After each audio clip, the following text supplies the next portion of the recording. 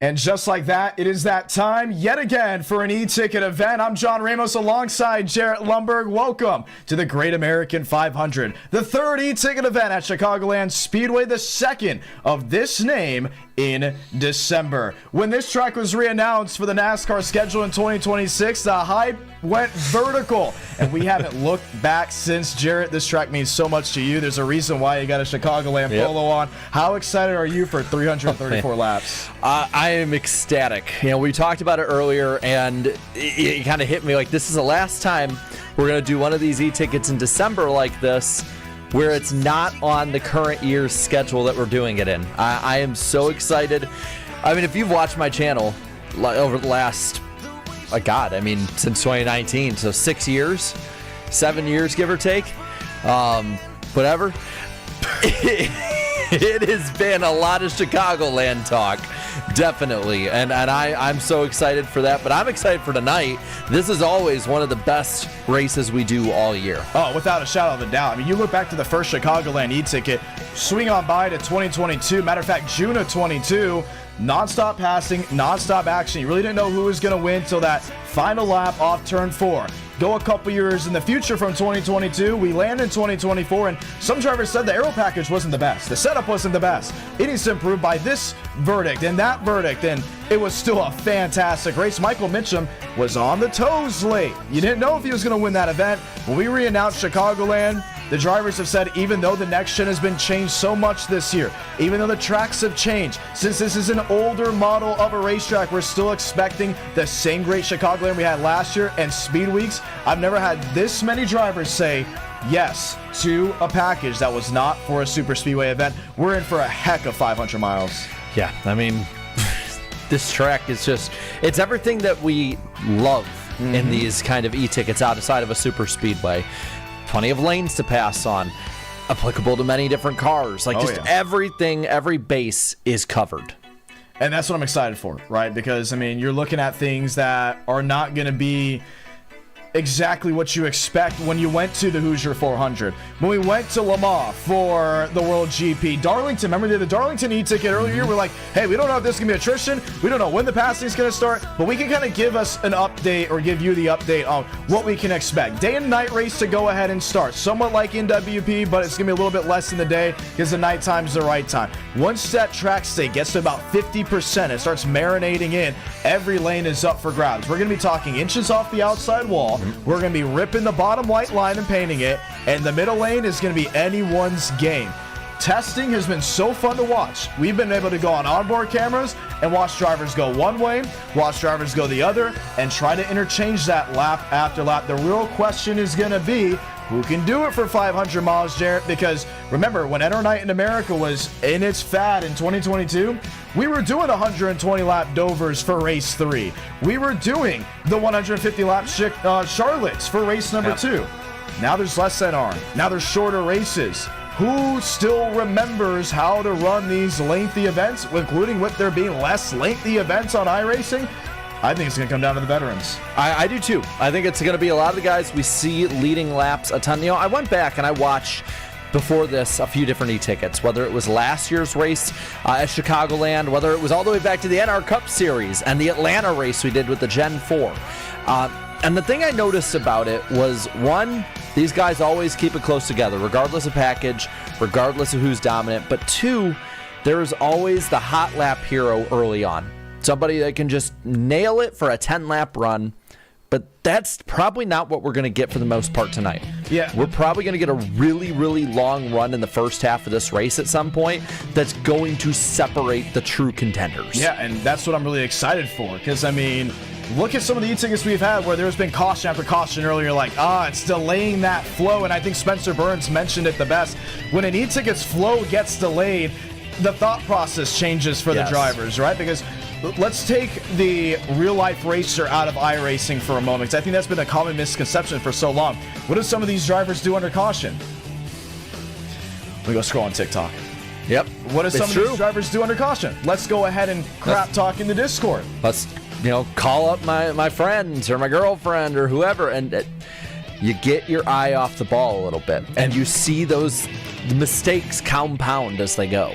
Exactly, and that's where we've had some issues before where we said, hey, let's relax yellows. But what happens when everything is smooth and flowing? You know every driver is locked in. If we get that early long green flag run, I think it's going to be enough to see this race really flow out. I want a long green flag run for a reason. Get this track to marinate. Get it seasoned. Put some seasoning on that turkey or now ham because we're so close to Christmas. Because the quicker the track can get the long green flag run, the better the racing is going to be. I think we could see that because Chicagoland's unique. We got to see what the track was originally by how things were, right? That banked back straightaway originally because what? They wanted a whole 200,000 here? Well, it was 11-degree banking on the front stretch, 5 on the back. But the thing that's really interesting about this track, and I love this little detail, we always call them the cookie cutter tracks. And if you look just at a glance, it looks just like Kansas. But the difference is, Chicagoland, there is never really a moment that you're not turning the car. Because it's just like the trial on the front stretch, just like other tracks, of course, corners you're turning, but the back stretch is curved all the way down, too. So there's just that little extra little bit that will add up as it goes. But John, the thing that I wonder about if we get a long green run is we haven't really got that to start races this year. We usually get a very early yellow. And it's been that way for about a year and a half, I've noticed. Whether it's super speedway, whether it's a 2-miler, an IndyCar race, whatever we do, we seem to always get that early caution that kind of either jolts everyone or starts the pandemonium. And it's a theme because you have 43 drivers, right, that are going to take the green flag tonight. That's 43 drivers you expect to be on it. Great American 500, a simple mistake, and there goes Eladam Contreras. Simple mistake early in NWP, and there goes part of the field. Who is not prepared? Who was not coming into the tests? Who is going in going, all right, hey, it's a long race, cuts the nose at Lane Sanders? That is a possibility, and I think the fact that we've seen these wake-up calls as of late have been very interesting, but what's very interesting about statistics for Enter Night in America, the second we mention them, they always go out the window. Yeah. Every time. Yep. I mean, we talked about it early this year in e-tickets. We talked about the long run because we could get long runs. And now those have kind of tapered back. Like, we get them in the middle of the race, but we don't get them at the beginning and the end like we used to. So I think I hate saying we're due, but I almost feel like we're due that there might be that change, and a lot of people aren't ready for it yet. And that's going to be the interesting part. The other interesting part is how stuff changes day to night. Who is going to nail that setup? A lot of the testing's been done at night, but if you're not very good during the day and you fall a lap down early and there's not many opportunities to get it back, it's going to be a tough battle back up to the front. Guess how many day tests we've had? 1, and that was for the teaser trailer. Everything else has been at night. I'm glad that you mentioned that because all the testing that's going on in the session is the first time under day conditions for most drivers, minus about 9 to 10 of them. I'm going to be interested about one big thing here as well. I don't think we talked about it enough. Yes, this is an intermediate. They don't get spread out as much as Chicagoland with the next gen as they would have if we would have done the 750 horsepower Gen 6 with a small blade. And even at that, we did a test of that at Charlotte recently for an Enter 9. They still didn't spread out as much. The way I kind of see it, and we saw it last year especially, this is what NASCAR wanted the 550 package to be. That is so true. It's not the 550. Rest assured, it is much better racing than the 550 package, but it's still close. It's still, you can get runs on people. You can make all those moves, but you don't get spread out. It's never a runaway winner. Like, so I hold this. This is what NASCAR wanted the 550 package to be. We succeeded on it. So let's start with the concept, it's never over until it's over. Went back to watch last year's Great American 500. Who spun out early? Braden Movick. We thought he was done. Who got another caution after that? Braden Movick. Wow, for sure, this is just not his day. Who got into 3 cautions before the halfway point? Braden Movick. And who was leading with 30 laps to go? Braden Movick. I think he got involved in maybe 5 or 6 incidents. It was insane. Came up short. This has been a really, really good year for Braden Movick, as in the fact that he finally got the 3 e-tickets. If he ends the year tied again with Mosteller, it's 4 for 4 heading to the Florida 500 to kick off 2026. And right now, it is hot fire. He's been fastest in every Speed Week practice virtually. He has been able to avoid most of the incidents in every Speed Week practice. And who has not been on that hot shoe recently? Moss Stellar. He's struggled a lot at intermediates, I've noticed. I've noticed he's struggled at intermediates, and it's really, it started when we did the Drive Smart California 500, where he ran like 29th all night. Right. And so is he able to overcome that kind of challenge, that hump, to get over the hump and compete like he has in the past in these kind of e-tickets? The other part, though, with Mavic is outside the NWP 400, it has been a miserable year on e-tickets for Mavic. I mean, he has been out to lunch for most of these, and when he's not, something always happens that takes him out. It's insane how much bad luck he has had so far in this. So, the other one, too, I went back and watched the season finale for season 1 of the NR Cup Series, and it was at Chicagoland. And it became a fuel mileage race with 2 guys coasting to the line in a photo finish. Right. Like, that is how crazy it can be. It can be that, or it can go all the way to the other end where it's just a crazy 3-wide run to the finish, kind of like the open wheel days of Chicagoland Speedway's history. I want to go back to Moss Stellar. I think it's very interesting. We said something is off, and it's interesting we were saying something is off because he won 2 e-tickets this year, and he went back-to-back, and those are mostly drafting tracks. The other one was the open wheel. I see the open wheel when we do it as an e-ticket as like a wild card, almost like how Van Drugman won his first e-ticket. Who would have thought, or who would have thunk, that Van Drugman was going to go out and win on the last lap of Le Mans? So I just really wonder about that intermediate package. And I like how you mentioned Drive Smart California 500. He wasn't in the top 25. No. I mean, he was awful that night. I mean, 29th all night. Exactly. And I'm going to be honest, today's race could very much come down to who can beat Braden Mavic. Can Jacob Wilkerson come up? That 43, he's now driving the Coca-Cola car for tonight. Most is in McDonald's again.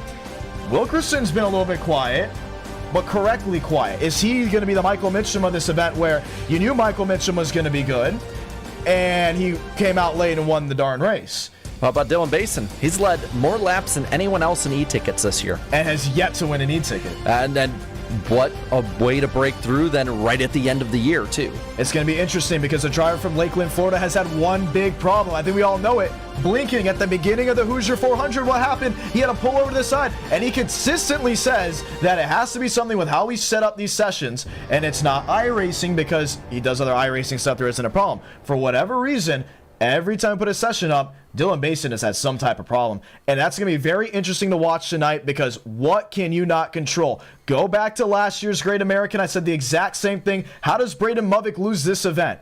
And I think that's what we could dive into tonight. What happens when there are multiple cautions? What happens if someone makes a mistake? A lap car, speeding penalty. How many times has Wyatt Tinsley lost an e-ticket because of speeding problems? Well, and then you also look at fuel mileage, too. 64 laps is roughly in that 60, 65 lap range. But 64 seems to be that sweet number that's been talked about for fuel mileage in this race. I mean, that's a lot of pit stops in a 334-lap race. Now, there are some changes. We did talk about some things because of what happened in last year's e-ticket. Let's dive in. First thing was tire sets. There are no tire sets tonight. It was discussed. Majority said no. We almost did it about 10 to 12, but some were worried about this being a tire lottery event. We said we don't want that with an hour left before the green flag. The crossing onto the apron before the start-finish line on the restarts prohibited. If a driver gets caught going onto the apron, once again, caught going onto the apron by an admin, it is a drive-through penalty as long as it's only on the restart. If you go on the apron on the restart before the start-finish line, that's going to be an issue. Throughout the entire race, you're going to see drivers on the apron lap after lap. Just want to make that very clear. Yeah, it's not like it's a double yellow line rule thing, just restart procedure. And I think we'll probably see somebody get bit at one point. We always do. For sure. Anytime there's a new change, somebody ends up being on the hook for it. And that's going to be very interesting as well because we have to ask ourselves, Jarrett, the picks. Who's going to get it done tonight? Who's going to be good and who is the underdog? For the underdog, I'll go Adam Garza. You know, really? Yeah, I think the 8 car can put up some laps at times. Plus, I'm biased towards the 8. Yeah, well, Elvis, man. It is the Elvis. It's the Elvis car. I'm excited about the Elvis car taking the green flag. You ever been to Spain? Never been to Spain. So, here's another thing you got to mention. As the underdog, I think I have picked on this driver more than anybody has picked on him. I'm going to go Frank DeAngelis in that 69. He's got the CM Punk card tonight, and here is why I think Frank has a shot at being an underdog. Let's roll back to 2022. He was in shot here at Chicagoland. Now, Frank DeAngelis' skill level, let's be honest, is not the level as it was in 2022, but he has come close with some e-tickets. For whatever reason, it's either he is really good, he is not his best, or if it's in the middle, he's going to get crashed. Quote it. That's why I'm my underdog, because if today he's really good, he's going to be up there and he's going to try something. I mean, that's the thing, Frank, sometimes he hits it. Sometimes the man's just out in Denmark. Yeah. So, who should we pick as our fast four tonight, John? I like Wilkerson as at least number 4 pick. Why's that?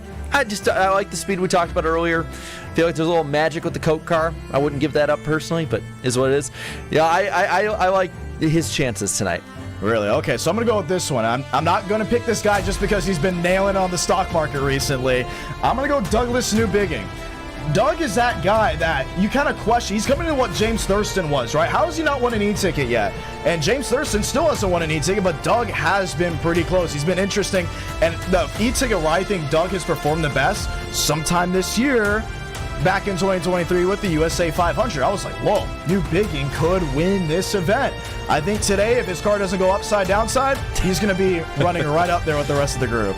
Well, somebody I do like as one of my fast 4 picks has to be Demos. I mean, I know he's had struggles at these types of tracks before, but at the same time, when you're the winningest guy in NR and in these e-ticket events, the respect has to be given that he can be up there. Now, he might not be up there, but it's a long race. I think that can be in his favor. It's going to be fun to see, and that is as your number 3. And here's the thing. I think if you have to have Demos on the list, you must have Dylan Basin on the list. He's at number 3, not because just of his speed. In reality, he probably should be at number 1. I mean, let's be honest. I think he's at the level of Wyatt Tinsley, right? Tinsley has 1 e-ticket win, but if you look at where he finished in the Southern 500 and a couple other events, Wyatt Tinsley should have been a multi-time e-ticket champion. Dylan Basin is not there because of one thing, and that's internet. And I don't know what the issue is. I had 5G going through Lakeland a couple weeks ago. I don't know if it's the way we set up the sessions. We have these discussions all the time. If Dylan Basin does not blink, if Dylan Basin does not have a problem, Dylan Basin is going to win e-tickets. Is tonight the night where the internet is right? He is logged out of most of the chats. He's not talking in the Discord. The Wi-Fi is at least at a 20 upload speed. That's what we're going to try to find out. Well, we talked about a few different drivers earlier, but I'm going to go one of my fast 4 guys as well. Is Mr. 3-time e-ticket winner. I'm going to go Braden Movick. I mean, he's had the speed so much. Can he stay out of some kind of trouble? He stayed out of it in the NWP 400, and look what happened. Yeah. Can he replicate that in a mile and a half with Chicagoland with the speed, from the way you made it sound, John, with being the favorite tonight? Yeah, so it's going to be very fun to see. For me, I have to go someone that's already won a couple e-tickets, and we're going to go with the number 12, and that's Van Drugman. Van Drugman is interesting mainly because, well, he's won a couple e-tickets this year. Let's name him off. Well, he decided to go out and what? Go out there and win Le Mans. He decided to back it up with Darlington, and all of a sudden everyone's saying, whoa, whoa, whoa, who's this Van Drugman guy? He is the breakout star of this year. And if you can end with 3 and get the hat trick on the year, you might do it under the lights in Chicagoland. That's why I have him as my number 2. Wow. We talked about him earlier. If he can just get the blinking issues under control, Dylan Basin, he is my pick to win tonight. He's led the most laps of anyone in e-ticket events this year. He shows speed just about every single event he's in. I think ending out 2025, good vibes into 26, breaks through. Here's another thing, too. I'm looking at the chat. You heard the little bing from my phone? A couple drivers are messaging me. Under the hot conditions right now, car is unbearable to drive. Yes! Under the night conditions, it's pretty darn good. Yeah. And as long as we're not screaming yellow, yellow, yellow back straightaway, I think we got a really good shot of having an amazing event. So, hard car to drive, tough track conditions. Some guys feel like they can barely go 15 laps. They're going to have to be conservative. Give me Braden Movick to tie Daniel Mosteller on a Friday night in December to close out 2025. Might be December. It'll be hot. I'm going to need a glass of water after that one. That is what we look forward to. Let's head trackside, and once we get done with our pre-race ceremonies, we'll be heading to qualify. You're You're watching the Great American 500 on the IDK Player YouTube channel.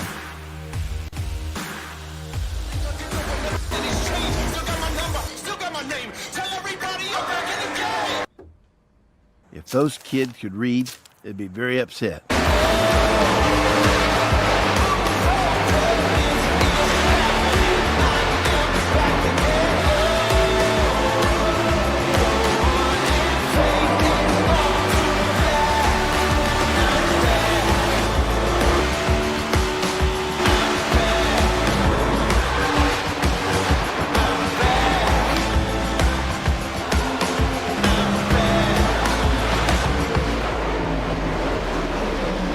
Truck makes a hard left, and let's go ahead and light the fuse for the 25th e-ticket event. We're green in the Great American 500. Car up at the high side of the racetrack. Dale Jr. would be proud as he's going to go to the lead out of 2. That's Bomar in the middle and Conklin on the bottom. Oh, and that extra.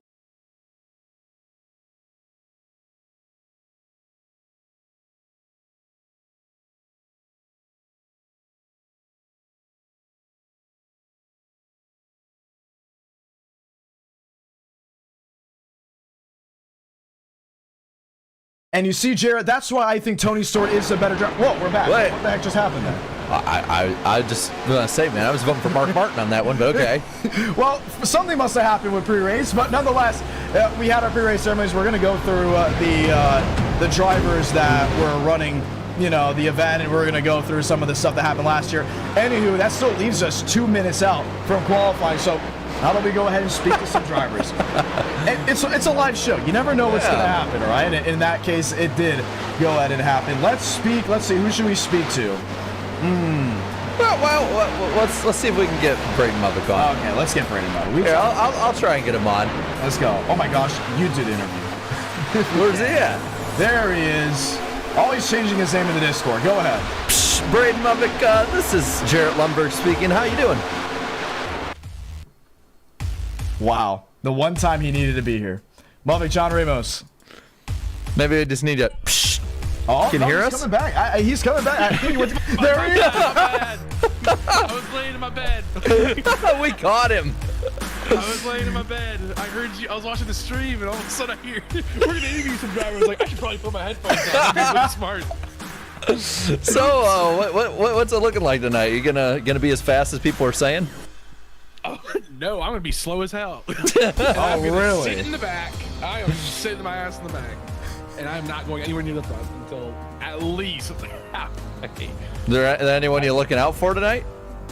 Honestly, everybody, because I'm even struggling in the daytime to go 15 laps without dying. So, I expect 80% of the field to be wrecking loose by lap 12, and then I honestly expect a self-spin yellow in the first 7 laps. So, yeah. This is the next gen we're talking about, right? Yes, it is. Well, it's because the setup is loose as a lot of things. But yeah. Loosey-goosey. It's going to be fun.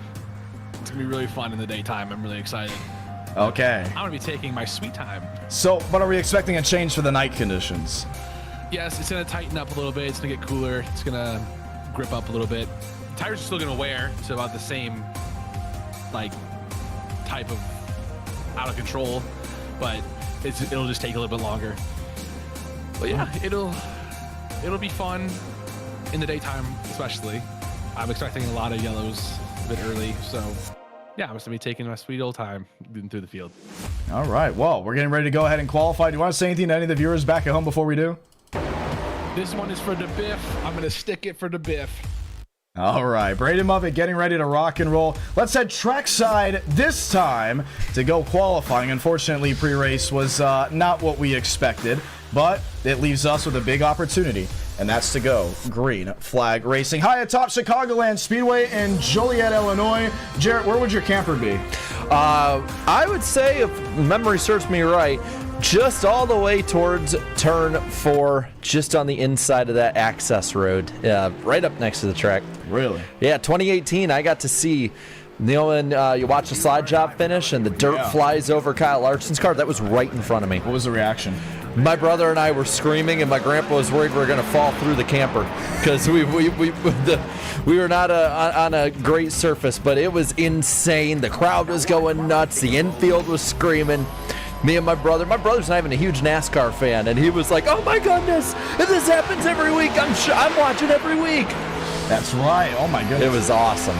All right, well, we're getting ready to rock and roll here on the track. Well, that is the number 4 machine as we continue to rock and roll. Ladies and gentlemen, you're just coming on in. Qualifying underway. Max Swearingen in a Toyota. A new livery for him. FedEx, remember when he ran the Scooby-Doo machine? That looks good, man. I actually really like the 15 on that. I like the mixing and matching that they do on here. And these drivers have had at least 50 minutes of practice before we have hit trackside. Already ripping the outside lane. Will continue to connect with others as the overlays continue to update. There's Adam Garza. Ooh, that looks good. That is hot. He's got the new spec map too. It's going to really glow when that orange hue comes in. That's what's going to be very exciting. Ooh, I love it. How many night races has Chicagoland had? Do you know? So they had 2008, 9, and 10 in the summer, and then they basically had to reschedule 13 and 19 because of rain delays. So 2013 was when it was in the chase, and it had to be run about 6 hours later. It was cold that night. It was like 30 degrees, which is not that bad, but when you're watching a NASCAR race. And then 2019, it ended up finishing at night after a rain delay. Alex Bowman's first career win. What I love about Chicagoland with you, like your Chicagoland is my homestead. Yep. Like no one else would be able to answer that question but you. Well, they put lights in 2008, going into 2008. So when I went my first year in 2007, they did not have lights initially. Wow. And it was quickly known as the track that had the best sunsets out there. If you look up Chicagoland Speedway sunset, it's amazing some of the pictures they got. Frank Horley leading the way with a little under 2.5 minutes left in qualifying. We're following, Whataburger, Riker Byram. How about this one? Riker Byram, new scheme. I think this is going to be his 2028 look. Try to go for a retro feel. Nathan Scott is back as he went for a slide. Scott, 61, a couple wins in NR Night in America. Mostly came from tracks like Las Vegas and Kansas. Does Chicagoland fit the mold? I guess we could find out in 500 miles. You'd think it would in some way, definitely. We'll see how it goes for him. But I love the different lines we're already seeing of guys taking the bottom, going up top. And you know what I'm noticing is it looks fast. It does. Down to the inside, we're hearing that there's 44 drivers in the session because they were worried that someone was not going to show up. Remember the couple of times like, is this guy going to show up or not? Well, everyone showed up. So who's going to be the unfortunate soul that misses? None. We're going to let them all run. 44. Let's do it. Run. Screw it. I'd hate to bump because people already paid the entry fee, and you know what? It's late. It's the Great American 500. It might be great and just allow 44 guys to take the green flag. So one day when they go back to like 43 cars with charters and everything, that can be our OEP. How about that? Yeah, I think it was Yaroslav Donskoy, which is the late entry. Not sure if he was going to run. That is the number 90 machine. He has worked to the inside, currently in the 34th position. All chasing Frank Horley, who sits at the tip-top club. Horley with a minute remaining, actually head of the thumbnail, could be leading us to the green flag for Team 2. Sworgen, though, up there right up close in second as we roll. I'm noticing, though, there's some pretty heavy hitters that are not up there. Where's Christian Delgado doing up there in fourth? What year is it? Horley, Swearingen top 2, Couts the newcomer. Delgado back there in fourth. Jacob Malone, Jumpman for this weekend. He's found his way up towards the board. This looks a little bit interesting. I think some big hitters are saying, let's jump towards the back. Dylan Basin, P19 with 25 seconds remaining. I tell you, with how many people, though, front to back, there's going to be a lot of movement. We could see a big one, a huge one even. Yeah, and that's going to be the big worry, right? Riker Byram's pretty deep in the field. He's 26. Chase Krall is 25th. Trevor Oswinoff and Daniel Mosteller has not taken a time, and Frank DeAngelis will at least just get to the line, so start his lap. That being the outlap, CM Punk in his machine. Same with Michael Gregory, and everyone else just mostly coming to a standstill as we get ready to hit trackside. Time to go green. Time to see who our starting lineup is. Sun already starting to set. And the thing is, you only had an idea of how this car was going to run if you came to testing. Lights are going to shine bright under a Chicagoland night. Jarrett, what are we thinking here? What are we feeling here? And does this get you excited for June? Well, yeah, it gets me really excited for June. But what I'm thinking here is that there are a lot of people who have a lot of question marks in the front half of this field, and a lot of people who have a lot of credentials in this sphere that are in the back. So, like, what I'm thinking is, are we going to see people able to lay back, or is somebody going to just take control of the race right away? It's going to be interesting.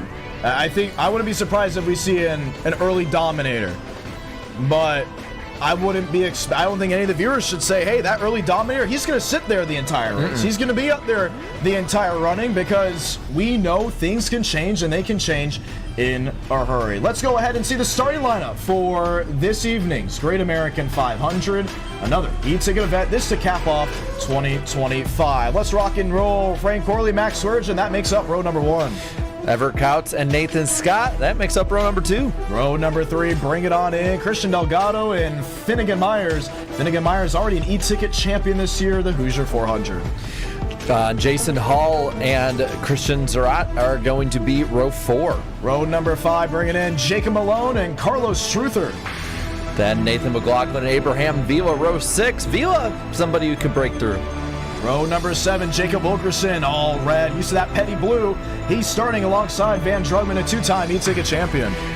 Jeff Perchatsky and Douglas Newbigging, row number 8. Row number 9, bring on in Eric LeBombard with Yaroslav Donskoy. Row 20, Dean Brummett, the 2023 NWP 400 winner. Dylan Basin, someone who could break through, starting 20th. Row number 11, Eladon Contreras has joined the fray. He'll be starting alongside Jackson Mize. After that, row 12, we have Carter Kingsley and Josh Kenyon. Oh, he's great to see Josh back in the Peanuts machine. Matter of fact, his ski may be changing next year. We'll continue to watch on for that one. Row 13, Chase Kroll will be next to West Texas finest in Riker Byram. Then row 14, Keegan Sabillo and Kenny Reel. Row 15, Sean Rowe will be alongside Dominic Barbagallo. Then you got Michael Gregory and Adam Garza making up row 16. Row 17, Tyler Tinsley is back with the SpongeBob machine. To his right wing, it's Lane Sanders. Row 18, David Joyner and Kai Collymore, winner of the Florida 500. Row 19, bring it on in, Bryce Benton, making his first e-ticket start. He will be alongside Max Steinmeier. Now row 20, Hector Collazo and the Greg Biffle tribute, and Braden Mubbock, a big favorite, has a long way to go. Well, you're going to talk about deep in the field. How about Frank DeAngelis? He's alongside a 4-time e-ticket champion in Daniel Mosteller. In row 22, Trevor Osbornoth and Brad Gutierrez make up the final row. And that is how we wind them down. Chicago, let's talk about it. Hot conditions so we can get them slipping and sliding. This track changes the variables. Different banking on the front stretch and the back stretch. That curve back straightaway, you mentioned it. These guys can be turning the entire time, and we question how different the track will react in 500 miles going from that day to night cycle. Yeah, I'm very interested with how this setup is and how they've talked about it to see when that turning point will be. We've noticed in a lot of these e-tickets, there's turning points where guys will just go from completely out of control to completely fine, others vice versa, and some don't react as well to the more optimal conditions. We're going to take the one to go next time by, make sure this track is where it needs to be, and make sure all the drivers are locked in, loaded. Toyota Ford on the front row. Let's go ahead and hone in on one driver. We talked about underdog picks, and none of us decided to pick that of Christian Delgado. Jarrett, if I'm not mistaken, a certain someone in your life is a big fan of his sponsor week in and week out. Yes. That means Sabrina Carpenter. Yeah. Is that a fruitcake Chevrolet from the new album? Dude, I'm not the big fan. I just took a wild guess as well. If she's in the chat, go for it. But you know, in the past at Chicagoland Speedway, something that has popped up, whether it's Gen 4, COT, Gen 6, is that there are always underdogs that will pop up and just qualify up towards the front. Always happens. 2009, for instance, Scott Speed, awful rookie year, qualifies up in the top 5 in that race. You know, we see it just about every year. Hector Collazo will be running deeper in the field in that number 39. In that 16. Braden Mubik back in the number 42. Deep in the field. How far can these guys go from the back to the front and make a difference? I wonder, just because it might at some point get tougher to pass as well. All right. Well, lights off on the top. This is the one to go. Let's go ahead and say those magical words. Godspeed, drivers. You are go for throttle up.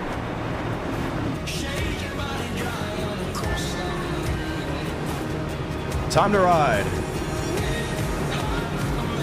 500 miles from Chicagoland. If we take the green flag, it will have the most e-ticket events for a track that is not a super speedway. And the reason why we keep coming back is because you're ripping shelf or pain in the line. Do we see it again tonight? Oh, yeah. Definitely we see it tonight. I think we're going to see one of the best races at a non-super speedway that anyone on iRacing will put on all year. Sit back, relax, and enjoy. From Joliet, Illinois, I'm John Ramos alongside Jarrett Lumber. We welcome you to the Great American 500. 334 laps of action. Let's light the fuse from Chicagoland Speedway.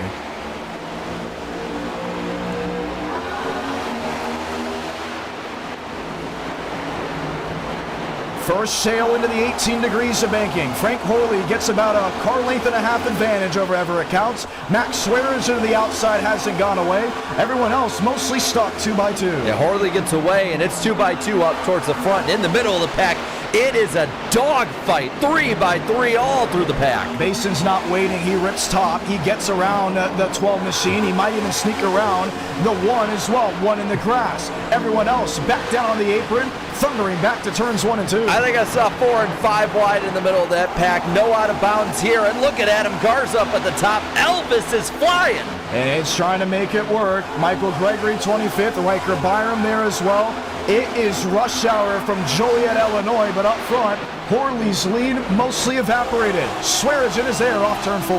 It is close, bumper to bumper, up at the front, all through the pack. It's like driving into Chicago on the interstate. Up front, Horley leads the way, but it's looking like Swearigan has a pretty good short-run car. They're all going to the bottom. I'm not surprised that Nathan Scott is in the 4th. Delgado, at least throughout the opening laps, has held on into the 5th position.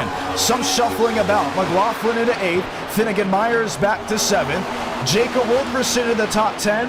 Let's go back to that 3x3 as badly as I want to watch this race lead because they still haven't mostly figured it out. Now trying to off turn 4. Well, they're bouncing off each other left and right back there. That was Dean Brummett. He has the Whataburger machine underneath him. Riker Byram, and now they're around. 1 sideways, that's the 81, hits the outside wall. The rest of them onto the apron of Byram. And Perchatsky, the caution will wave. We talked about we have these early cautions just about every e-ticket. Now, are we able to go long and green, or is it going to be more of this? We talked about how hard it is to drive these cars. And that is Kenny Reel and his machine. There may have been an update with trading paints, which is why his scheme did not come out. So, where did everyone's paint scheme go? At least we're going to try to reset it for the time being to see if it does come on. Sometimes trading paints, which is a third-party supplier for iRacing, doesn't always load in, or sometimes has some issues. We're just going to see if that works. Let's see if we can try to ghost car this as we can. But Kenny Reel, you saw a slide actually deeper in the field. That may have been Carter Kingsley that got into it with another machine. Was that Frank DeAngelis? He did. All the way in the back, though. They'll let him race. Braden Mubik was back there as well. Was he one of them involved? He may have. We'll have to check back on that again. It was a single car spin in front of these drivers. They had to be forced out of the throttle. But with it being this early in the event, they're in the mode of no harm, no foul. Let's try it again. I want to see what was going on with Kingsley, who is now sitting in the 44th position. There's nowhere safe in the daytime, right? You can be up front, you can be in the rear.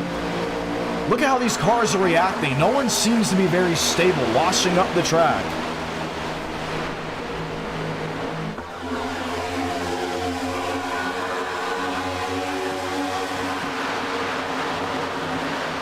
Yeah, they seem to have been trying something. Oh, Lane Sanders got into McKeegan Sabilo hard in the wall. Would you say that was on Lane? I want to see a replay real quick. I just noticed 42 was literally just hanging back in 44th. Oh, yeah. Sorry, drove right through him. Yeah, that's not a good look. Lane Sanders, not the root cause of the caution, but was enough of a reason for it possibly to come out. And unfortunately, Lane Sanders, first incident of night for some, and then Kenny Reel caught the outside wall. So the caution is out for the first time here in the Great American 500.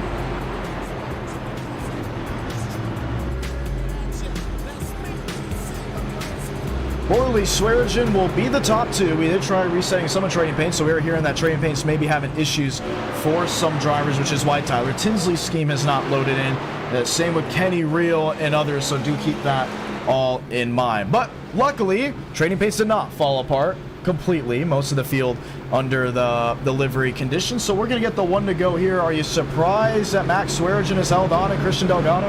I mean, it's been 4 laps. We'll give them that. I mean, they had speed early, though. And the thing that I'm worried about more or less is somebody making a bonsai move on a restart.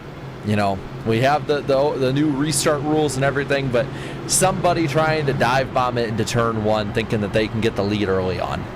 How about that? Finnegan Myers in his 00 Red Bull 4. We've had a couple Red Bull drivers come in and out. The most recent one was in '97 when that was being run, but now picked up by the 00. Dylan Basin, the Alabama Toyota. I haven't seen a single blink out of Basin so far, so this may be just the magic honk that he needs to find a way to victory lane.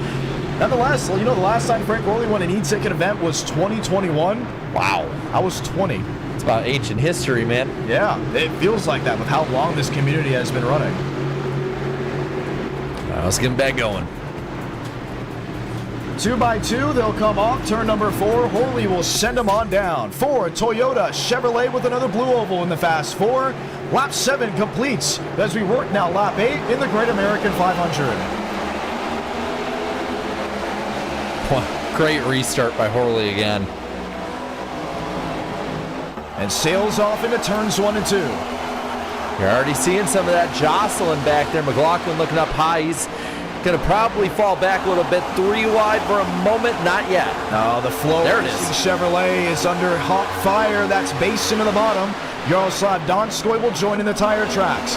Jacob Wilkerson up top. He's found the 8 machine of Adam Garza. That now go 3 abreast off turn number 4. Garza pulling an old school Dale Jr. move and going right up next to the wall early on. I've seen that a lot. But up front, Horley still leading the way. Swearigan still second. And we got a caution. Kenny Reel all jumped up on the front end. Tyler Tinsley involved as well as Keegan Sabilo has exited the race. There's Braden Mudd. He is not taking any chances so far as we're 2 cautions in. Now working lap 9. Yeah, he said he was going to hang in the back, and I was thinking, oh, he's going to get him 1 by 1. No, he's just laying back like a super speedway.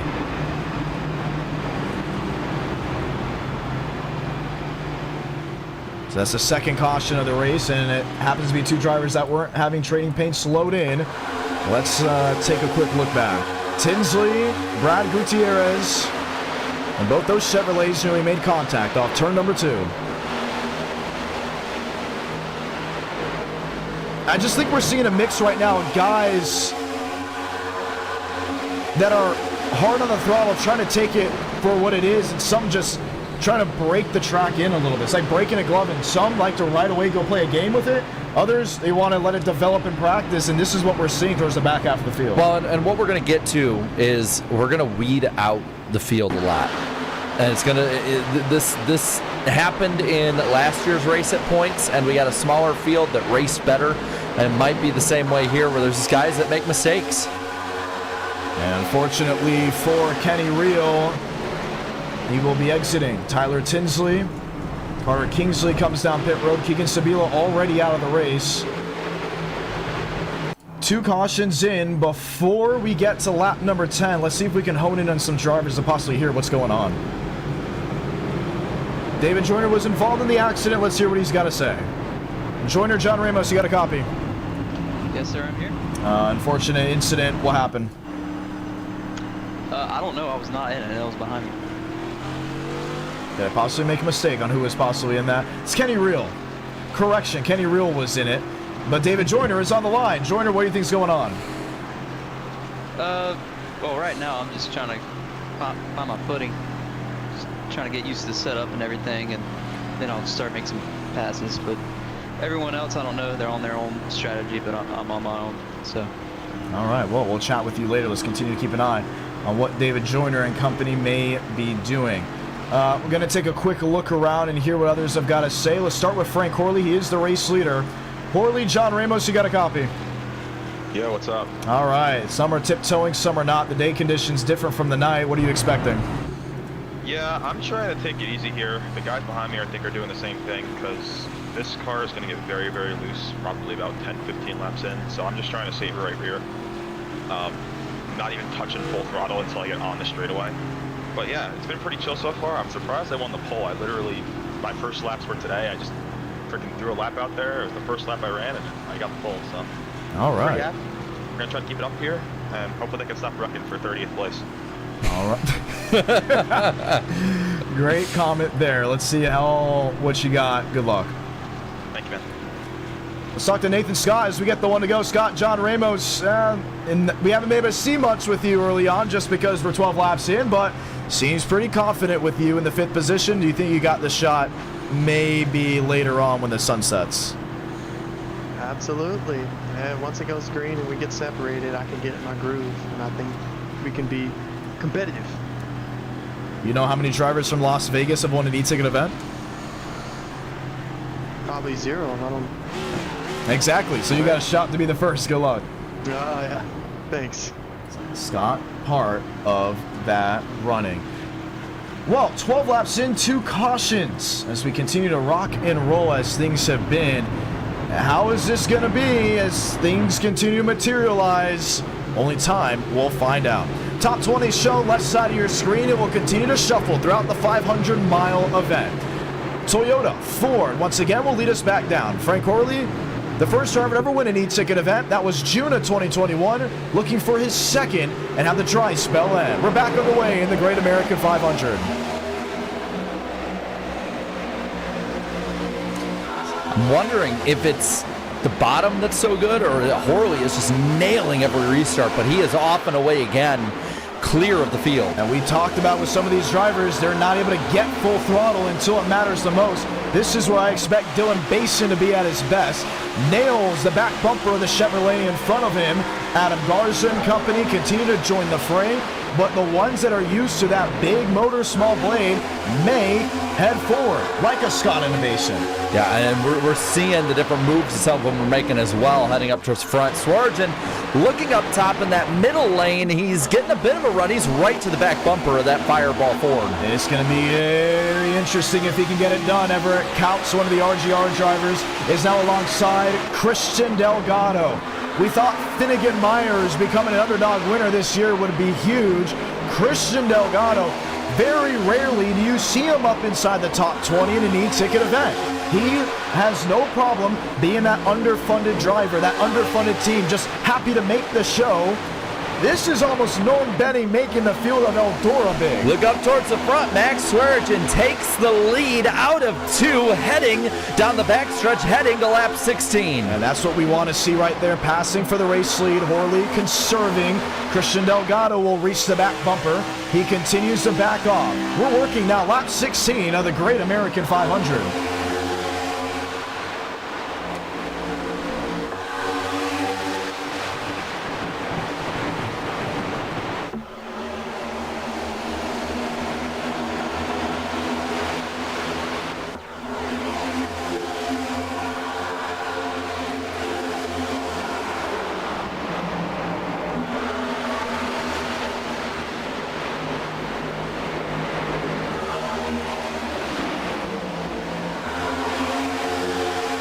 16 in, now working lap 17, and for the ones that are wondering why we were quiet, well, you heard the news on what all happened there with Greg Biffle and his family. Very unfortunate aviation accident out in Statesville, North Carolina just a couple days ago. Legend of the sport, but a more legendary person off the track.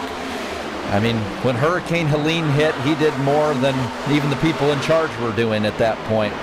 And we remember Greg and his family and everyone else lost in that unfortunate crash tonight. And I think a lot of people that are our age, right, in the 20s, everyone has a Greg Biffle story, whether you saw him race in person or you watched him on TV.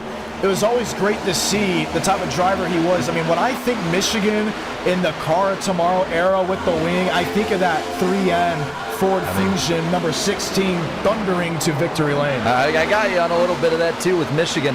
The first race I went to was 2006. Greg Biffle had won that race the year before. He was on my ticket, and I was there in 2013 for his final career Cup win at Michigan in a duel with Jimmy Johnson. First race there in the Gen 6 era.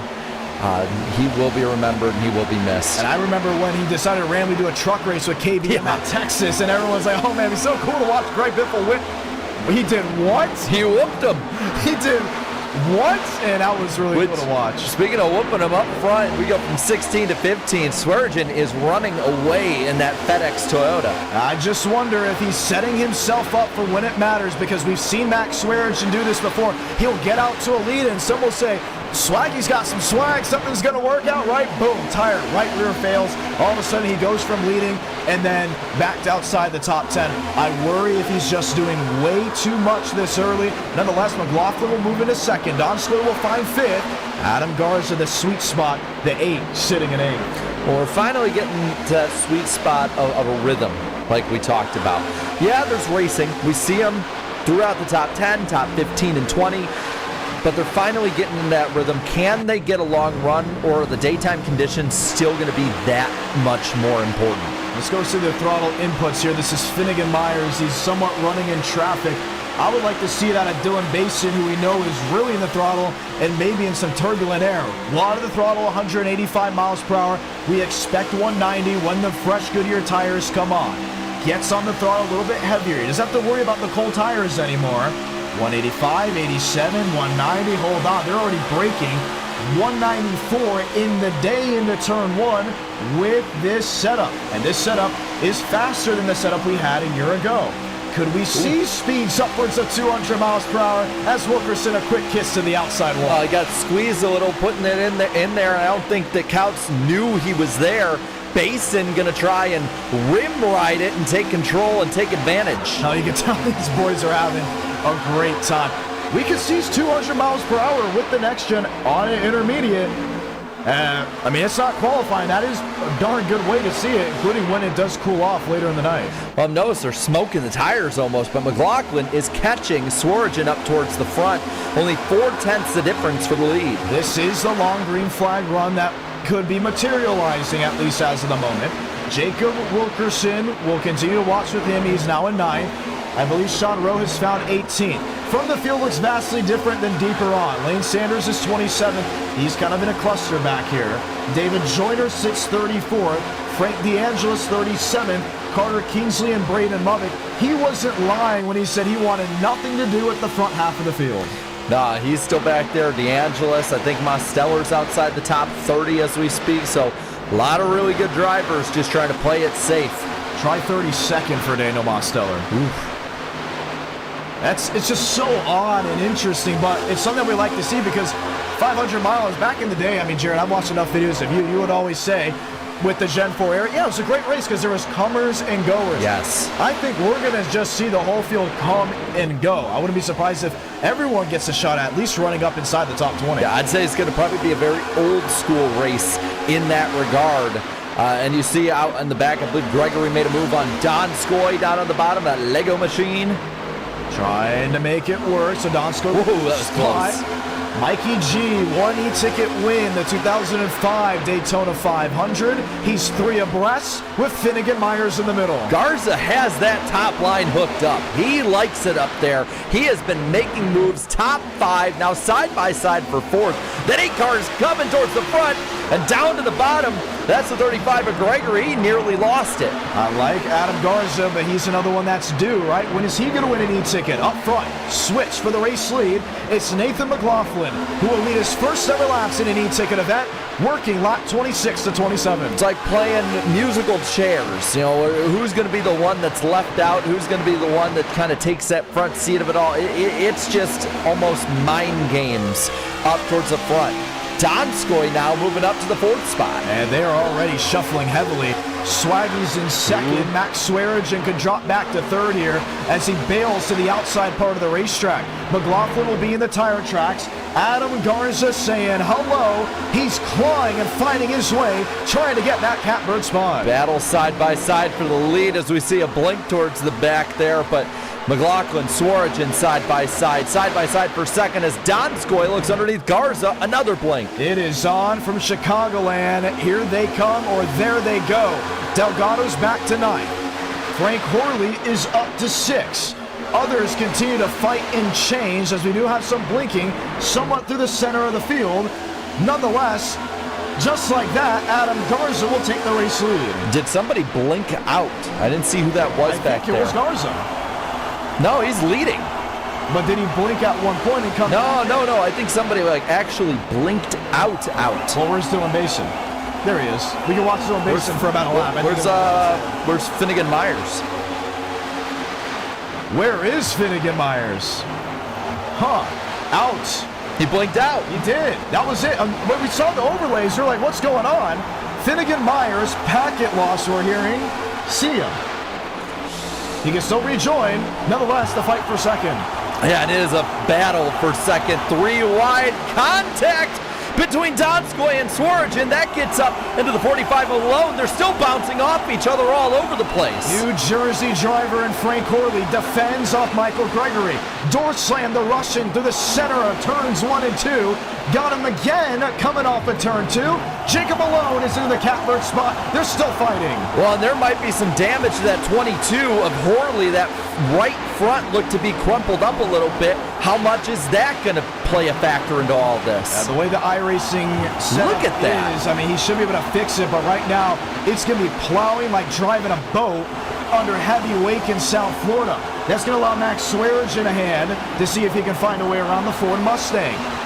31 out of 334, and already issues early for drivers that seem to be strong. But it's a longer run than we thought we were going to get. At least all the drivers thought we were going to get this far in. A huge shuffle. Malone, the big winner in all of that. He is now up to second, looking up top for the lead in all of this. He might have it out of 2. Oh, yes, he is. He was inches off the outside retaining wall to the center of 1 and 2, and Jacob Malone will bring Toyota front of the herd. Man, Jordan beating Elvis right now up towards the front. Donskoy right in their tire tracks, less than a half second. He's making up a ton of ground. I want you to go back to lap, 15, 18. Show me the top 20 then. Show me the top 20 now. Contreras is up to 13. McLaughlin was leading at one point. He was in 6th now. And Jacob Malone says, thank you very much. Jumpman ahead in Illinois. But for how long? No one's been able to keep the lead much longer than about 8 laps. Well, what's the separation looking like? Top 20, 4.5 seconds. This is Lane Sanders in 20th. This is Jason Hall in 23rd. David Joyner, Jeff Perchatsky, Carlos Truther 9 seconds back in 31st. A vast difference of a change from what we saw last year when it was a majority of a night race. There's just a lot of movement. I even noticed through this, Van Drugman has dropped out. So the breakout star of 2025 out, will not get that 3rd E-ticket before Florida. Frank Horley will jolt to the bottom. He'll find his way around Yaroslav Donskoy. Nathan McLaughlin Contact! to join him and slams Donskoy in the wall. He slides in front of the field. He finds the apron. Is it enough to warrant a yellow? I don't think so. But all that ground he had in track position evaporates for Donskoy. Oh, and it's just what a heartbreaking way once it's so spread out. There's not going to be cautions if you're not in the middle of the racing surface like he was not. But in that, you're just seeing that shuffle and the difficulty to drive sliding into each other, and we're going to probably see that until it's dark at least. And he tore up that right rear. McLaughlin was flying through the field at some point, and he's paying the price. Watch how quickly Dylan Basin may find a way around him. I wouldn't be surprised if he has a shot off turn number 2. Well, I mean, look at the sparks and the smoke coming off all of these cars. You see it every time they get out of turn 4. Basin out of the throttle. McLaughlin early through the center, and I want to say good night for that top 5. Roll Tide is rolling. Oh, it's rolling quickly. And there it goes. Well, and then he can't really focus on that for too long because Counts is coming up, and so is Hector Collazo. Collazo has found his way into the 8th position. In the tire tracks now, McLaughlin. To the inside goes Counts. How's our buddies up front? Jacob Malone inches off the outside retaining wall. And if you're just joining on in, we want to say hello and welcome. Rush Hour in the Great American 500, the final e-ticket event of 2025. And there goes Counts past McLaughlin, who's falling back. We're seeing Wilkerson now making his way up towards the front. Michael Gregory sticking in the top 10 right behind him. There's Contreras just outside of it. Another one that we're hoping can keep the internet together and see what kind of run he can make tonight. That's right, because Elodon Contreras, everyone plays in a different area. Some play in their room, some play in an office, some play in a family room or a living room. Elodon Contreras is playing in the kitchen, and there's been multiple e-ticket events where his mom is making dinner, and Contreras, I'm not joking, would get hungry while driving because of the smell. I couldn't do it. Knowing how great of a cook my mom is, I wouldn't be able to do it. I'd be like, wait a minute. Is that meatloaf? I was going to say, Is that meatloaf? Is that lasagna? I was about to say, is that meatloaf? It's not Taco Tuesday. Oh, man. Imagine his mom had Taco Tuesday. He would hate every e-ticket event on a Tuesday. Love you, Mom, if you're watching. Lap 39 at 3:34, and we have found our way forward. Gregory's in the 10th. Jacob Malone has a full second advantage. Okay, the track's starting to change a little bit. We had that light gray because Chicagoland hasn't been repaved in quite some time. Never. That's right. Yeah, Wow. it still has the same surface as when they put it down in 2000 and 2001. Wow. So with that being said, here's the rubber being placed in the track. We're starting to see a lot of it through the center, but nobody seems to be running the center unless they have to. It seems to be really far on the bottom side of the track or up near the outside retaining wall. As I say that, 2 or 3 drivers on screen run the middle lane, but I think the speed is going to be shown inches off the outside wall. I'll put it like this to you. The reconfiguration of Atlanta before the current one, 1997. Wow. That surface went to 2021, 24 years. Chicagoland, 01 to next year, 26, 25 years. This surface would be more worn out and older than the old Atlanta Motor Speedway was. So that outside, that is going to be key if you're to make your way up forward. We're seeing these guys that are up front, they have got the outside hooked up. And Dylan Basin has already started to inch closer and closer to Jacob Malone. Wow. Just look how close they are to the wall. Kyle Larson and Dale Earnhardt Jr., Richard Petty, guys that are savants of the outside. That's how these guys look tonight. I'm loving it. The next gen rip and top at Homestead is so interesting because it's inches off. Look how Mason is off. That's what I'm saying. I mean, Kansas, same way. You just see how close they are. I love it. And he did make up a lot of ground here. We should be able to see in a matter of moments. About 2/10 that lap. So he's going to be on Jacob Malone like a pack of dogs on a 3-legged cat. The question is, does Malone let him by or does he defend the position? At this point, I think you just need to keep your stuff all together till we're under complete darkness, and that's a whole new race from there. I mean, we still have 290 laps to go. There is plenty of time. Big picture is the way to go. Basin can make this work. He's Superman. We're going to be watching and waiting because I think the crowd back at home knows it's inevitable. Malone sparked the right side, may have just briefly brushed the outside wall. Basin is 2/10 back. It's Toyota on Toyota working lap 44. Oh, and he is catching him quick, reeling him in. I mean, it's like taking shark fishing equipment and reeling in a bluegill right now. He's getting him so fast. Got a peek to the inside. Malone's going to cover. Basin will fall back in the tracks to 1 and 2. Elects the middle lane. Malone up to the shelf. 8/10 back sits Adam Garza. Basin couldn't get it done off exit. Garza making up a little bit of ground, so they're going to keep racing like this. It's important to know, you look towards the back, 15, 16 seconds.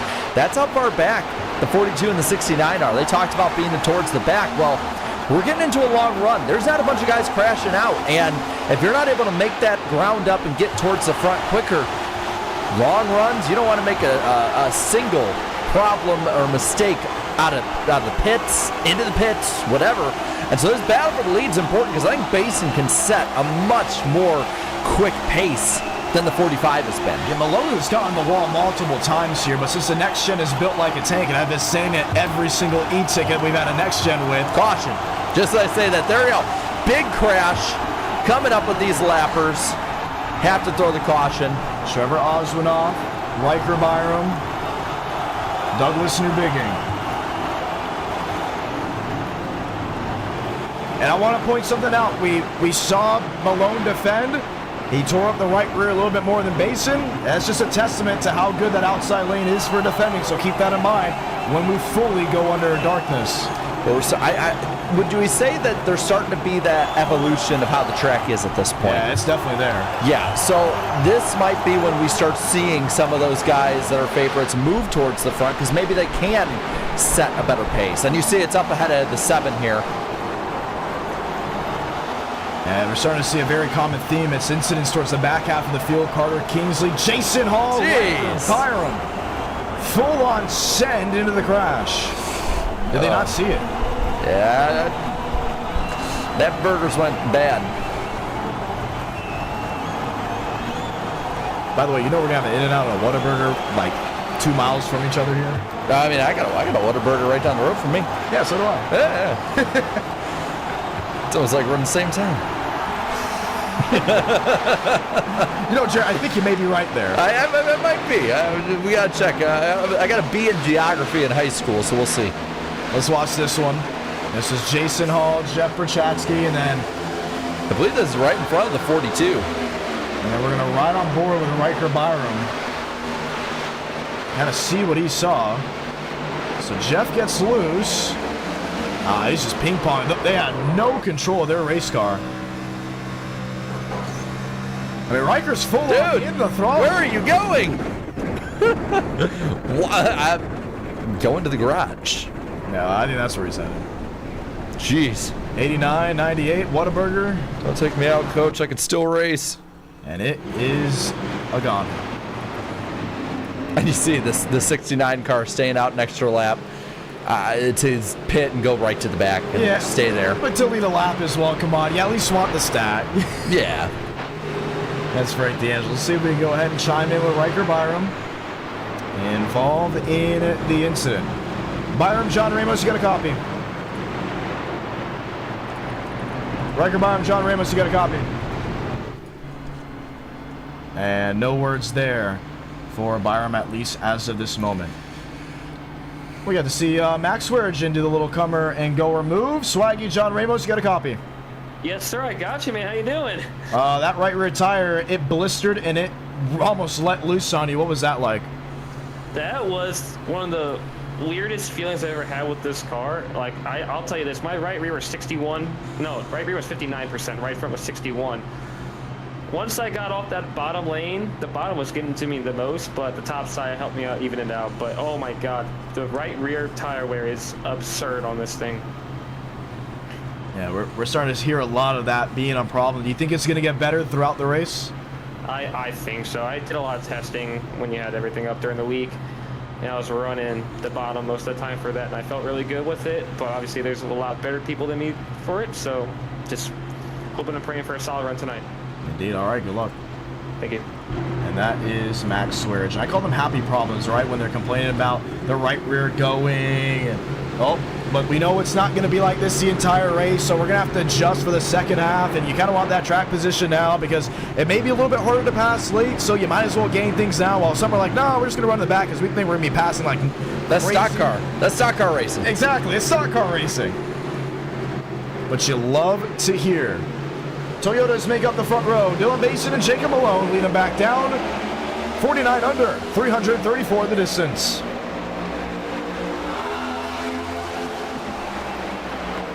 Leader has such an advantage on these restarts as we've seen. 3 wide already in the pack. We're seeing it there. And they're just going to keep doing this every single restart. Track is able to do it. Big cluster of machines on the back straightaway. Malone to the middle, Basin to the bottom. Adam Garza, he doesn't want to get into his teammate. They are in the same Discord server, but enough just to rough him up. And I think Adam Garza will take P2. I like this top 2 if it sticks that way. The 11 versus the 8. And then they've been really, really good all year long, tonight especially. But you're seeing, I believe that's Bice that is using that high line, and he is flying towards the front. You're seeing huge moves down that backstretch. Remember, this is also a new era of NR Night in America and the e-ticket events. Some drivers that had to earn it into the show are now finishing e-tickets this year runner-up. Jackson Bice runner-up in the Indiana 500. Remember when Adam Garza was outside the top 12, top 15? Almost won the Florida 500 this year. Yeah, I mean, you're seeing that improvement from a lot of these guys, and it's really impressive to see.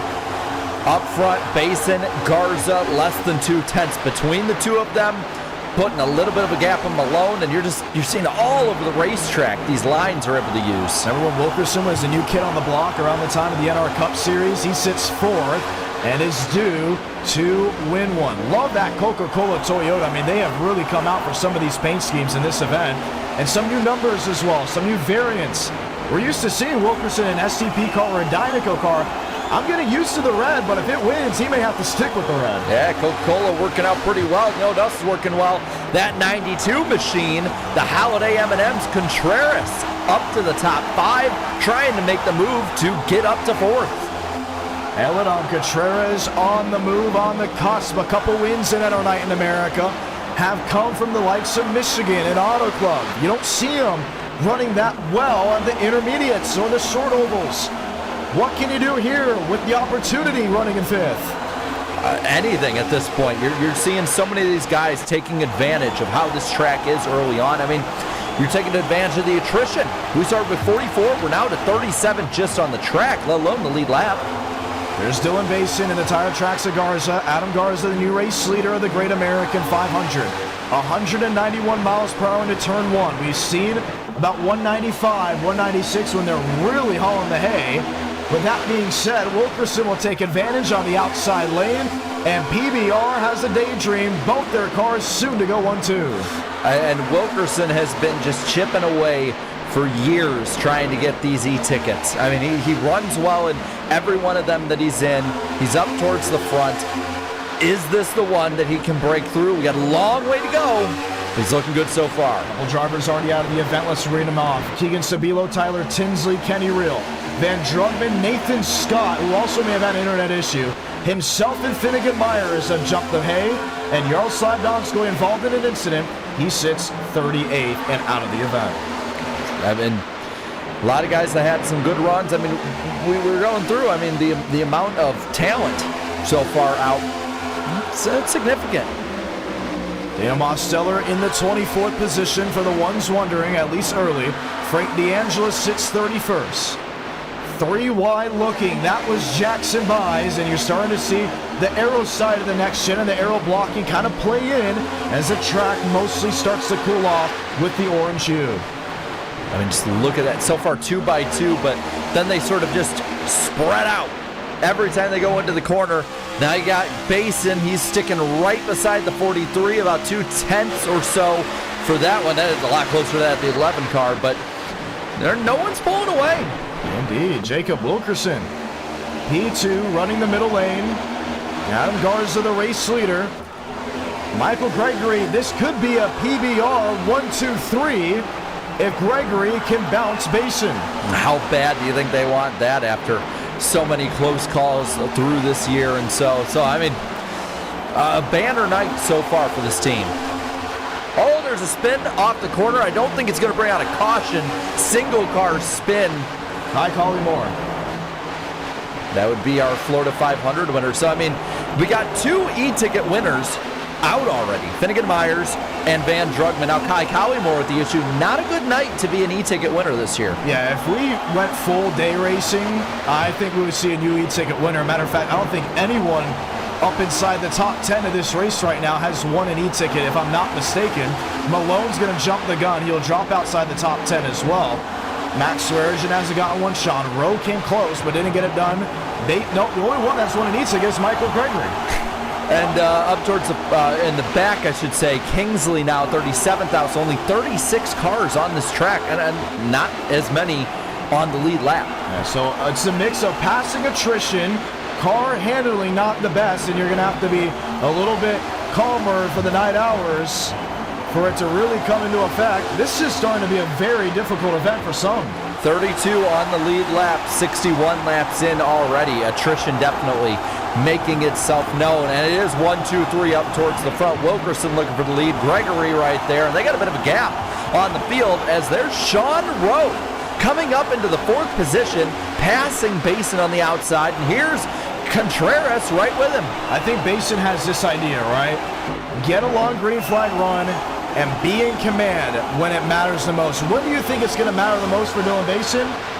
Pit cycles. If he can play the pit cycle correctly and all these other drivers are forced to pit early, Basin has the advantage if we see something we saw in the California 500, a consistent run of green flag pit stops. Douglas Newbigging out as well this far on, but on the, and then we have the caution. Perchatsky, Mosteller, Dean Brummett. And there's Nathan McLaughlin. And that Frank DeAngelis. Yeah. And it's common. It's all towards the back. Look at that 69 car, though. Bobbing and weaving, trying to get it back. And that car is toast. So attrition making itself known very early in this race. Going to be really difficult just to stay alive.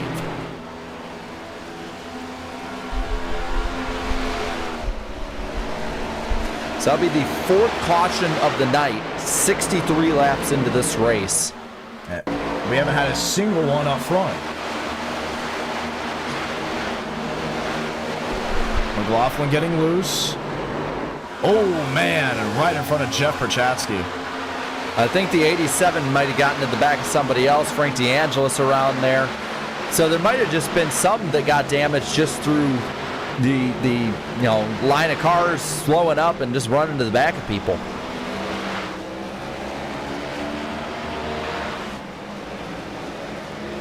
And they're announcing relaxed yellows for the back half of the field. Well, when every caution has come from outside the top 30, I mean... Gotta do what you gotta do.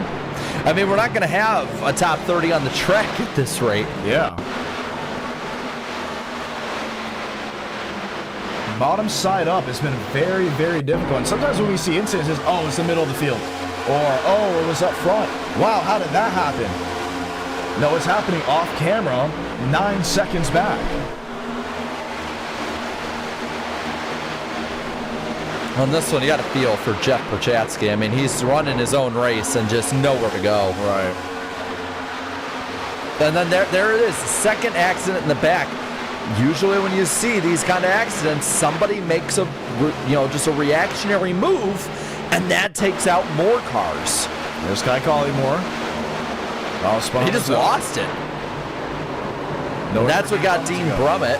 Oh, Frank DeAngelis, he's done. And it's Kai Collymore that got him. That'll go over well.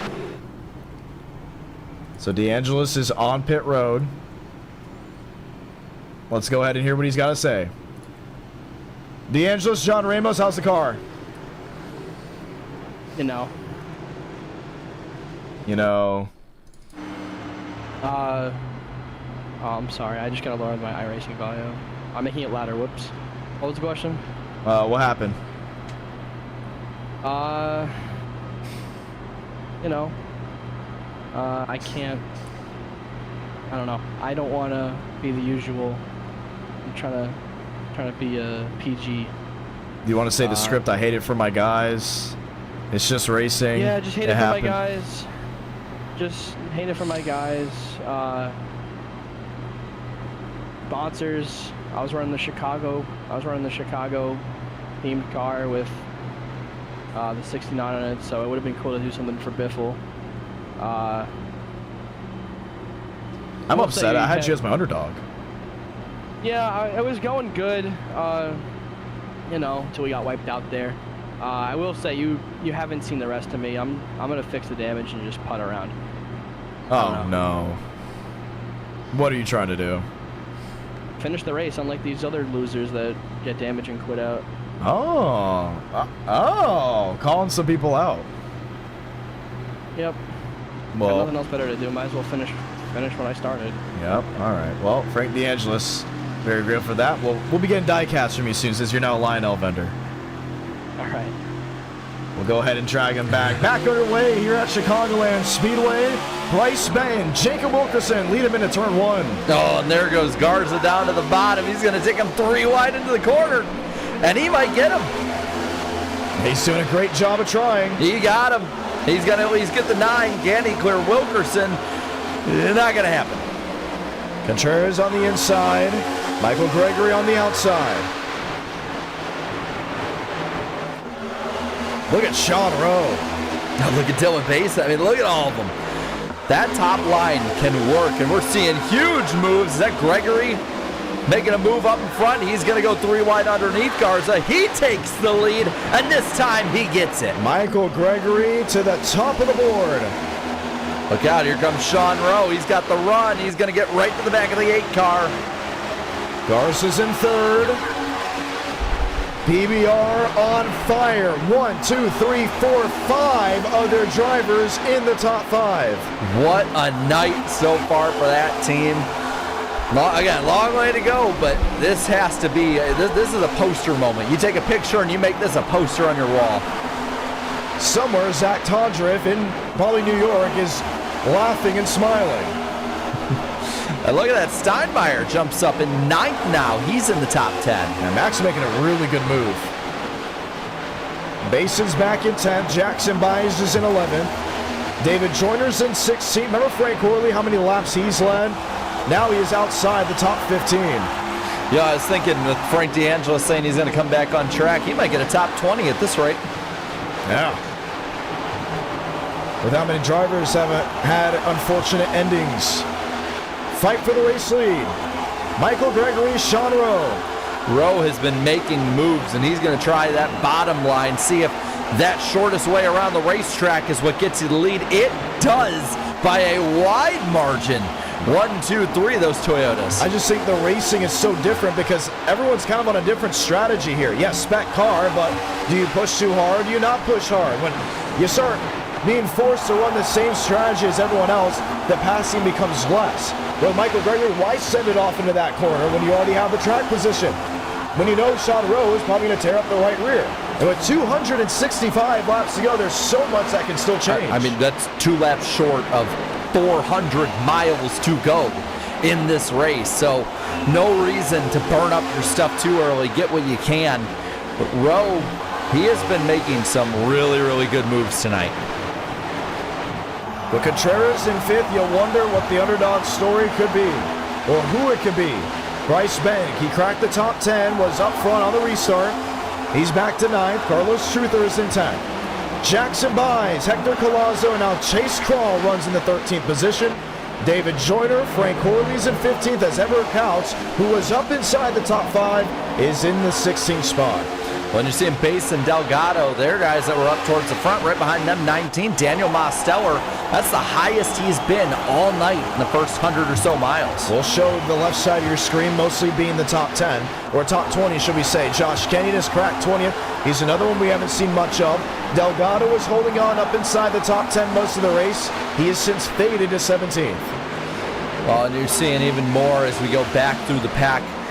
You know, and who's really left in this race, and it's, I think, about 24, 5, 6 cars or so on the lead lap in this race this far in. So you're starting to get the players, I think, at this point. We are less than 400 miles from seeing someone find victory lane. Has Chicagoland had a 500-mile race? I don't think so. Only 400. Interesting. Few overtime finishes, but I believe so we got 2 or 3, give or take. Right. So let's get some time here, right? Since we got laps under the belt, some drivers are pushing, shoving, they're changing for the lead.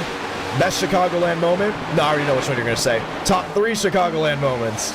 Slide job's definitely up there. That has to be up there. 2014's finish, that great battle with Brad Keselowski and Jeff Gordon, a young Kyle Larson, the stars of old versus the youth movement coming up. And then, there's been some good ones. For me, I'll be biased. My third favorite up there, all-time favorite, if you will, for being a fan, is Dale Jr. winning in a duel with Matt Kenseth.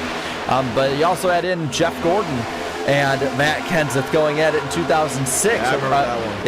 It was more of another chapter of their rivalry after their run-in at Bristol earlier that year. So there's been a lot of good. I mean, there was great battles in 2008 at the end of the race. David Rudiman coming up and being an underdog victor in 2010. Tony Stewart, the start of his 5-win, 10-race chase run in 2011 was a great moment. There's been a lot of great moments in the history of this track. Heck, Alex Bowman's win there.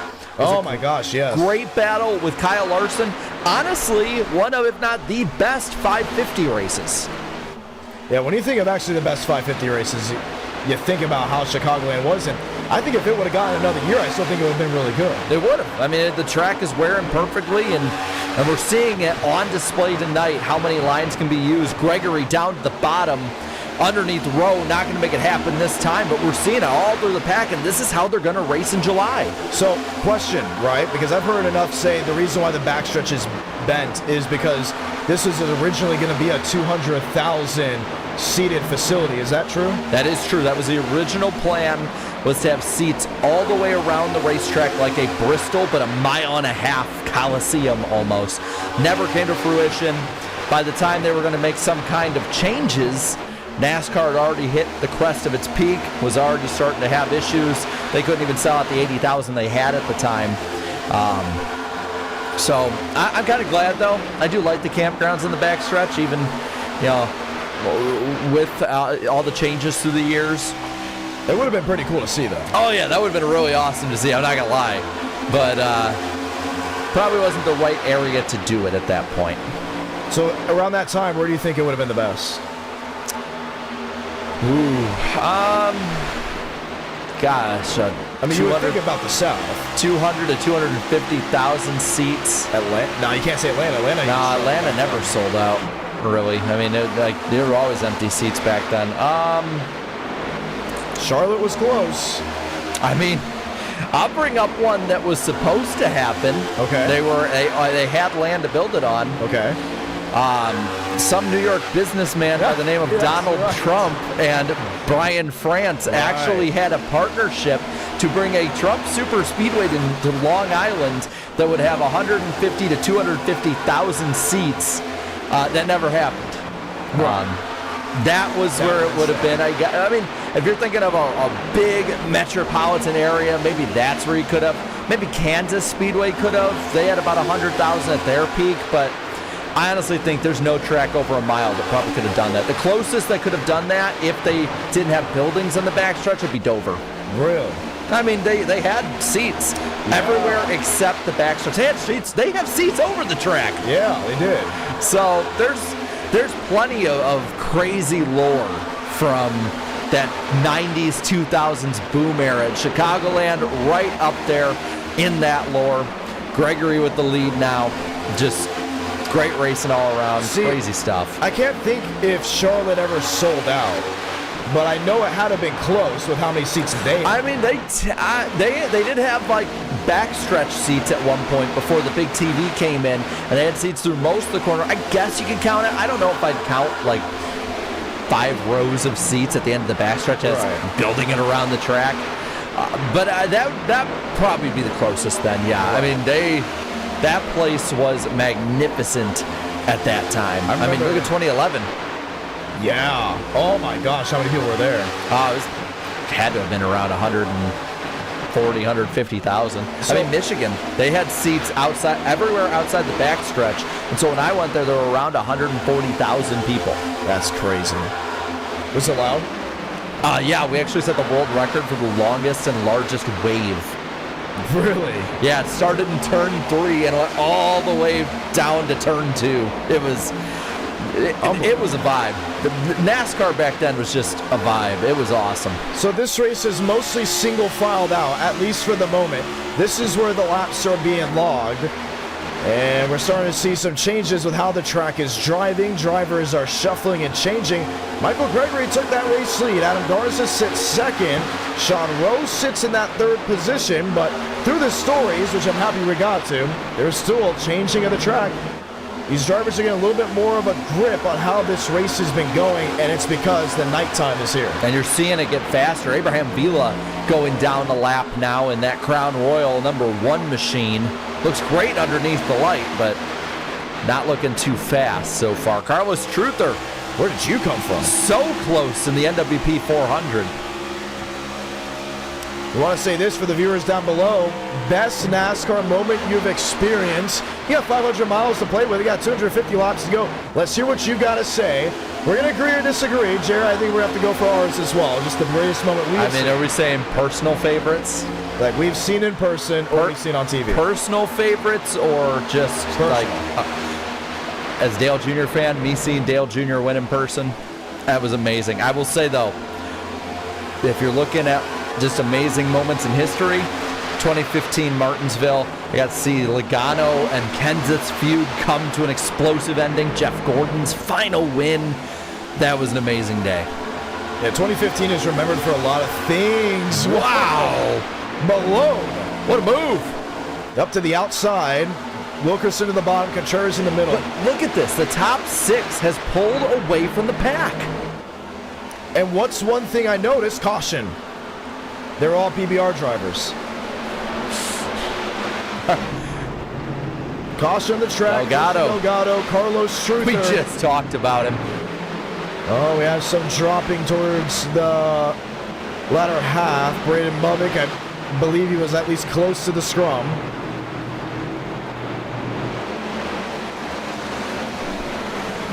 And the question now is, where's Daniel Mosteller? He was sitting, I think, 14 at the time.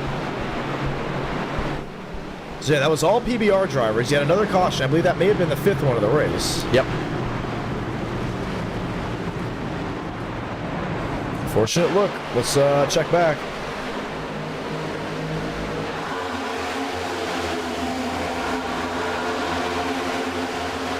Drivers still struggling with handling. Oh, they're 3 and 4 wide through there and nowhere to go. Oh, and then Vila Aero. So, okay, we're going to have to explain this to a lot. There's quote-unquote aero griefing going on. Anybody want to take a wild guess what aero griefing is? You ever heard of it? Let's go for it, man. So, aero griefing is apparently when you hang on the right rear of a car and you really hang on that driver and it takes the air off it, like the back spoiler. You know, we used to see that back in Daytona in 2016. Drivers are doing it consistently now to make the driver loose. Can't pack the air on the back bumper. The next gen has so much rear end downforce. So they're doing is they're hanging on the right rear of the sides of these cars, and it's getting their rear end to tail around, which iRacers call aero griefing. So apparently we're getting a good amount of that. Jerry dropping the $2 super chat. Thank you so much. I want to say thank you to everyone that's dropped the super chat so far in this race. But pit road is open. I wouldn't be surprised if that is part of the reason we've had X amount of yellows before even reaching the halfway point of the race. Definitely. Michael Gregory wins the race off pit road. Going to say hello and welcome to everyone that has tuned on into the Great American 500. Jerry Buys dropping down the $2 super chat. David Bell drops down the 1. Eric W, the $2 super sticker. Very grateful indeed. David Bell, the $1 super chat, with him as well, adding in the VIP pass. Eric W, thank you so much for the 5 gifted memberships. And Life Offset saying Godspeed. Good luck to all the racing drivers. Thank you to everyone that has dropped a super chat in tonight's event. 246 laps to go. You know it's the nighttime when the lights of the pace car have been illuminated here at Chicagoland Speedway. This is an older render of Chicagoland, if you haven't been able to tell, compared to some of the other tracks that have had the refresh now, like Kansas, like Las Vegas. And the reason we know that is because the seats are jolted out. That's about to say. That's the way I can tell is those turn 4 and turn 1 seats are not there anymore. Similar to Kansas Speedway, were taken out when NASCAR started to downsize a lot of those racetracks. But you will notice, as we go into turns 1 and 2, if we can see up towards the wall there is that building there. That is the Miller Lite deck. It's a party deck that It has a couple rows, and you can actually see it up close in Carson Hocevar's video. He took the track when he went there. Oh. Yeah, they had something like that, I think, also at Kentucky when they started taking seats out. Yes, they did. And if I'm not mistaken, what's funny, I like how you mentioned Kansas because they took that out, and then the next Kansas race I watched, it almost fooled me. I went, they added seats to Kansas? Yeah. Because it looks bigger. Yeah. It's an illusion of the eye. They took it out, and then they took out some of the top seats to make it jolt out again. Well, so what they do as well is they take out every other row. Yeah. And so they have drink rails. And so when my dad and I go to Kansas, we sit underneath the big press box with the drink rails. It's awesome. It's great because I come there and have a laptop and I sit there and work during the race on all the stuff that I'm covering after the race. And that's how I do my streams. As we go back to green, Garza and Gregory leading the way. Budweiser with Elvis against Legos. Legos losing. I would say Michael Gregory did not get the jump he wanted. That would give Wilkerson the advantage in his Toyota Camry on the outside lane. Sean Rowe looks to the bottom. He may try the middle here. Behind it's Malone. Basin catches the fence. Stacks him up again. A blink by the 16 of Collazo. They're a dead heat into turn 3. It's Kenyon down on the bottom of the Peanuts machine. Slow on the apron. Through the pack. 3 wide racing as well. Ooh, Wilkerson and Rowe, they make heavy contact, at least for the time being. Everett counts inches down towards the inside grass. Everyone else hurls back into turns 1 and 2. Oh, it's just 3 wide throughout, 2 wide throughout, tons and tons of racing up top. Basin coming back with a vengeance. He gets cut off, though, by Wilkerson, and it was really close. You saw how loose they got up front. Garza with the lead. That grade 8 leading the way. We knew how racy was going to get when the sun set. We knew the grip levels were going to be exactly what some of the drivers wanted it to be. 188 miles per hour, that was at the stripe. This is still taking it easy. 195 miles per hour into turn 1. Basin sits up inside the top 8. And do my eyes deceive me, but is that Daniel Mosteller and Braden Movick in the top 13? I guess it's go time. It is go time. They found the track to be where they like it, and the McDonald's machines have hurdled inside the top 15. So, how has this race gone? First half, survive. Whatever you can do. Then, after about 20% of the race, drive like your heart and soul is on the line. This is where these two have leapfrogged most of the second half of the field. You see Movick, he's going to make the move there, clearing Lane Sanders for the 13th spot, and it's just a scrum. Rowe taking the lead from Garza up towards the front, while through here, 3-4 lanes being used all at once. You could be running 4th going into 3. And 8th coming out of 4. It is looking really, really good for PBR in the Sean Rowe camp as they continue to hold on to the race lead. 240 laps to go, and I think Aaron had a great line here, Jarrett. What did you think? Oh, yeah, it said first time I went to Michigan to 99 was when they had the seats. Yeah, behind the pit wall, sitting directly behind Big E and Ward Burton's pits. That is awesome. Amazing. I think they took those out by the time I went to my first race there. Really? If not, there weren't as many of them. I know Pocono had some. Fun fact, Homestead got rid of them and then re-added them. Yes. Which I thought was pretty interesting. So some tracks always ever changing with the grandstands. Great to see it, and curious of how they are with time. Speaking of time, Malone catches the outside wall again, and overtime, Frank Horley is cracked back up inside the top 10. Oh, and look at him go. He's going to try and split the middle. Contreras with a bit of a run there. There's nowhere to go, and they're both getting the wall. That's 35 of Gregory, 45 of Malone. That's going to slow them up. It's going to help the 92 and the 22. Frank Horley will sneak on through. We've seen drivers plow through the center of 1 and 2 with little to no control and bump into the drivers in front of them. Just look at the way they're moving all over different lines, different guys making up ground here and there, and still up front, 99, 8, and 43 have held strong. Malone's in 7th. This feels like it's a wreck brewing up. They keep hitting the wall so much. Eventually someone's going to overcook it, you think. You just wonder, like, who is going to be that car that's the innocent bystander. Look up towards the top in 9th. Steinmeier Orange Crush is crushing it on the outside wall. Yeah, him and Malone have traded sponsors. So Steinmeier decided to want to run the Mobile 1 car. He said, I have this crush scheme. I've never been able to run it. And he's like, it's liquid gold. It's like color chrome. Can I run it? I was like, oh, fine. Let's see what this looks like. And you can see it on the track for sure. Wow. Look at Most 3 wide on the apron. And that's going to enter him into the top 10 for the first time tonight. The king of these e-ticket events in NR. And there's been a blink there. That is Collazo.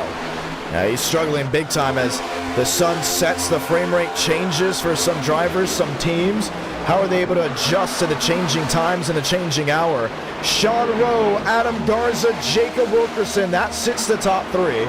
Frank Horley, Michael Gregory, Eladam Contreras, the top 6. They all run single file to the inside part of the racetrack. The top 7 are at least kind of lining up, at least minding their P's and Q's the best they can, and then there's sort of the battle behind them.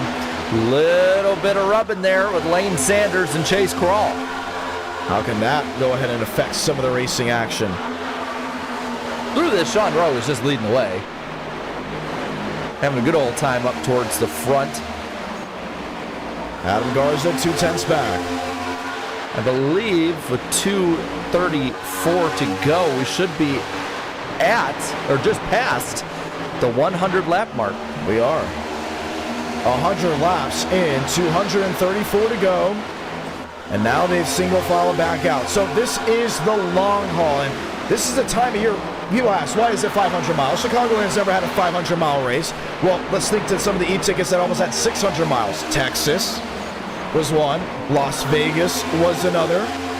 Heck, it never got past the sketching phase of it all, and then the skeleton phase. We were even mulling over a 700-mile e-ticket at one point. Yeah, there was even a point where we almost had a 24-hour e-ticket. That one we were close to. Yeah, that one we almost really got the fun. Oh, trouble! One sideways, that's Hector Collazo. He'll slide into the grass. Does he make contact? He won't.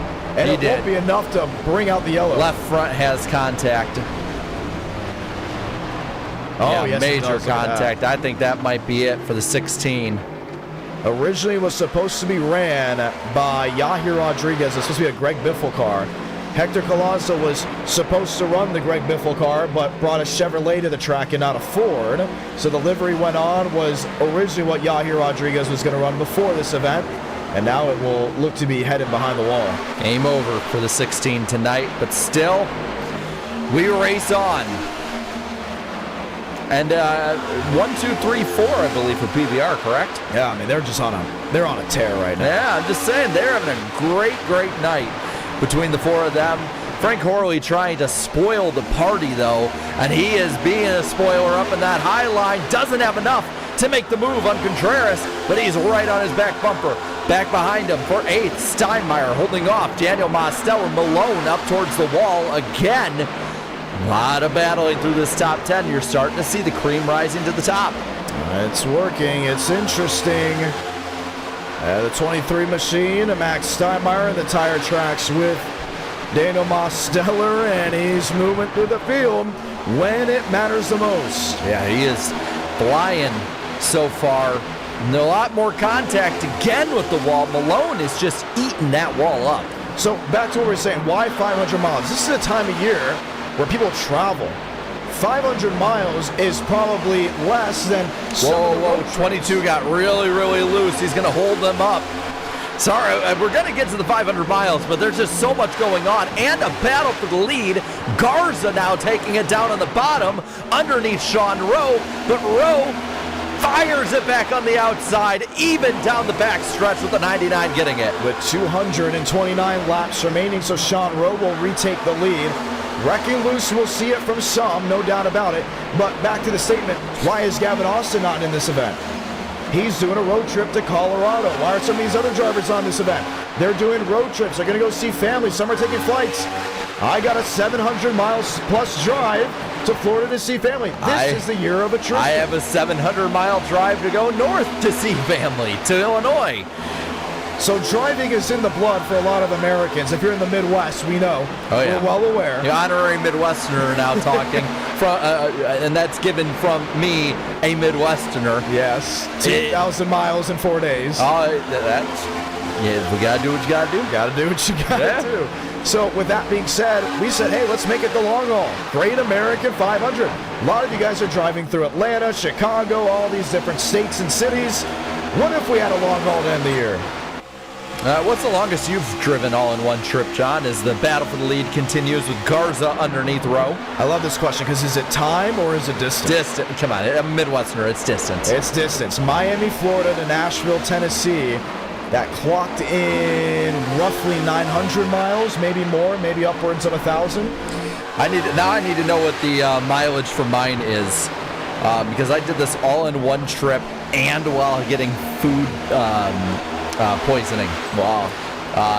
So I need to make sure I get this 100% right so it can sound as impressive as possible. Remember, bottom side of Miami too, so might as well put Homestead. Let me just get the directions set up on my phone and I can then tell you. Let's see. Jacob Wilkerson the third, mostly single file. You see it there. It was Janesville, Wisconsin to Daytona Beach in Florida. It was a 23 or not 23. It was a 17.5-hour drive, so time-wise, and it went almost 1,300 miles in one day. Really? One day. Okay. And when I got in the car, it was negative 12 degrees, and when I got out of the car, it was 82.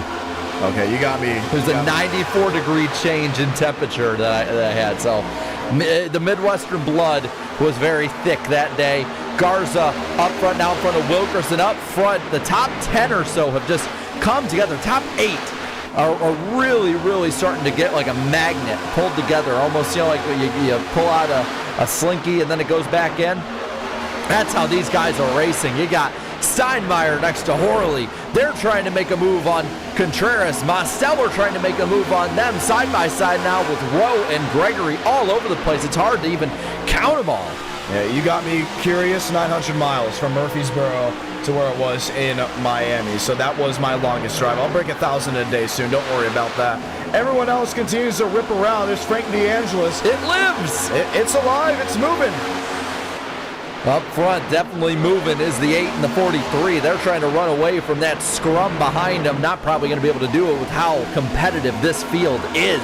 Mosteller tries to make the move again. And then you have, of course, Contreras holding off Rowe. I mean, there's all over this racetrack. Wilkerson is in second, lined up with Adam Garza. Some drivers going to the outside lane. Sean Rowe now alongside the Frank Horley Ford. So, yeah, the slinky idea is pretty interesting because you got shuffling and changing. I think Mosteller wants to make a statement here because I said it, others have said it. When you go from Coke to McDonald's as a sponsor, it's almost like you're almost living in the shadow of a driver that's won 3 tickets with McDonald's and always runs it that way. So, is this kind of a test of who's the bigger driver? Because if Mubbick wins today in McDonald's, that will be the second e-ticket Mosteller has ran with McDonald's that Mubbick has won with the Vice City colors. We'll see. I mean, Mubbick has made his way up to 11th, right behind Lombard for the 10th spot. So he's starting to enter into this picture.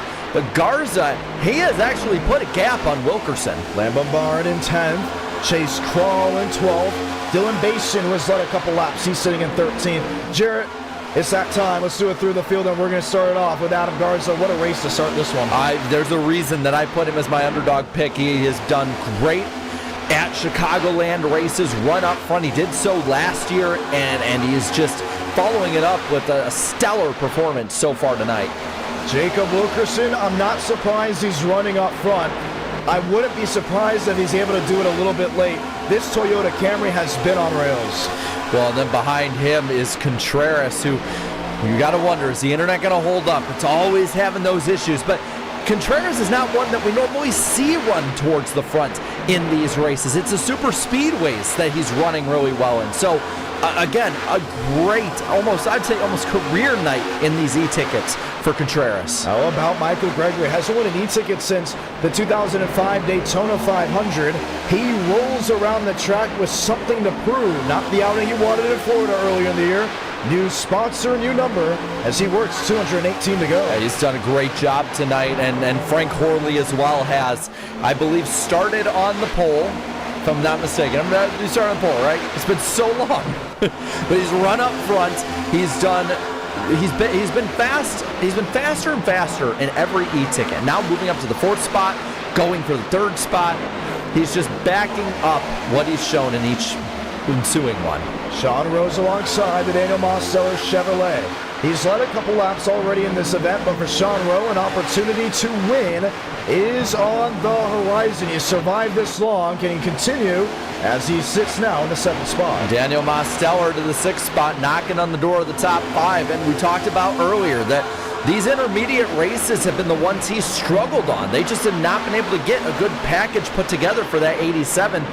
But proving a lot of people wrong tonight. A great run so far. And he has been patient. He's made his way forward. There's a slow car staying out of the way. It looks like no caution. But Mosteller, great night so far. I like the idea of Jumpman because he, Walt with a new sponsor, has worked his way in the top 10. Max Steinmeier just can't seem to find things to go his way in e-tickets. I think tonight could be a little bit different. Well, and Jacob Malone has been, I'd say, both quiet and loud at the same time. Quiet is that he's been up towards the front and you haven't really seen too much of him, but when you see him, he's always going against and scraping up the wall. Excited to see as well because Malone needs to have something work. Here's McVice. It's been McVice for quite some time. And Braden Lubbock has run the bottom side of the racetrack, sitting in the 10th position. He's the most recent to win an e-ticket as drivers around him crowd the wall. Could this be win number 4? He's been amazing so far at this track. A bad year so far, but a great run tonight by Eric Lumbombard. I mean, he has been, I think, somebody that a lot of people, when you look at, I would say for the most part, this top group, that nobody was really expecting to race up there. And he has been showing out just outside the top 10, has been running top 10 most of the night, and what looks to be a 2008 Mountain Dew throwback that Dale Jr. ran, now in the 58. I like it. How about this one, Dylan Basin? He led a couple laps already in this event. He was strong, yes, in the day, but has now since dropped back to 12th. There's still a lot of racing left to go. I wouldn't be surprised if the tide can roll when it matters the most. The question is, can Basin's internet hold up for the longevity? Led the most laps all year is Basin. Chase Crawl, the best of the rest outside of the main group, but he has kept it clean, and that's not what a lot of these guys can say. Runs just inside the top 15 of this race, but we've seen him do this a lot this year, where he just keeps it alive, and at the end of the race, he's running around the top 5, just outside the top 5. And eventually, when you do that, you can break through and win. How about this kid in Bryce Benton? First e-ticket star, has been an outcast for NR for so long, been running outside the top 30s, even more, throughout the heyday of Enter Night. But while some of the veterans have lost their stride, the young gun has gained some speed.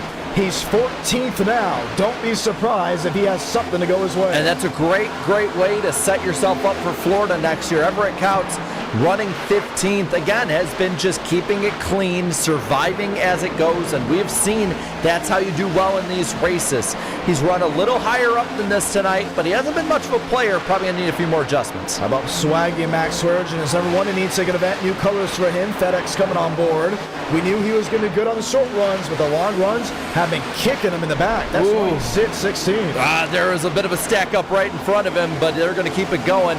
And Kai Collymore, 17th position on the racetrack, your Florida 500 winner. We know him more for his super speedway prowess, but holding a steady wheel tonight, been involved in a few accidents, but nothing major so far.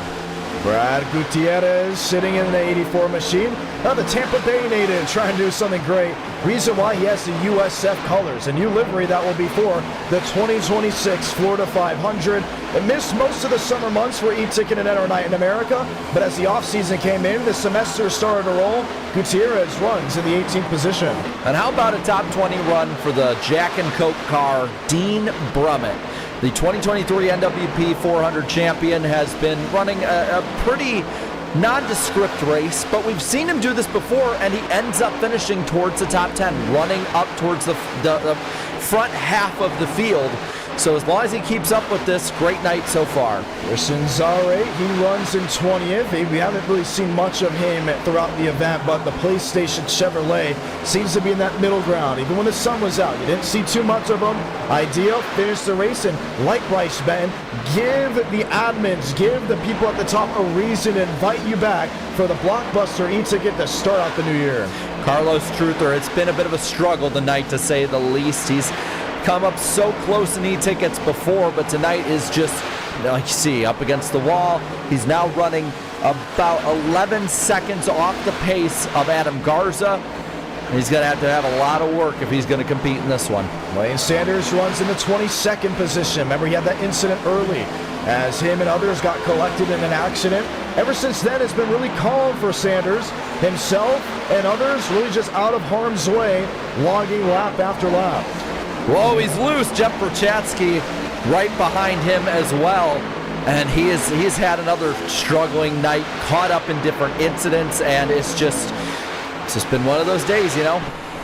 Including for the driver that works on a lot of engines for the Honda racing team in IndyCar. There's Jackson Bynes, who runs in the 24th position, the runner-up in the Indiana 500.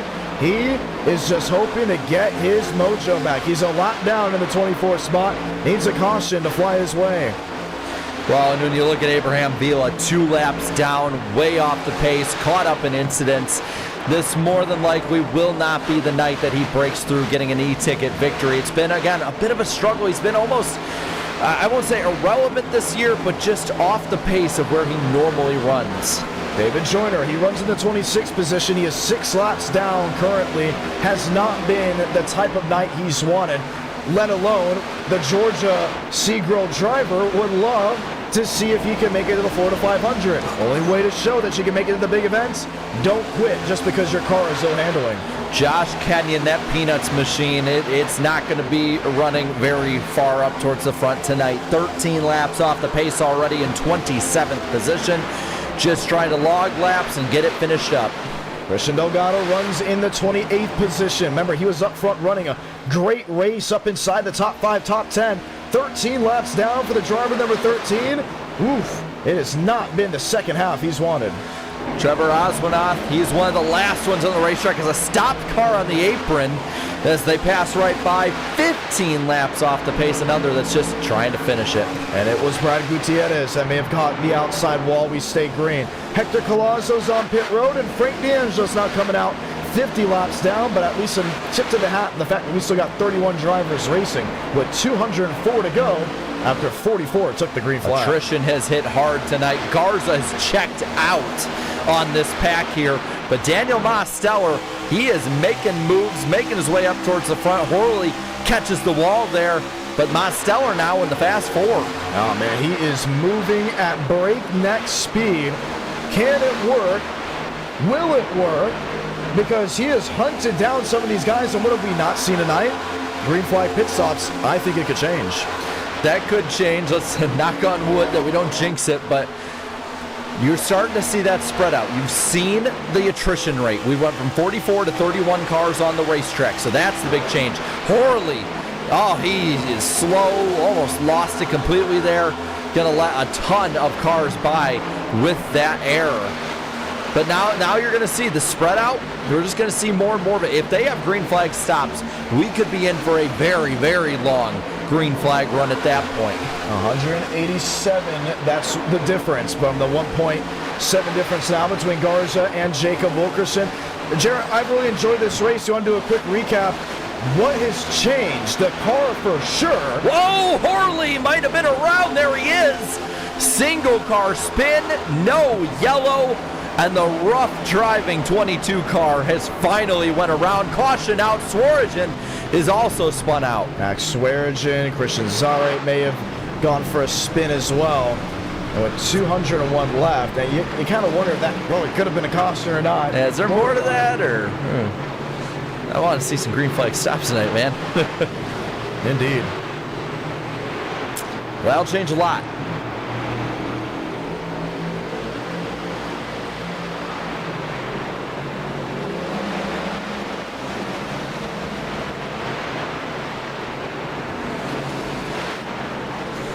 see them all get caught back up towards the front, but you're seeing that big change. Let's see what happened here, though. So we're going to start with Max Swearigan.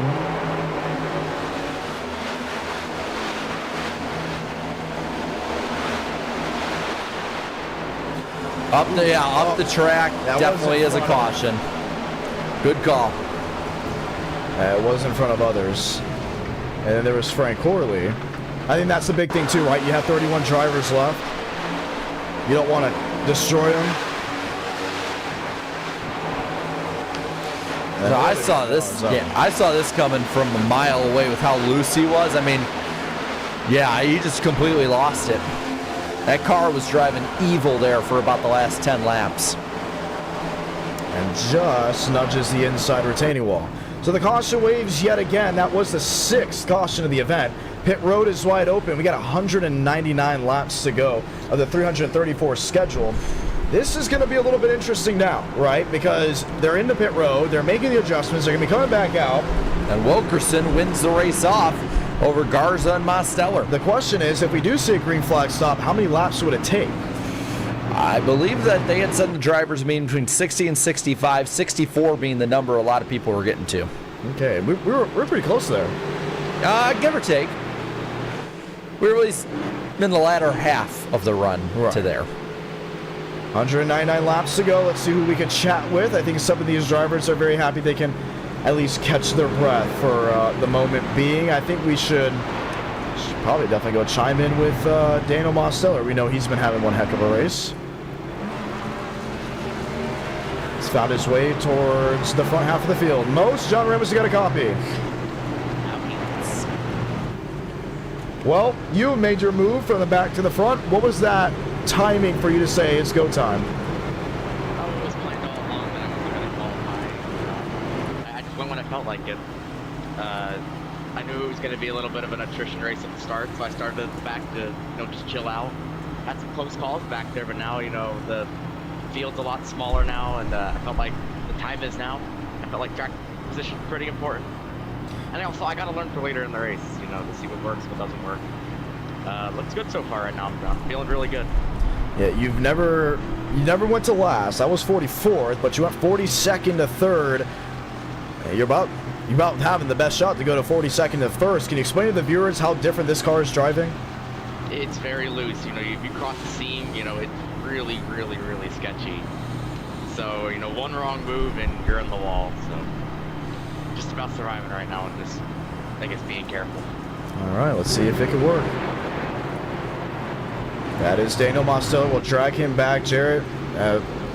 The seams. I knew they were going to mention that at some point during this race. Yeah, I mean that's going to be a big factor come July as well at this racetrack. But we see that at every old racetrack that this happens. So we'll see how much more of a obstacle it'll be tonight. 197 laps will be remaining when they hit the line. Wilkerson and Garza lead us back down. The Great American 500 back underway. Good clean restart with the front runners.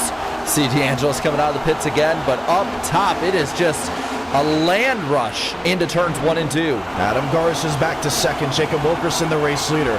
Daniel Mosteller sits in 3rd, now 4th as Sean Rowe finds the way ahead. Basin, Muddick, Contreras, and Steinmeier make up the Elite 8. Oh, trouble! One into the back half of Malone. That was Horley. Sliding goes Malone. He'll jump to the bottom and the caution will wave. 7th yellow of the night.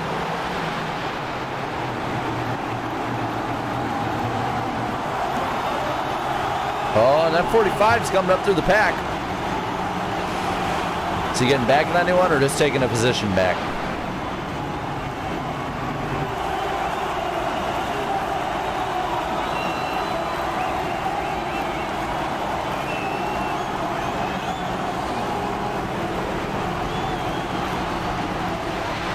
Oh, look at that. Yeah, he came right up to the 22. I don't know if he was might have been just getting behind him, but at least kind of making his presence known behind him, like, hey. Or he could have just been trying to get in line. We'll see what happens here. Yeah, I think the 22 cleaned him out. Just making his presence known, like, what are you doing, man? Yeah, so there's Admins are saying it definitely should not have been a yellow. It was actually a misclick because they thought it was going to be a lot worse. So a misfire, and that will shorten us to the 1 to go. We'll get it back rolling, but I mean, look at that top 6 or so, man. It's starting to get a little more beefy when it comes to the top runners.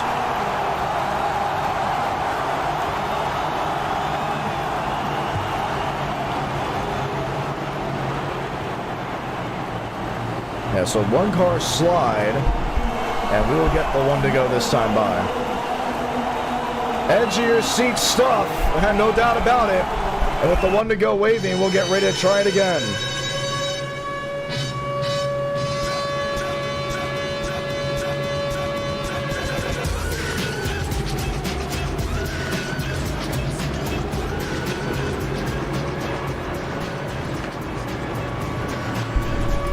So a quick restart for the 7th caution.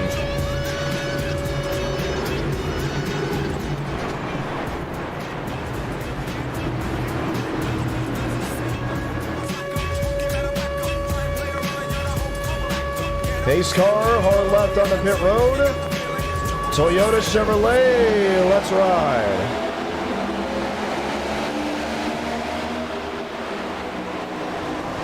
Leader with another solid restart. This time Wilkerson side by side for second. That's Garza and Rowe, and then you got the McDonald's cars going for it. Oh, a lot of cars in the wall.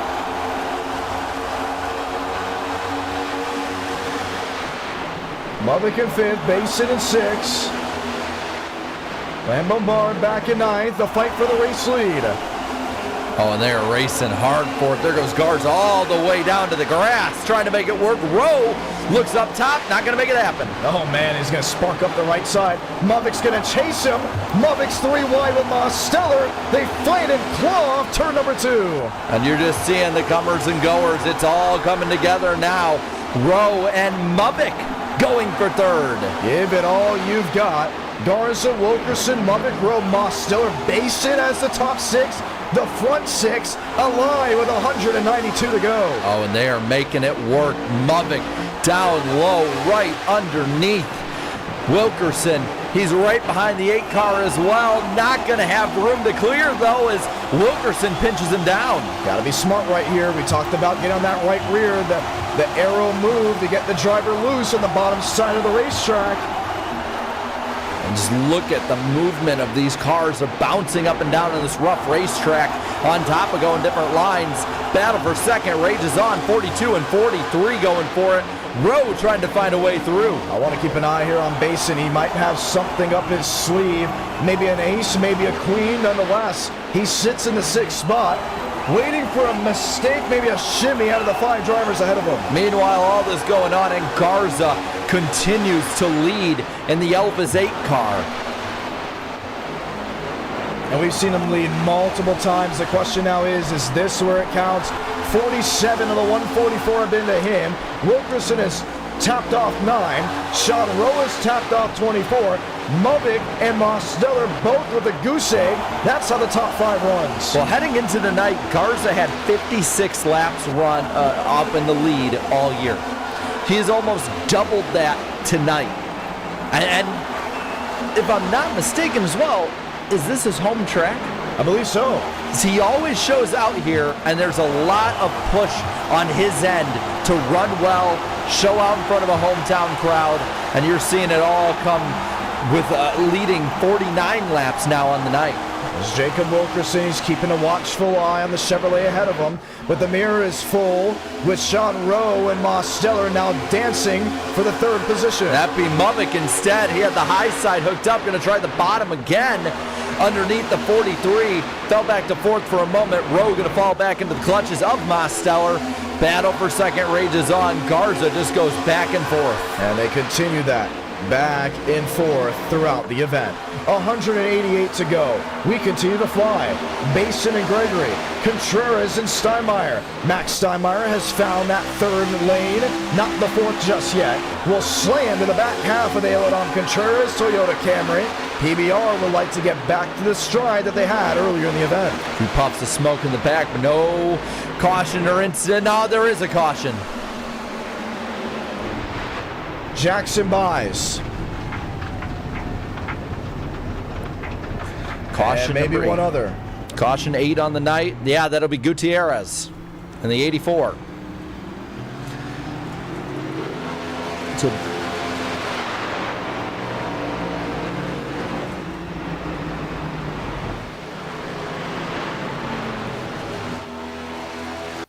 let's see it.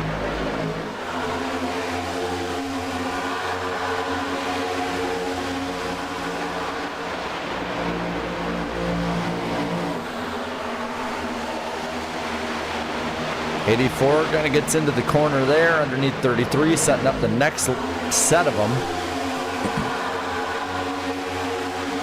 What? Is that revenge or just a bad move? I don't know.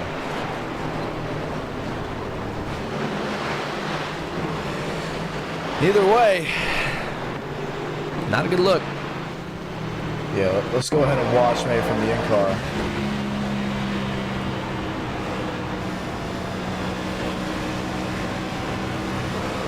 This is Gutierrez. It's a lap earlier, so we're going to go a full lap at Chicagoland and see exactly what happened. And they're saying that it's possibly actually Jackson buys.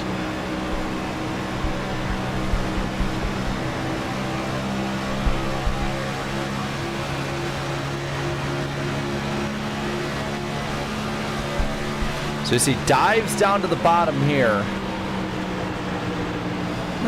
No contact. He's moved up a little bit. I think that was Jackson buys giving him a little bit of help. I was about to say, moved up a little bit. See how much they're struggling to hold on to the car. That was more like the 84 came up. That definitely looked more like the 84, for sure. So because he was holding a pretty wheel. Yeah. Yeah, for sure that was the 84.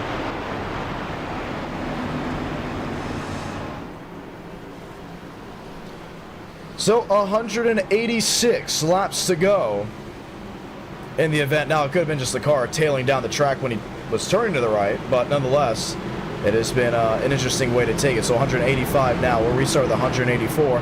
This is the point of the race last year when it started to be solidified. Some of the front runners of where you expected them to be. The question is now, does it continue throughout the event? Well, it's also starting to get to the point, too, where you didn't want to make a mistake. You didn't want to be shuffled to the back. You didn't want to accidentally get spun and have to make your way up through traffic because it's so difficult to do so. We've 30 left on the racetrack as we run. 30 remaining of the 44 that took the green flag. There's 185 laps to go in the event.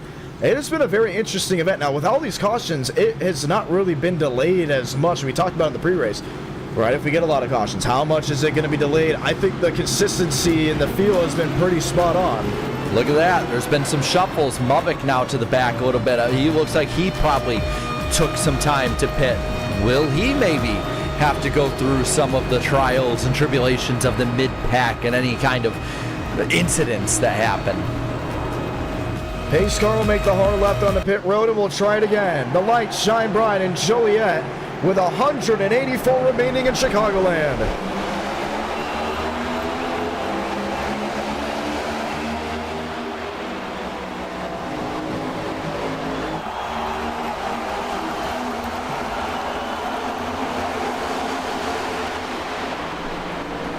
Max Steinmeier faded a little. Frank Horley will find a way around him. Adam Garza leads the way either way. Wilkerson stays second. Now it's Basin rim riding it right up towards the top to grab the third spot from Rowe. Trying to make it work. Look at Rowe trying to block Mosteller. Not going to work. He's there. And Wilkerson is 3/10 back to Garza. Rowe up the track. He's going to get right into Mosteller up into the wall too. It's going to slow everybody up and keep that pack close together. Such a rough handling racetrack, such a hard handling car, and it's on full peak display at Chicagoland tonight. Mason's the third, Rose the fourth. Michael Gregory is sitting in the fifth position, at least as of this moment, but it's still racy for about 6 on back.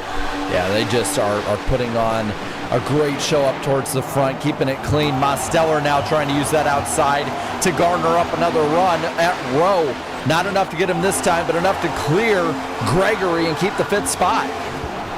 Something working, something changing. There's Sean Rowe way to the outside lane. He's got a big run. There's a bit of a spin onto the pits, but they'll get on just fine.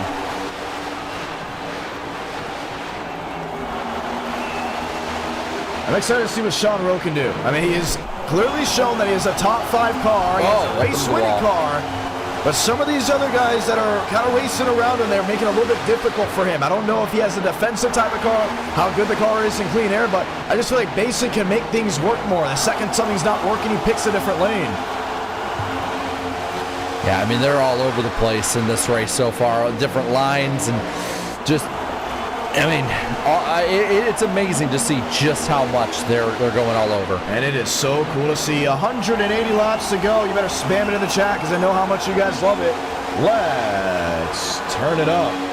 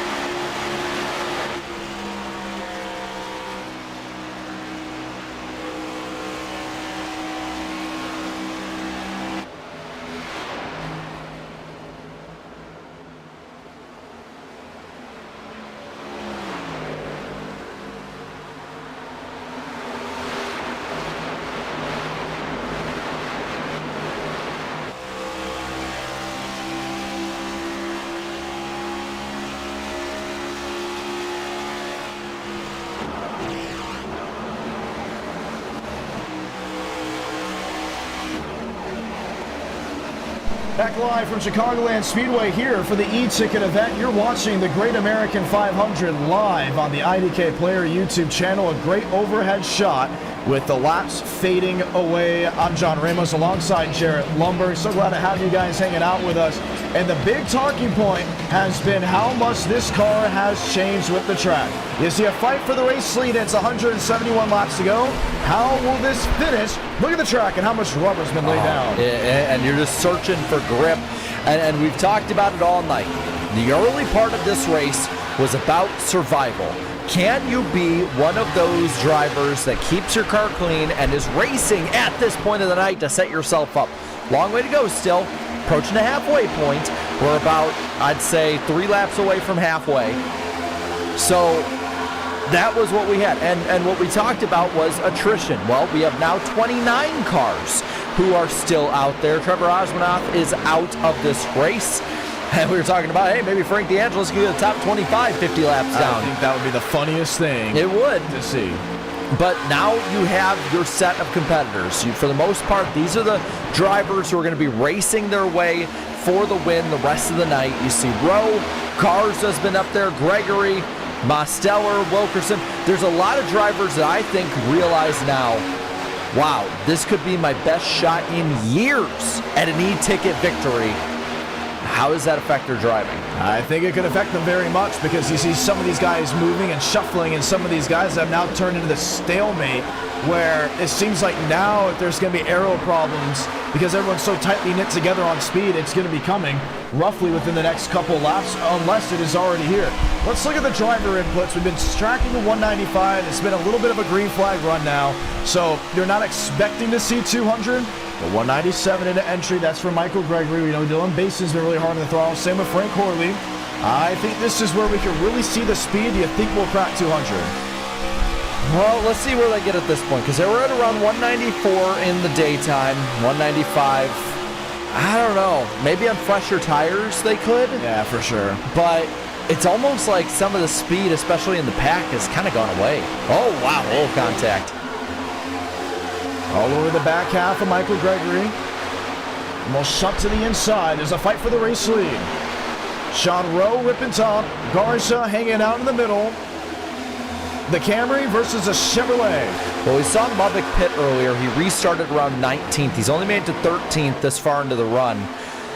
Yeah, I got to say, this might be Sean Rowe and Garza's chance tonight to really get that e-ticket victory, especially Garza. We've seen him run well at super speedways before, but this run he's putting on tonight, it might trump how good of a run he had last year in this race. But this is 2 years in a row. This could be, would it be too far to say it's his race to lose with how well he's raced tonight? No, maybe. We'll definitely have to see how it all stems out. Basin, Horley, Gregory, Benton, Steinmeier. That is the top 10, at least as of now. I just feel like there's too many opportunities and variables. Because remember when Everett Couch was up here, and then all of a sudden Everett Couch was outside the top 20, and now here he is in 11? Believe it or not, you got to think about Bryce Benton being on the same level of Mosteller and possibly winning this race. Yeah, I mean, you definitely could. I would be interested if we could go up and see with Garza where his track today. Highest that we know is first. He's running second. What's the lowest he's been today? 32nd. Which is crazy. But it doesn't seem like it, but he made his way up towards the front quick and has not left. Rowe, same thing. 35th the lowest tonight, but he made his way up as it went. Wilkerson, no. He's been in the hunt all race long. These three, this is their shot. Yeah, for sure. You continue to look, most of the field has gone from knee-deep up front to probably chin-deep towards the back half of the field. Basin has not left the top 20, but you think of Frank Horley, 26. Michael Gregory, and he's been up front most of the race, but he's gone back to 31st. Bryce Benton, 37th. This seems to be a very common theme that everybody at some point was a comer and a goer. Yeah, and they are flying up and down through this leaderboard. But again, it's so difficult to make your way up. I mean, how far into this run are we? About 20 or so laps? And Mubik has made up 6 spots. Yeah, And we thought he had the fastest car going into the night, and maybe he does. But if he does, that just shows track position is going to make a vital and huge difference tonight. And everyone said, hey, make this track hot and slick. You got a sweet spot of a setup. There's going to be people in different leagues wanting this setup. And I think we really got something here, right? It's showing that if you're running in the day, it's going to be a little difficult. You're running at night, you're going to have something that really works here.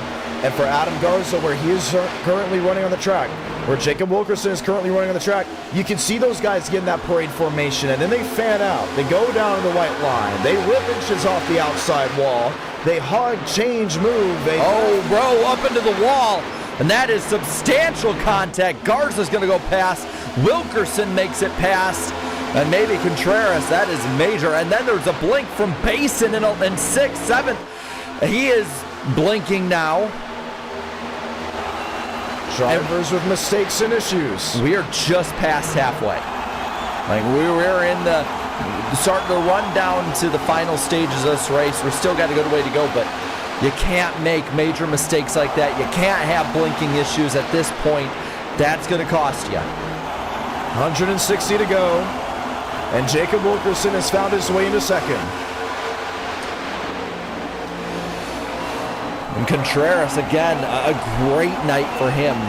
Best, I think I think the best I've seen him run at a non-super speedway e-ticket ever. Oh yeah. But you can see, look at the rubber in the corner from here. That's how you can really see how much rubber is laid down on this racetrack. 159 to go, and Adam Garza is the race leader. Wilkerson's in second. Sean Rowe, that one mistake, dropped him back to fourth. Dylan Basin, Daniel Mosteller.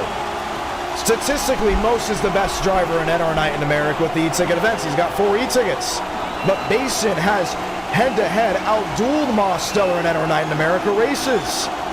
Does tonight possibly solidify that as Most makes a move on Rowe? Well, heading into tonight, Basin had led the most laps of anybody in the e-tickets this season. So you have to think, when you run up front that much, eventually you break through. Mosteller, though, I mean, he is the king of situational racing, situational awareness, knowing the right spot to be in. I look, he's not even in the top 5 this year of laps led in e-tickets, Mosteller, that is. Now we're going to see what happened with Frank Horley. He is outside the top 20 now. He has dropped to the 22nd position, running very deep in the field. And here's a driver that just can't seem to get off the wall.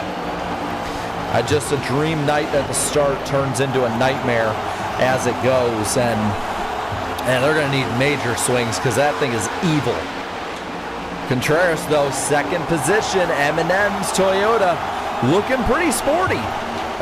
Just imagine, Eladam Contreras, an e-ticket winner. I mean, he only has to imagine another 3/10 and maybe 156 laps. Which could very much be a possibility. Most in 6th, Basin in 5th. I gotta say, I think Demos tonight is not on that top tier. I mean, unless he can make some adjustments, he has not shown the ability to race the fastest of the fast out there. Yeah, as of now, right? As of now. And the Toyotas have definitely had a stranglehold, at least on the top 10. Minus Adam Garza leading, but Toyota, they're coming with their A game today. I think tonight's possibly a chance where it's going to be Chevy or Toyota. I don't think Ford gets it done. Now, Ford has almost been irrelevant tonight, and it's kind of shocking just how much. There's 27 to Kenyon just staying out there. Yeah, I mean, look at the nearest Ford on the field. Len Bombard all the way down in 17th. Other than that, there's none of them in the top 20. So they file out, 154 to go, and Eladam Contreras is under fire. Oh, no, he is the one firing underneath Garza. Garza's led the most laps tonight, but not the next one, Contreras. He is going to lead this lap. 153 laps to go. Eladam Contreras to the Tip Top Club. What a great run so far for him tonight. We are closing in on the 200 lap mark of this race, and he is still well in contention, as is Wilkerson in 3rd. Had a great night. Rowe, Basin now top 5. Mosteller under fire from Max Steinmeier, who's got that orange crush machine crushing the back bumper of the McDonald's Chevrolet. Yeah, Basin got around Mosteller pretty quickly, and now has set his eyes towards the Sean Rowe 99. Now, I don't know. I'm telling you, Dylan Basin, he was only number 3 for a reason. What did we say about Fords and Lombard, and now he's a lap down? Wow. So where's the top Ford at this point? I think it still may be him. Not in the top 20. Top 20 for sure. 21st, Frank Orley. Wow. Yep.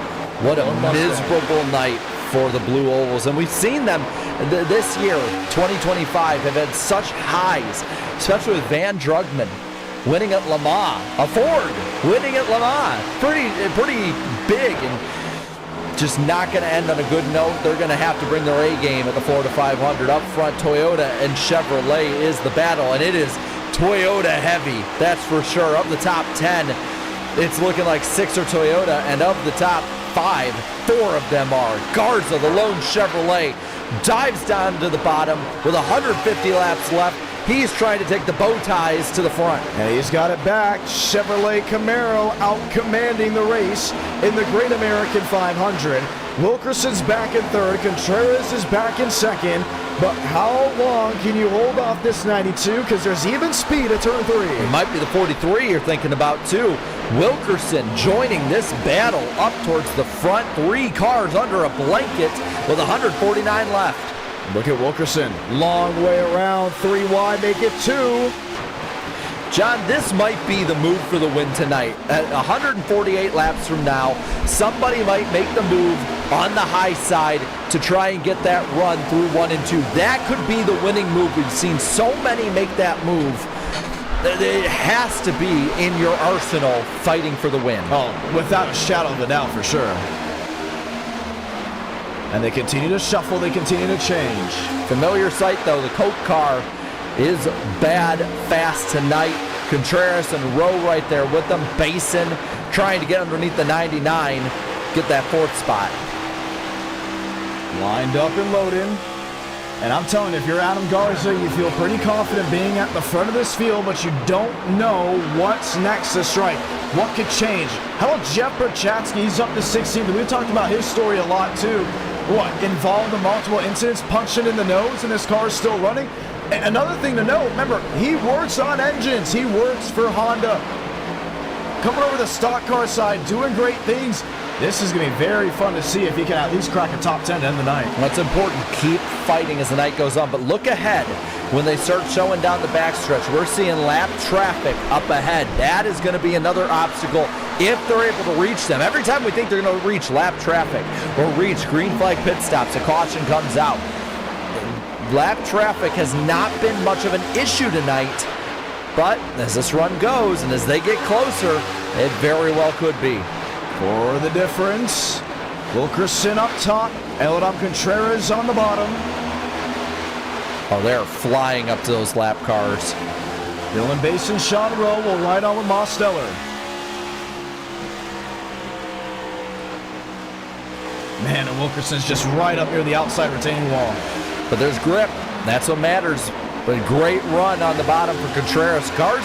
Garza's been the only one tonight that's been able multiple times to pull away from the pack and have a ton of speed in the start of runs and middle of runs and longer runs. And there goes a blink for the 11. Basin back to 4th. Not an optimal time for him to be blinking. So many times he'll run so well, be in position to compete for the win, and then the internet becomes the issue. Does he buck that trend this time? He's already starting to show telltale signs. 145 laps remaining. And Wilkerson is now moved into 2nd position. Basin on the move. And it always seems to me when he's running up front that the internet seems to be a little spotty, a little bit of an issue. Mosteller's in 6th. I think he may lose a shot. Yes, he might gain a spot. He was in 6th before. Rowe starting to fall back a little bit. So if Rowe gets it here, Mosteller will be 6th. And there goes Rowe. He's up to 5th. Max Steinmeier back in 7th. And you can see there's 2 lap cars. Horley and Vila about to be lapped by the leaders. They've fought, but those cars are not driving well at all. That's going to leave 18 cars on the lead lap. 18 cars of what, 29 still running? Yeah, wow. Attrition, longevity, fatigue. I mean, fatigue for sure. I mean, you're 7 laps away from the 200 lap mark, which is 300 miles. 300 miles, man. So they basically have to run a truck series race to the finish. Yeah. But this is what NASCAR used to be in a lot of ways. Before about the early 2010s, you had 500 milers at Pocono, at Texas. You had 500 milers at different times at California Speedway. And different mile-and-a-halves, different mile-long tracks, 500 laps. NASCAR is an endurance sport. And this is where they're going to feel it. This late in the year, this far into a race, don't make any mistakes. Whoever makes the least amount of mistakes could very well be the winner of this race. Yeah, there were some drivers back in the day, too, that they would perform well at the beginning of the year, and then they would just be nowhere to be seen at the end of the year because it is tiring. And I'm going to say this as someone that would just say I'm in the industry with what I do. Somewhat yes, somewhat not, at least on the sports broadcasting side. Beginning of the year when I started Toledo, or beginning of the year this year when I started in January at Speedfest, as much energy as you can talk about. By the time I reached Martinsville to go work that event at All-American, I was getting dizzy looking at cars. Well, we're looking at some cars that are dizzy with how fast everyone's moving around them. The one car just went a lap down, and there's Horley, 31 seconds off the pace, going a lap down as we speak, right in front of this battle. Frank Horley, from sleek to geek with 139 to go. Just unfortunate just how far off that 22 has gotten tonight. And nonetheless, this has been a fantastic race. It has, but there's somebody else who I don't think about 100 laps ago we thought would even be in this position whatsoever. Swearigan now is about 2.5 seconds from being lapped as well. Max Swearigan, what can he do? And how can that work out? Jacob Wilkerson, you continue to see him run the longest part of the racetrack, the widest part as well. But it's working. Second spot. And if I'm not mistaken, Adam Garza was in command of the field last year as well. Yes, he was. Wasn't that, I believe, was the inverted black 8 car with the red highlights. Steinmeier in 7th. Contreras. Hey, is Movic in the pits or did something happen? He's falling back quick. Braden Movic. Oh, no. What happened to Braden Movic? In the grass. Comes off the corner here. Just lost it. From him. I mean, you never see that. Wow. Gregory now falling back. Are you serious? What happened to Michael Gregory? Mikey G. Just coming to pit road. So we're going into the green flag cycle? Yes, we are. That is a killer for Movic, who had fresher tires. Not very good. Wow. Yeah, he's going to need a yellow. I still think Basin is best, at least as of this moment. I mean, we're going to get to a cycle where everyone's going to be back on the fresh tires. If Basin pits at the same time as Garza or gets 1 lap fresher, ooh, just watch out. That 8 and that 11, they're the ones I'm watching tonight. But the 43 has been very, very strong. Now only 16 drivers on the lead lap of this race. So Wilkerson will find his way past the lap machine. Basin will be moved into 3rd. Basin goes to the bottom side of the racetrack. Wilkerson up towards the outside retaining wall. Adam Garza. 200 laps. 200 laps down, John. We're at 300 miles in this race. We got another 40% of this race to go. Oh, yeah. And it's going to be great to see. Those two are catching the 8. Sean Rowe, Daniel Mosteller, 4th and 5th. Max Steinmeier, Everett Couts, Dean Brummett. There's Wilkerson and there's... Oh, here comes Garza. Adam Garza will pit from the race lead. So he's going to short pit the competition. I don't know about that one. I mean, how many short pitting attempts have worked? I know. I mean, maybe you're thinking get the fresh tires a few laps early and hope your car stays as good as it's been. What will be interesting is if these guys don't pit this time, does the 8 stay on the lead lap? Wilkerson and Basin. These two will fight it out for the race lead. Provisional race leader. If they came in now and left, it would be Adam Garza still. Others coming to the pits. Wilkerson cuts the apron. Was that I believe that's Garza on the bottom of the racetrack. Not here. Right there. There he is now. Here's Aerodom Contreras. Does Contreras trump Garza? I don't think he's going to be able to. I think Garza will have definitely enough of a lead. Garza's good to go.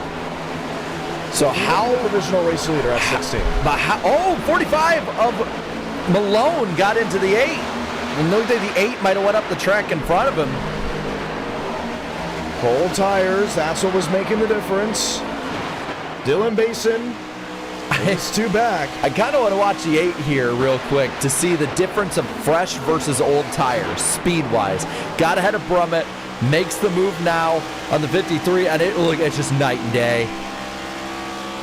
Night and day difference between fresh and old tires. Yeah, that's 189 without any draft or any tow. Look at he's flying. Those cars are visibly getting bigger in the screen. Right. And so he is past all but 5 cars on the lead lap to make his way up, and now they're all pitting. 193 without tow. Wilkerson in the pits as we speak. Here's Braden Movick. Now, he did tear the tires up. Yeah, that goes in. This stays green much longer, like into the final 100 laps. That could have been all she wrote for him for chances to win. We'll see. Oh, Mosteller makes a mistake. He missed the pits. On the pit road, and that is going to make another problem for a multi-time e-ticket champion. Wow. I mean, both of them. How many e-ticket winners are left in the field competitively at this point? Dean? Hey, man, that would be a pretty good, pretty popular underdog story. Come on, Dean, win another one. the chances of a new e-ticket winner are just going up more and more with every mistake the McDonald's cars are making. Yeah, they said, let me get a Mick pick 2, and they both pick a way to not get on the pit row. Let's see if he gets it this time. I think he does. All right. But still, I mean, that's a good loss of, what, 10 seconds? Yeah. Oh, my goodness. What an awful mistake to make at this juncture of the race. However, it counts. Stays out in the second spot, I should say, behind Basin. Bason's got the strategy. I mean, he just outmatched Wilkerson and Garza. And we've seen PBR lose e-ticket events because of poor strategy calls. I don't know, man. I think we're looking at what I am now going to probably project as the best opportunity if it goes green the distance. And it could. Because here's another thing, too. If a caution comes out, I expect them all to pit again. They're all going to come to pit road. There's no tires limits. You want to have the fresh tires, including with how loose the race car is. I think if you're Dylan Basin, you're just going for it. Movick is yet to pit. Max Swearengin is yet to pit. There's Horley. He's just hoping for some kind of caution that can catch him up, but he's already a lap down. Here's where Garza is. Here's where Aerodom Contreras is. Now, where is Garza compared to Basin?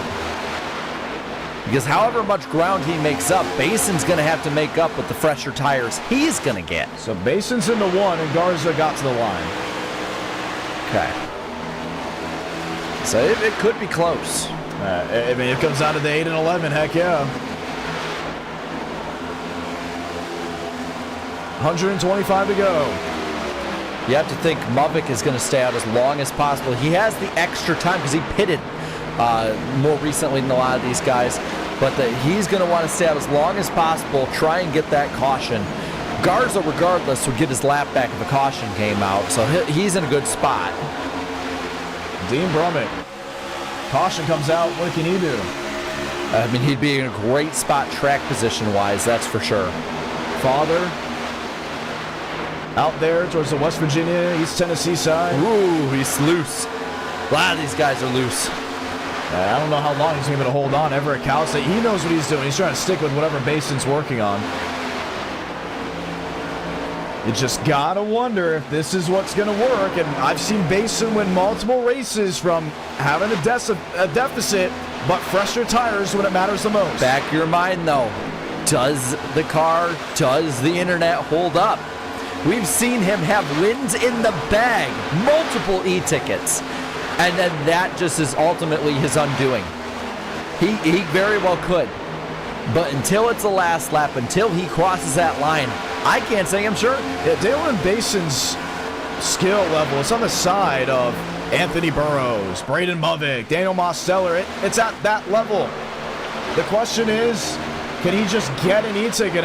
Wyatt Tinsley won an e-ticket. He won the second NWP 400. But how many times has Wyatt Tinsley come up short at Darlington and other e-tickets that are a mile and a half? A good amount. And how many times has Wyatt Tinsley come up short in the number 11 car? I mean, has the number 11 ever won an e-ticket? I don't even think so. I can't. I mean, did Wyatt Tinsley run the 11? No, he ran the 20. He ran the 20 that event. So I'd have to go back and look. But I mean, the skill is there. The speed has always been there. It seems high time the credentials catch up to being there. But I mean, look at Movick, though. I think he's finally entered the pits, and here comes Basin. All right, this is going to be the one to watch. Yeah, don't flinch. Gets to that second line. I think he's good. I mean, that was a textbook in and out. There's Movick. He's on the pit road now. He'll be a lap down. So how does that 8 cycle out? But look at the gaps now between a lot of the top runners. 2 seconds plus to Wilkerson and Contreras.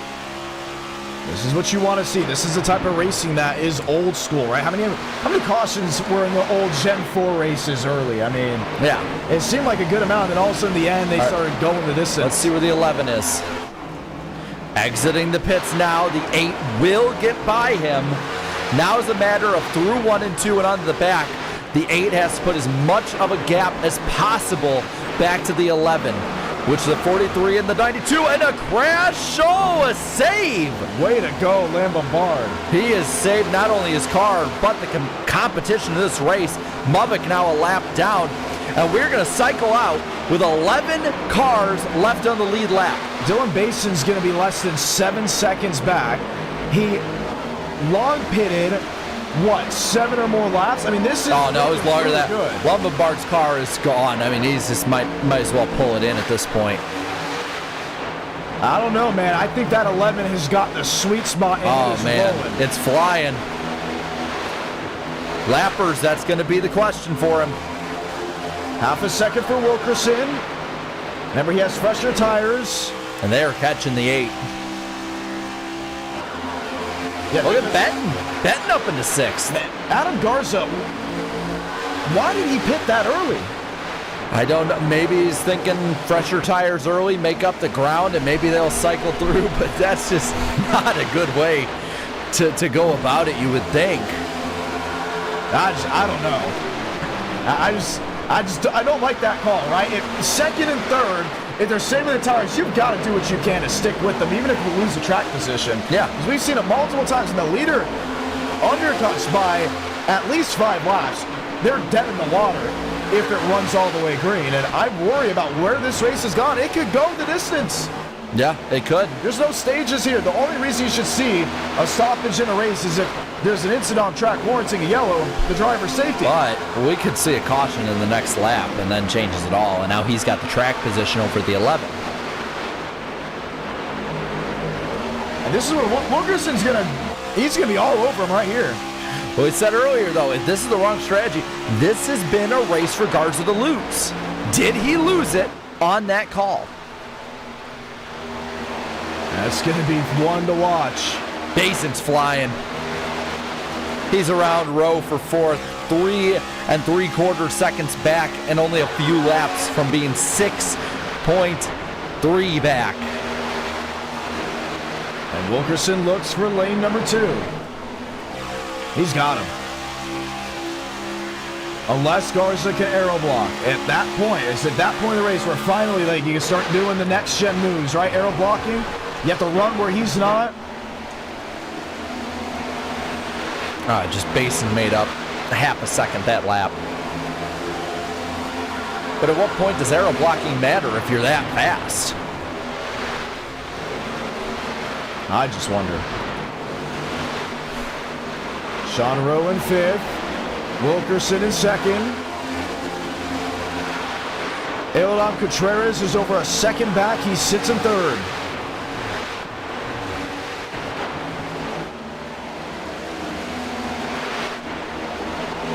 To the difference. Look at Basin's interval, 2.5 seconds. They're coasting too. Yeah, I was about to say, it sounds like they are.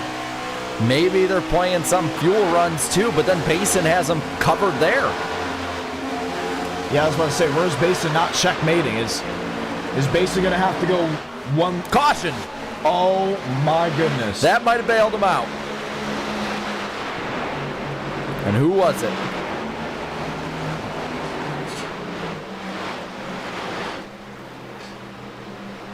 Caution on the speedway with 113 laps to go.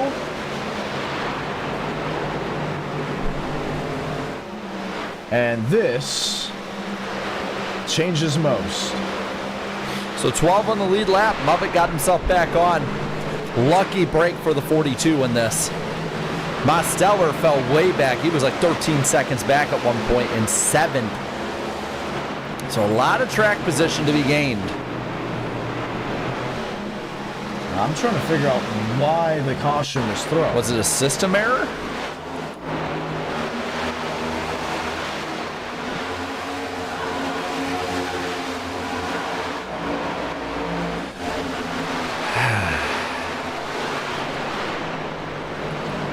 Did iRacing throw it on us?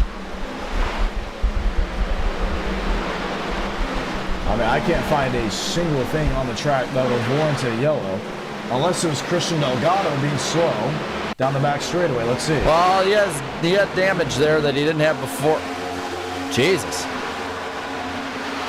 Yeah, that'll do it. Well, he parks it. Yeah, he parks in the middle of the track. And then drives in front of traffic. That'll do it. Wow. And he pretty much totaled his car out.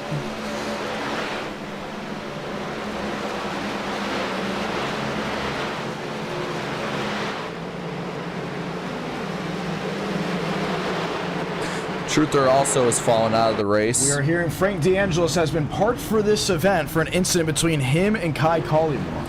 Why am I not surprised? I felt like that was almost an ad read there. I thought I was going to have to say that one. In other news, water's wet, the sky is blue, and your news will be on at 11. like